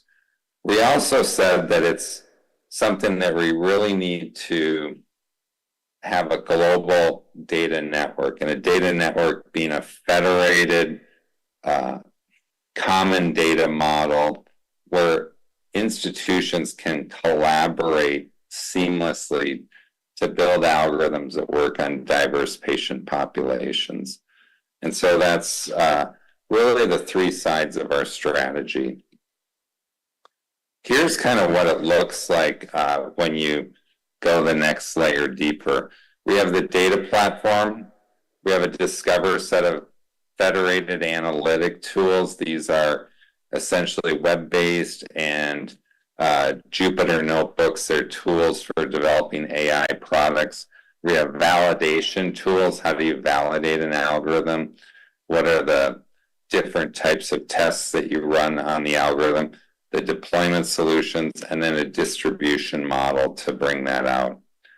So if you think about those three sides I just showed you, we have programs for our solution developers, which range from small seed stage companies for our accelerator programs to very large industry partners that are building solutions. And their goal is to collaborate with the healthcare providers through, one, building solutions on the data to make them more widely accessible and generalizable, and then deploying those to the healthcare providers, and that being a global ambition. So let's talk a little bit about the healthcare providers. We are working with some of the very small, rural, community-based systems all the way to the large academic medical centers. The goal really is to enable these data network members who are going to be, a smaller number of founding members, so global representation of data so that we can tailor our solutions to each geography. And then the question becomes is, what exactly is the data network? It's federated. The data never leaves Brazil. The data never leaves Europe. The data never leaves South Korea. It's de-identified and anonymized.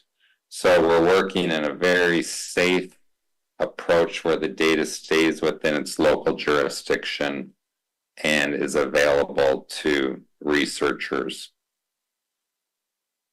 Here's just a quick look at sort of, we obviously got to see a great demo of H-Story in the beginning, built on Cerner. Mayo Clinic is an Epic user. These are a look at some of the data elements that Mayo Clinic has created and made available for collaboration, as well as the other institutions, the other partners I just showed you will be sharing these data types as well.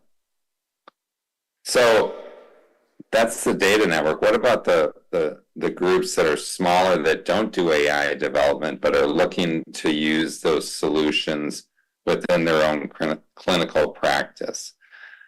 We've got roughly 35 organizations just in North America, about 65 globally. And here's kind of a look at some of these partnerships in different geographies. And I think this was a little bit of, so this slide's really showing a little bit more of our growth with the Connect network where we worked with Albert Einstein. So let's talk about solution developers. We purposely looked for solution developers in many different specialty areas to help groups from specialty care to primary care. And so these are just an example of some of the organizations that we've worked with that will be available to healthcare providers through the Mayo Clinic platform. We have a program for companies where we can bring in their technology, validate it, and then deploy it within our frameworks. So we call that Solution Studio. It's an easy way for both solution companies to scale, meaning they can bring their solution into our technical infrastructure that's deployed at many healthcare systems, so it can save time for both groups. I talked a little bit about our suite of products, but we've got the analytics from Discover, the validation products, and then the deployment. So it's really an end-to-end journey that we can help our solution developers go on. Lastly, a lot of people ask, what solutions is Mayo potentially building? Because again, we're building an ecosystem of partners. Companies from all over the globe are participating in this. But Mayo Clinic's doing even additional work with advanced care at home, early disease detection, radiology, AI, cancer care beyond walls, digital pathology. So these are a look at just a few of the areas that we're expanding on with more Mayo Clinic solutions. Lastly, I'll share a little bit. We have a program that we're working on with startups to really help them establish market fit, to start working with clinicians as well as healthcare data to see if they're have positive solutions that will help patients. So I thank everyone today for letting me share the Mayo Clinic platform story, and I'd invite anybody who'd like to follow up. I've shared my contact information. We're working very closely with many of the Einstein folks, so if you're talking to your partners there, they can help connect you to Mayo Clinic as well. Thank you.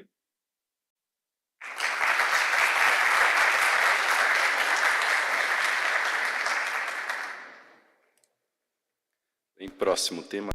For the next subject, using voice and customer insights to innovate in healthcare. We will have Eliezer Silva from the Albert Einstein Hospital and PhD by the University of São Paulo.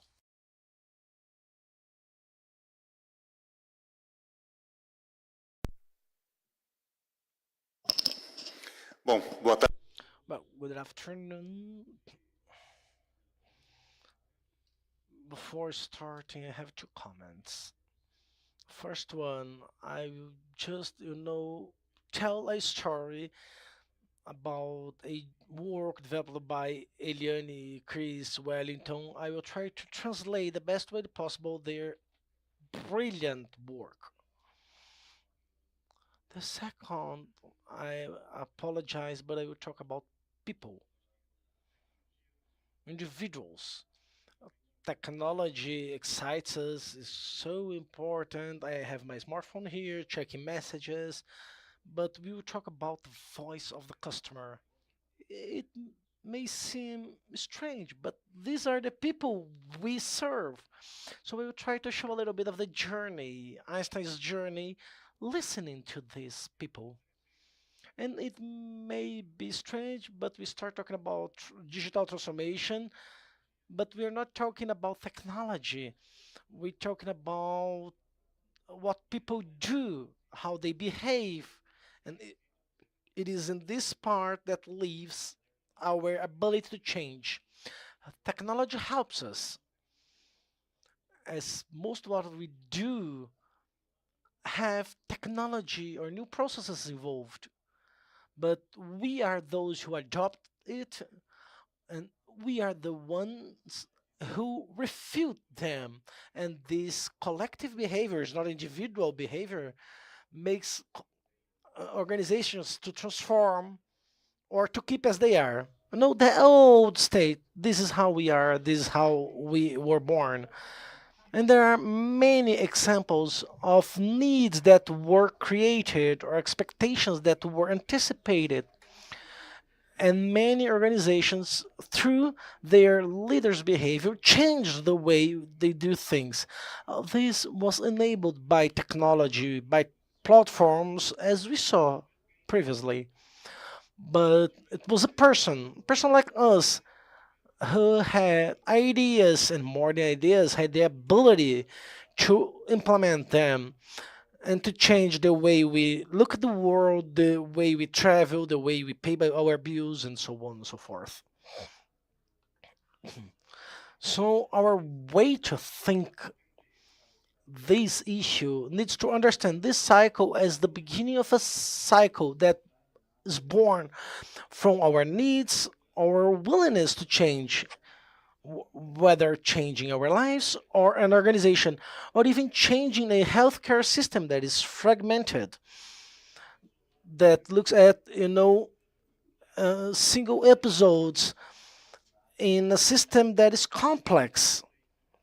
And we know that building a room or collecting the outcomes of a test will solve these people problems. No, technology is a mean. And the innovation process is our creative ability to transform and to will a better and more equal society. So the need is the starting point, not the opposite. We are not victims of technology, we are agents of technology. I think that these 4 steps demonstration, and I leave them here in the hospital. Well, this is how things start. We need to remove barriers to speed up process, operational efficiency, removing waste, breaking the bottlenecks that we have during the journey.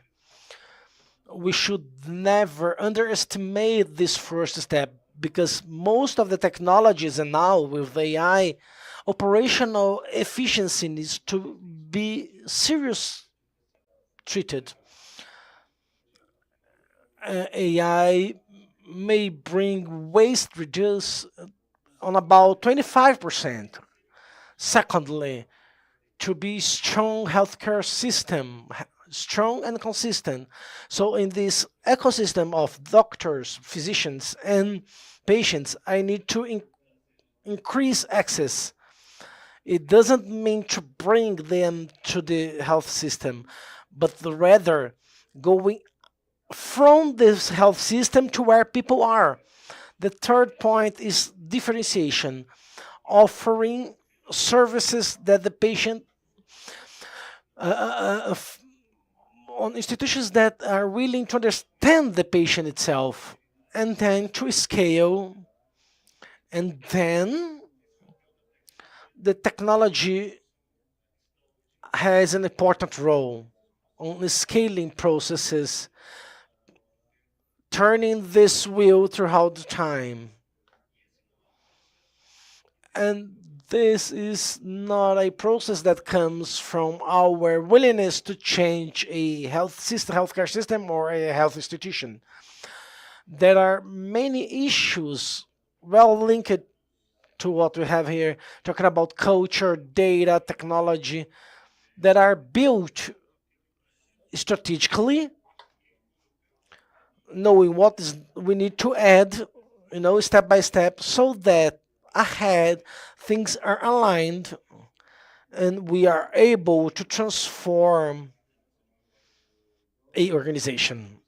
At Albert Einstein, and you're looking to this slide, so we are talking about Elliot's Bill more than 10 years ago, the data scientist career creation, listening the patient, understanding and mapping the journey, what happened and what we would like to happen, a venture capital to fund startups, until we get to mindset and agile practices. Although we have this within a specific culture of this organization, when I face the need to change, there is main problem.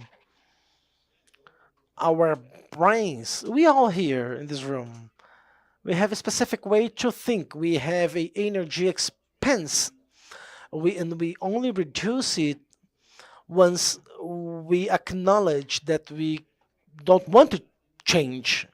That's why it's so hard to change a mindset, to understand the variabilities of the current world. Well, as for data, there is a long journey we went through. We showed our Mayo Clinic partnership. This is not something that comes overnight. It was built by many people, many teams, dedicating time and expertise to build a big data analytics department. Cybersecurity is central today. We are all sure that one day we will be attacked. We just want to mitigate the loss. And helping patients to avoid data leakage. Well, I faced some moments in this institution. I've been working here for more than 30 years. So I started, taking notes on paper, next to the bed, on the ICU, and then the modules that we've presented. The way we aggregate data and we manage data has changed, but we need to transform data into information on a decision-making process support for a more fluid journey with security and scalability. Here we have a picture of the latest years, a job led by Flavia, where we start to map the journey, and then we got a little surprised. Imagine you work for an institution that is, amazed by and works hard with quality and security, and you are sure you're providing the best, but when you map the journey, you find many bad experiences. You will get frustrated. Oh, do the people have the right to talk this way about us? And we are seeking quality and security. And then you notice that quality and security are core. We all want to live alive. But the experience has other requirements besides the surgery itself, for example. So we went through different stages, the creation of consulting groups, the definition of hospital journey, the patient's portal creation.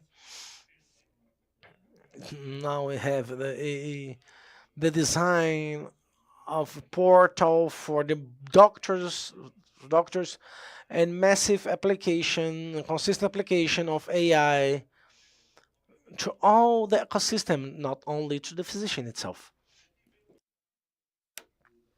And this is what we were mentioning back in the beginning.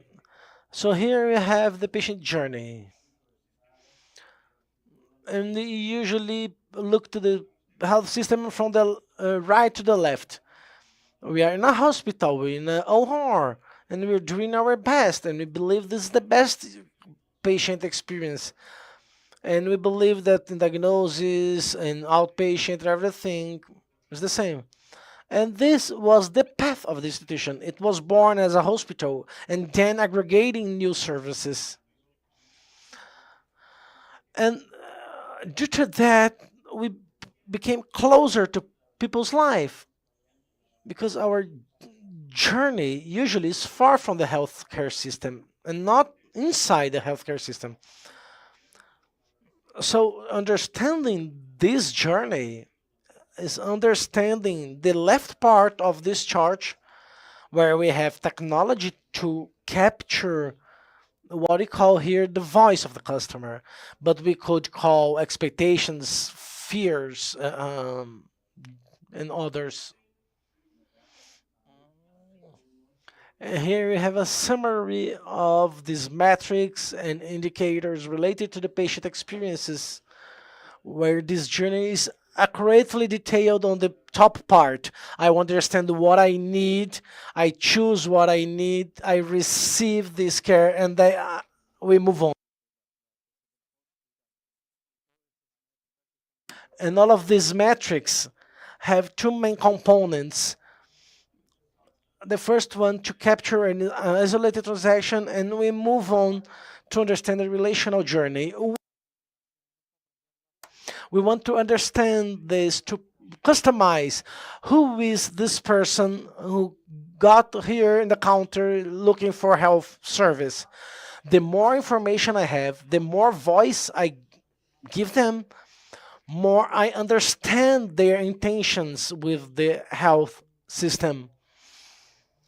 And who is the person and why does that person need any support in the healthcare system? That's why we talk about expectations, needs, preferences. Respecting these preferences help you to build an appropriate journey. So we have a range of possibilities, different perspectives as they interact with this institution. So I may see different perspectives of that human being. And I always say they are unique. A person has specific characteristics. Here in Brazil, it's like our, in the United States, it would be something like, your social security number, where I understand everything about you, all the dimensions. What makes a person unique? That's why I cannot have, a single treatment for a collective audience, unless specific issues like populational health. But based on data with AI engines, using these benefits to that individual. So as for customization, personalization, engagement, this is what we are willing, changing, behaviors to bring a better health experience.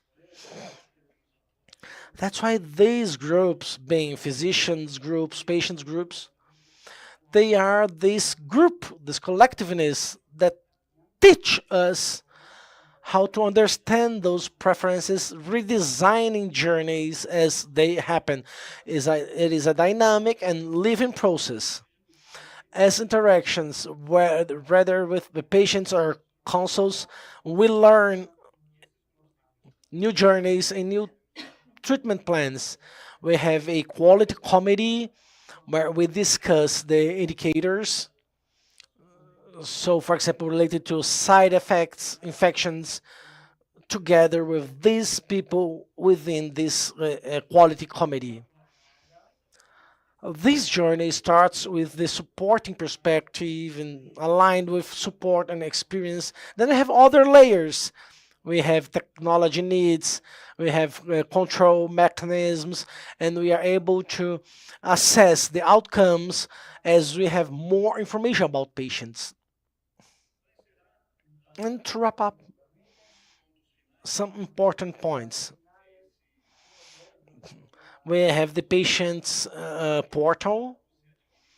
So once you acquire My Einstein, you will receive information about your health in a single place, and you are able to interact in real-time interaction to collect information and to provide information. And this exchange allows something closer to what we have in the finance industry, where we would like to have a health manager that could help us to understand our needs and the best solution.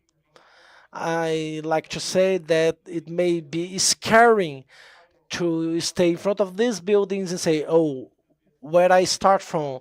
What do I do with my headache, and what do I do to prevent another one? And the World Day for the patient's security. And this is the day of Rafael's birthday, our primary care director. It's the same day, his birthday is the same day of the patient's World Day. And we had a survey throughout this QR code where we could interact with patients, trying to understand their minds, what they think. We've built in the institution a value office. One of the jobs of this office is to generate content about institutions' performance with different indicators and different subjects. It is a highly consumed material by health professionals. And this is a translation of this report for patients, explaining in a friendly way what means to generate value in health. And one way of doing so is to explain them with a clear language what is important, really important in a health journey. This example of the value report is a way to look at this journey, living the health world and getting closer to the people's world. Thank you very much.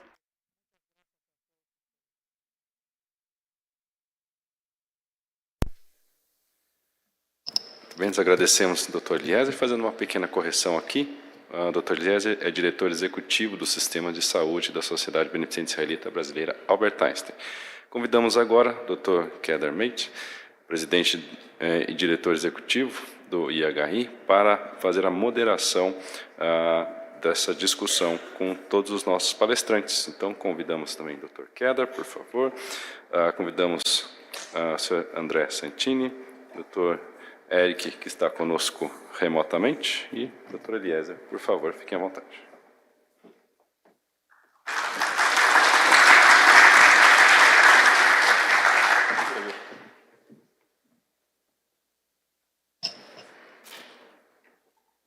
Ok. Kedar. Yes. Eu vou quebrar. So,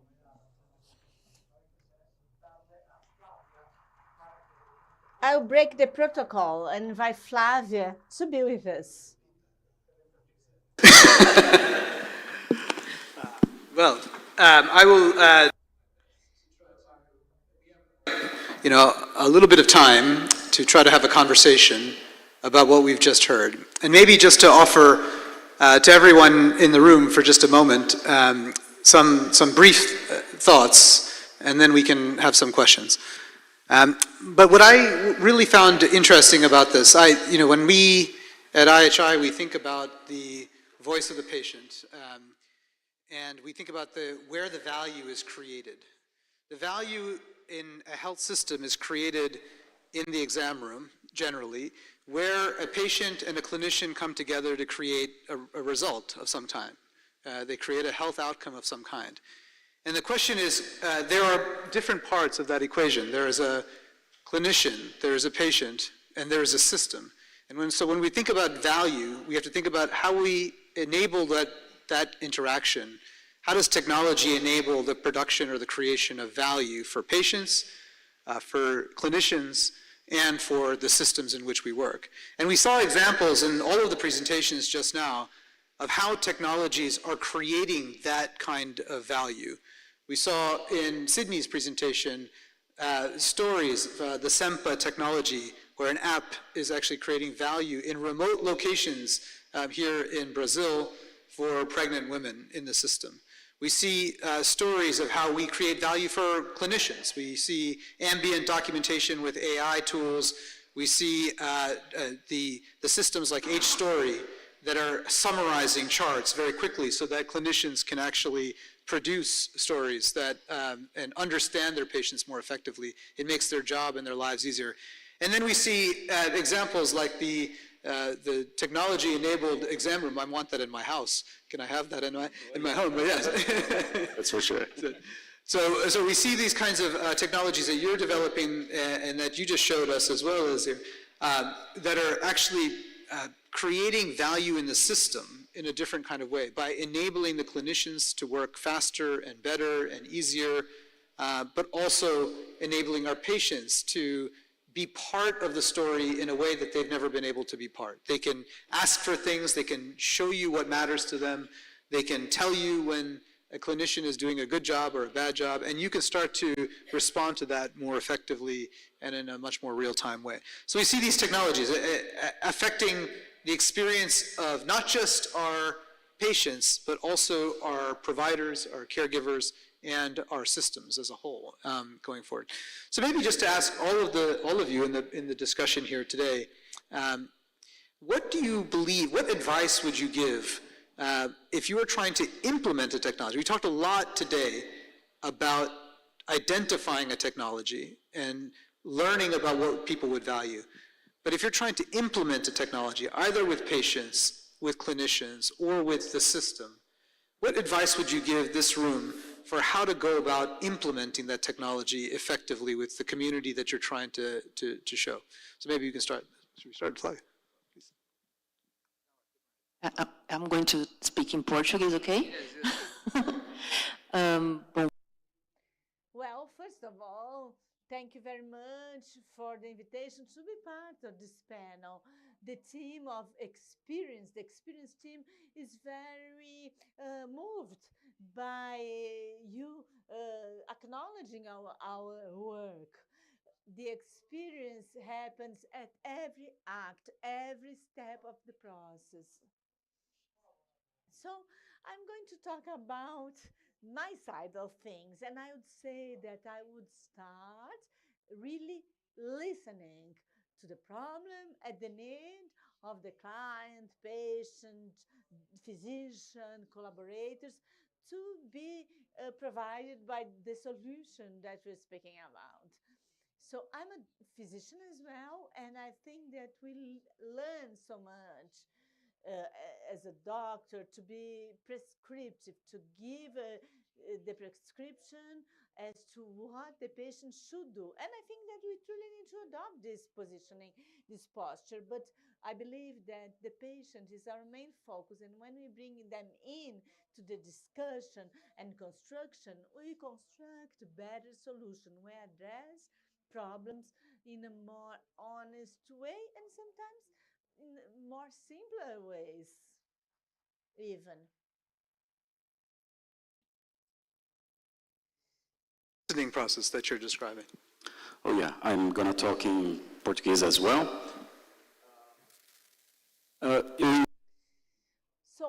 my understanding is that, as has already been said, we need above all to listen to the client, to listen to those that are going to use all the resources, all the processes as a whole, and always approaching the basis, the structure, speaking with those that are in fact is going to be the user of the service, of the platform, whatever, because it's in the shop floor that we discover the main difficulties that we need to address to provide a good service.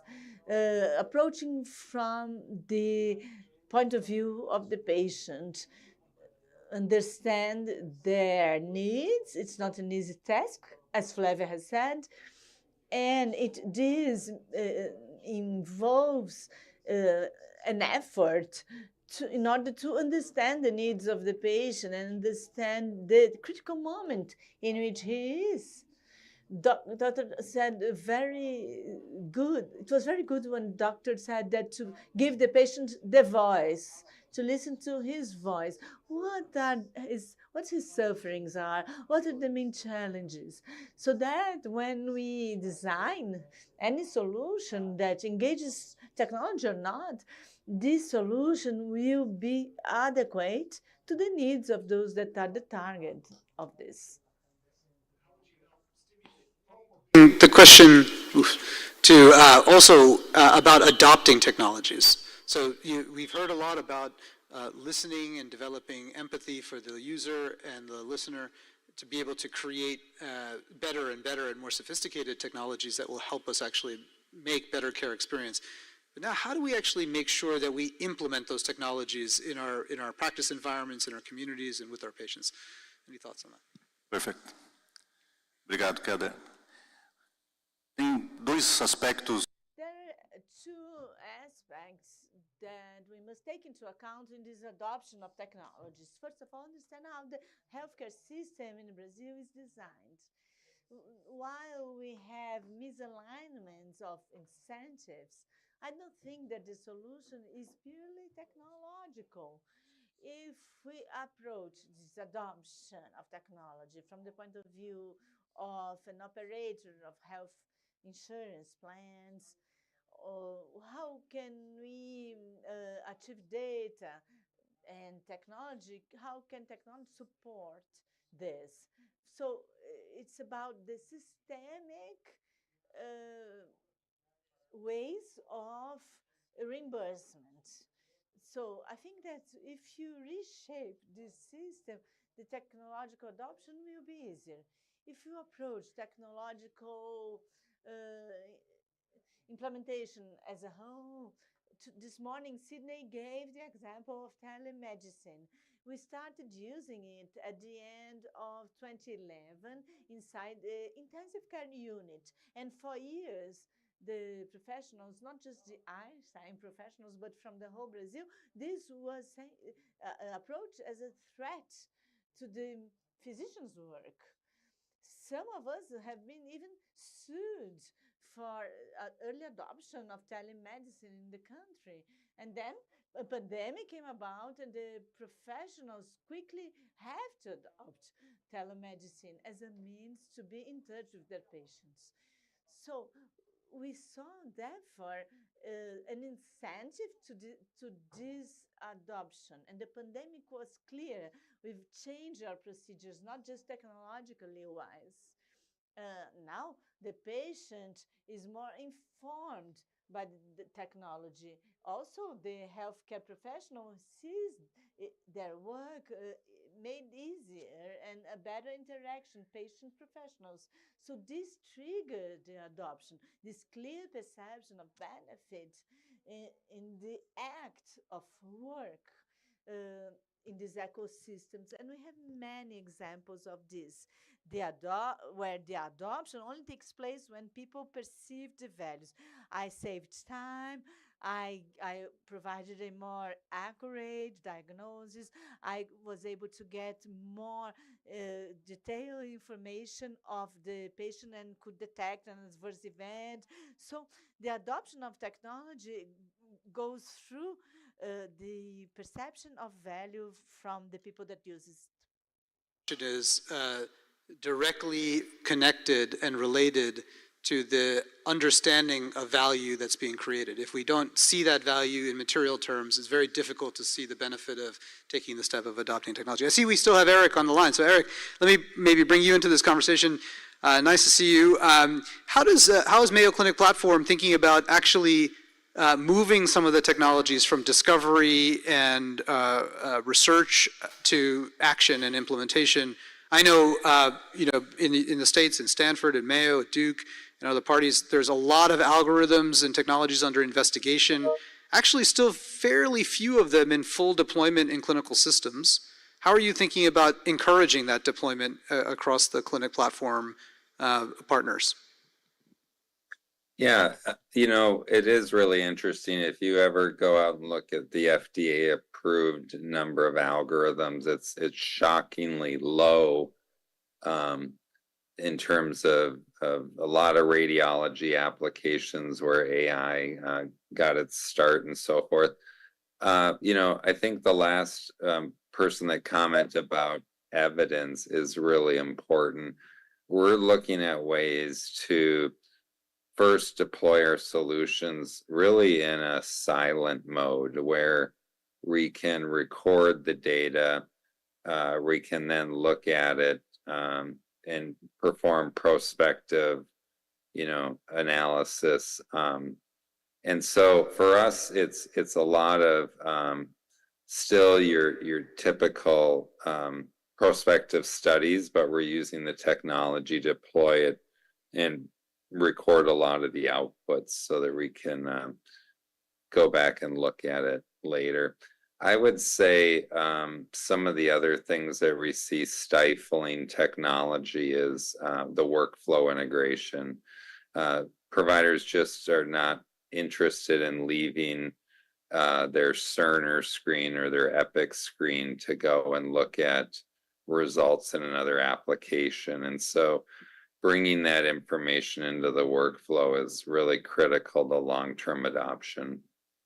Yeah, I'll just give one story here, and then I'll ask a final question. But to the point that Eric was just making about workflow adoption, I was visiting a health system in the U.S., Children's Hospital of Philadelphia, a large children's hospital in Pennsylvania, and I went to the genomics laboratory at where they had developed a new genomics assay that was incredibly powerful at identifying conditions of neonates, very small children that were just born, that would lead to potentially adverse consequences in the neonatal intensive care unit. So there was about 150 screenable conditions that they could understand that would have an effect on clinical care, either immediately or downstream, for the parents, advice to the parents about future pregnancy planning and so on.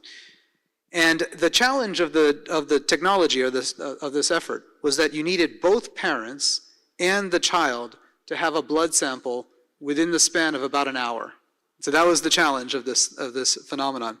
So you can imagine how long they tried to do this. This is a children's hospital for which there is no adult phlebotomy in the same building as where the neonatal intensive care unit was. And so they went about testing and trying, and the absolute adoption of this technology was almost zero because they could never make it work. And then they started to use their quality improvement team, their local QI team, who did a process map, and they identified this failure. And what they simply did was they started to move the adult phlebotomy personnel. They had this adult phlebotomy personnel rotate on the NICU every day, at least once a day. And suddenly the rate of this test went from absolutely zero to everyone in the NICU getting the test going forward. So it takes this kind of experimentation and this testing, and I think we sometimes become so captured by the technology that we don't think through all of the steps of the workflow that we need to actually create in order to get the technology into regular practice. So maybe let me finish with a final question. The title of this session is Transforming the Experience of Health. And most of what we have talked about here, I would argue, is transforming the experience of patients and clinicians and systems that are delivering a care service in hospitals, in clinics, even in home care environments. But my question for you, if the title is Transforming the Experience of Health, there's a lot of things that matter to the creation of health that is not being done inside of a building like this, inside of a hospital. So what is your thought today, maybe I can start over here with Flavia with you, but what is your thought today about how do we need to extend technologies to actually think about the social conditions in which we live, the environment in which we live, that are actually more responsible in some ways for our health than just what we do inside of the hospital today? Bom, acho que essa sua reflexão ela é perfeita, né? I believe your reflection is perfect. If you have a diabetical patient, he spends 3 hours per year with a professional. There are studies that show this rate. So he must take care of himself with different resources, at home, at school, in the work, in his own life, without any support of the healthcare system currently. I don't see us as a healthcare system that we must answer to this need alone. This is a need that must be shared with other elements of society, that requires partnership with governmental policies, public-private alliances, like Einstein is doing with sports organizations, food organizations, so that we can provide better care regarding health and not regarding disease.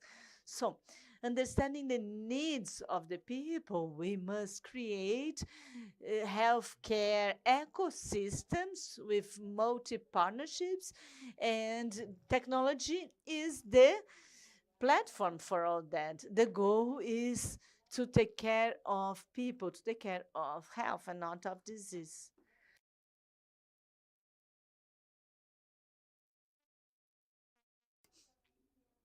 Preventivo de I think that there is a need to have a preventive care. We must anticipate. We have a robust access to information. So how can we give support to this previous process of the treatment of the patient? How can we work preventively? How can I work with the issues for the prevention?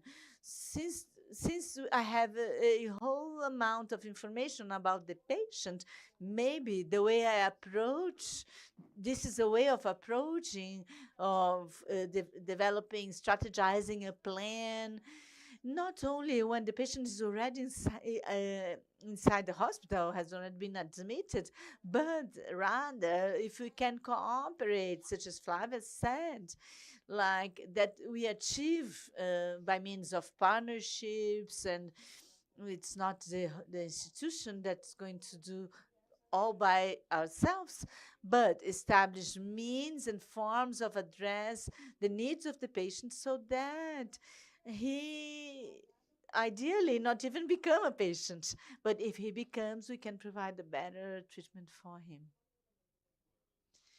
So I totally agree with what they said. I just want to add that the health system have an obligation to move our focus to education. So if people has the lato sensus education, including ourselves, like how to sleep, how to eat, how to take care of oneself, physical activities in general terms.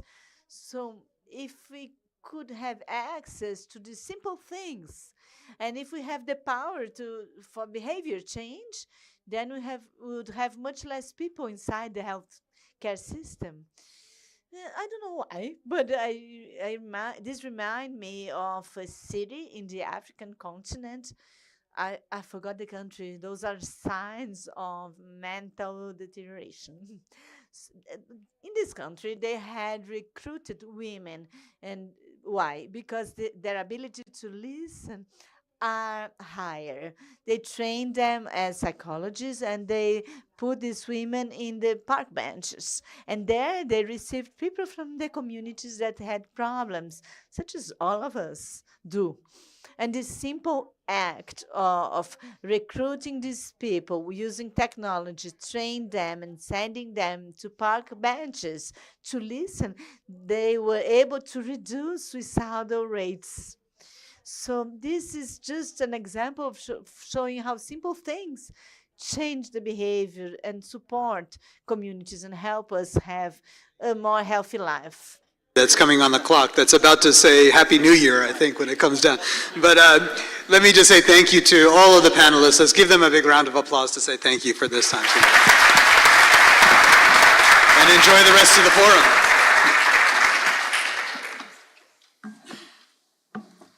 Agradecemos a todos que participaram. Nós vamos fazer uma foto. So we want to thank all the participants. We will do an official picture with the panelists now.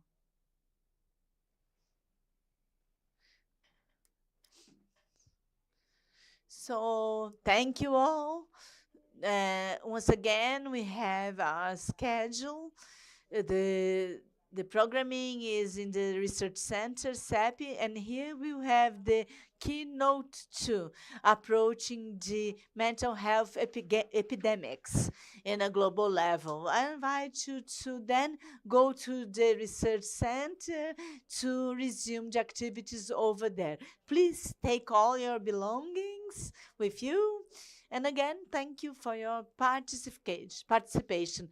The coffee breaks are available in all floors of the Research and Teaching Center. Feel free to get your coffee.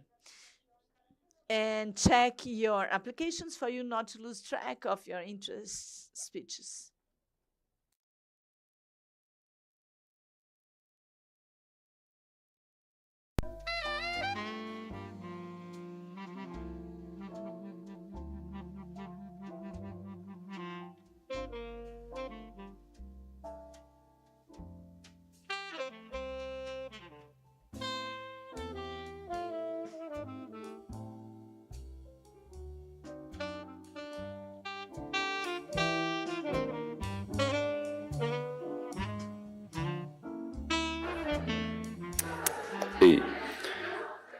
Quem retirou o aparelho de tradução simultânea aqui no auditório, por favor, não esqueçam. Those who got the headsets, take them back to retrieve your documents, personal documents. If you got them here, you can retrieve here to get your documents back. If you got at SAP, you go back there and retrieve there to get back your documents. Thank you very much.